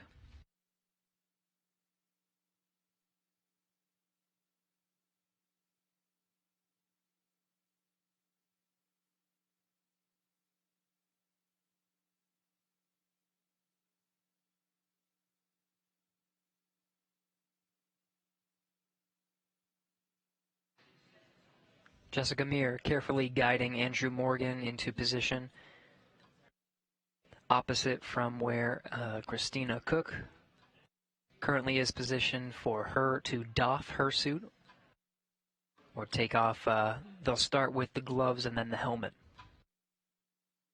Of course, first is Andrew Morgan's SAFER unit, that same simplified aid for EVA rescue. Remove that first.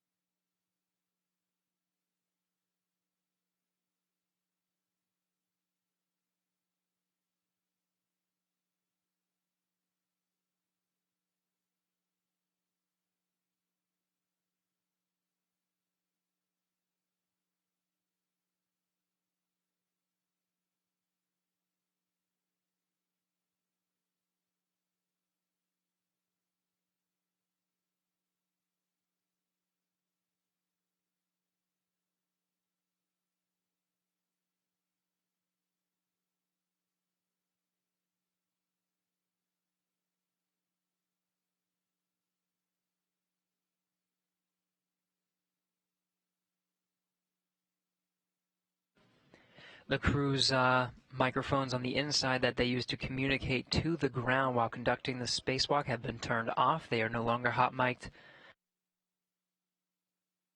Jessica Meir communicating through the space station's wired communication system.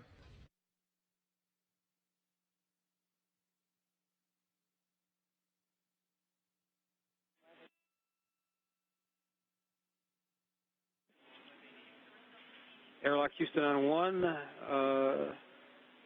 Just want to make sure that those SAFER inhibitor plugs are installed.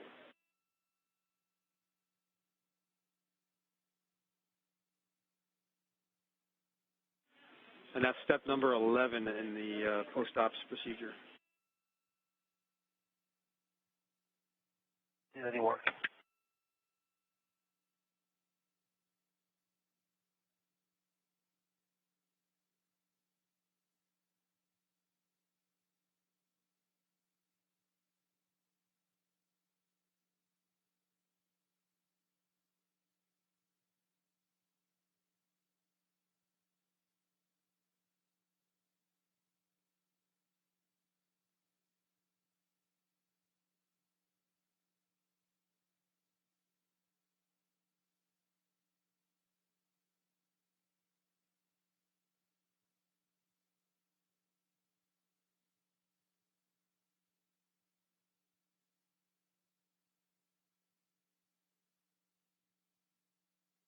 Jessica Meir and Luca Parmitano continuing to work with the two spacewalkers today.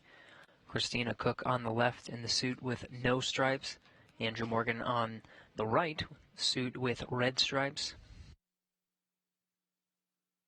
After their 6-hour, 45-minute spacewalk today, switching out the three We're installing 3 new lithium-ion batteries onto the 2B power channel on the far port truss of the International Space Station, and configuring the work sites for some future EVAs. Jessica Meir and Luca Parmitano will work to doff some of the spacesuit elements, starting with the gloves and helmets. We'll wrap up our coverage shortly after the spacesuits themselves are doffed, the helmets and the gloves. Those 3 batteries that are currently installed in the final configuration of the 2B channel, where our 2 spacewalkers spent the majority of their time today. There's 3 new lithium-ion batteries currently out, installed on that power channel. All 3 have been configured and are routing power just fine on the 2B channel. Everything checked out after their work today.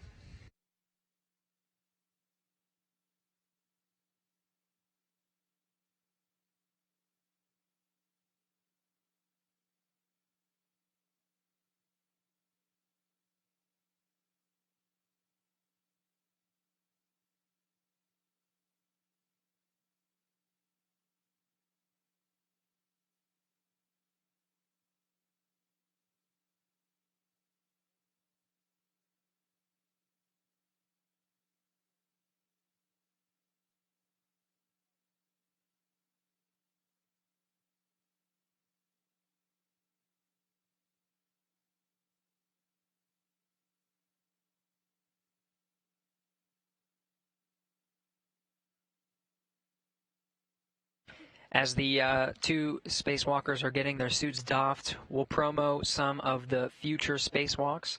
Andrew Morgan and Christina Cook did some of the work for this next spacewalk next week, where they'll be working on the 4B power channel. Andrew Morgan and Christina Cook setting up the 4B power channel for at least some of the first elements to make sure that work site is ready. Coverage will begin at 5 a.m. Central. That'll be Andrew Morgan and Jessica Meir. The following Monday, Christina Cook and Jessica Meir will finish the work on the 4B channel and get all of those 3 lithium-ion batteries there up and running. Monday, October 1st, will be the first all-female spacewalk. Monday, the October 21st, will be the first all-female spacewalk, scheduled to start at 5:30 a.m. Central Time. Be sure to tune in for the 4th. Currently, the plan is to have a 5th spacewalk. That's on Friday, October 25th, with Jessica Meir as EV1 and Luca Parmitano taking the EV2 position. Again, 5:30 a.m. Central, October 25th. And that'll round out those battery spacewalks to upgrade the power channels 2B and 4B on the far port truss with new lithium-ion batteries that'll carry the station through its end of life.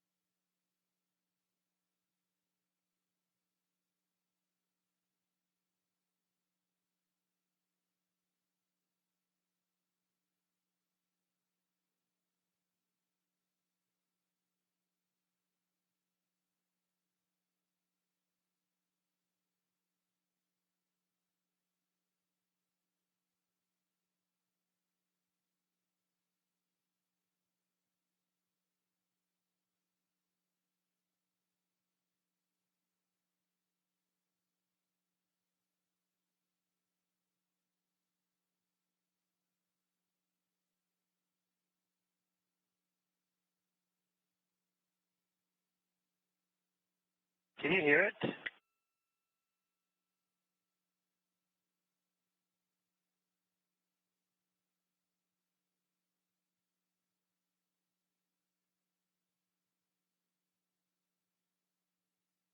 There's something coming out of the DCM, I think.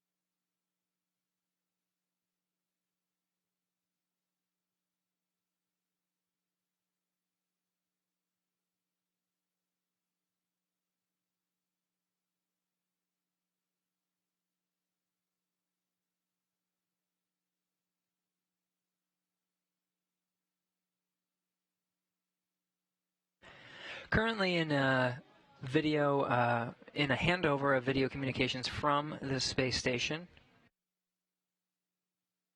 Before we entered this gap, Luca Parmitano and Jessica Meir were helping to doff the spacesuits of spacewalkers Christina Koch and Andrew Morgan. Once we regain communication to show that they have doffed the suits, we'll wrap up our coverage. Again, today's spacewalk was 6 hours, 45 minutes long, starting at 6:38 a.m. Central and ending at 1:23 p.m. Central. The two spacewalkers, Andrew Morgan, who took the position of EV-1, and Christina Koch as EV-2, finished up the work on the 2B power channel of the International Space Station. This routes power from the solar arrays at the far port truss. They outfitted that channel with new lithium-ion batteries. Those batteries checked out and provided good power. And they've successfully removed their helmets and gloves, looking good. After a long and very successful EVA, getting some of those get-ahead tasks out of the way. Successful EVA today, 6 hours and 45 minutes long. Be sure to tune into the next of our battery spacewalks, happening October 16th. Andrew Morgan will head out the hatch with NASA astronaut Jessica Meir to start on the 4B channel. Coverage starts at 5:30 a.m. Central. A successful spacewalk of completing the 4B channel and installing those lithium-ion batteries. That'll wrap up our coverage today. This is Mission Control Houston.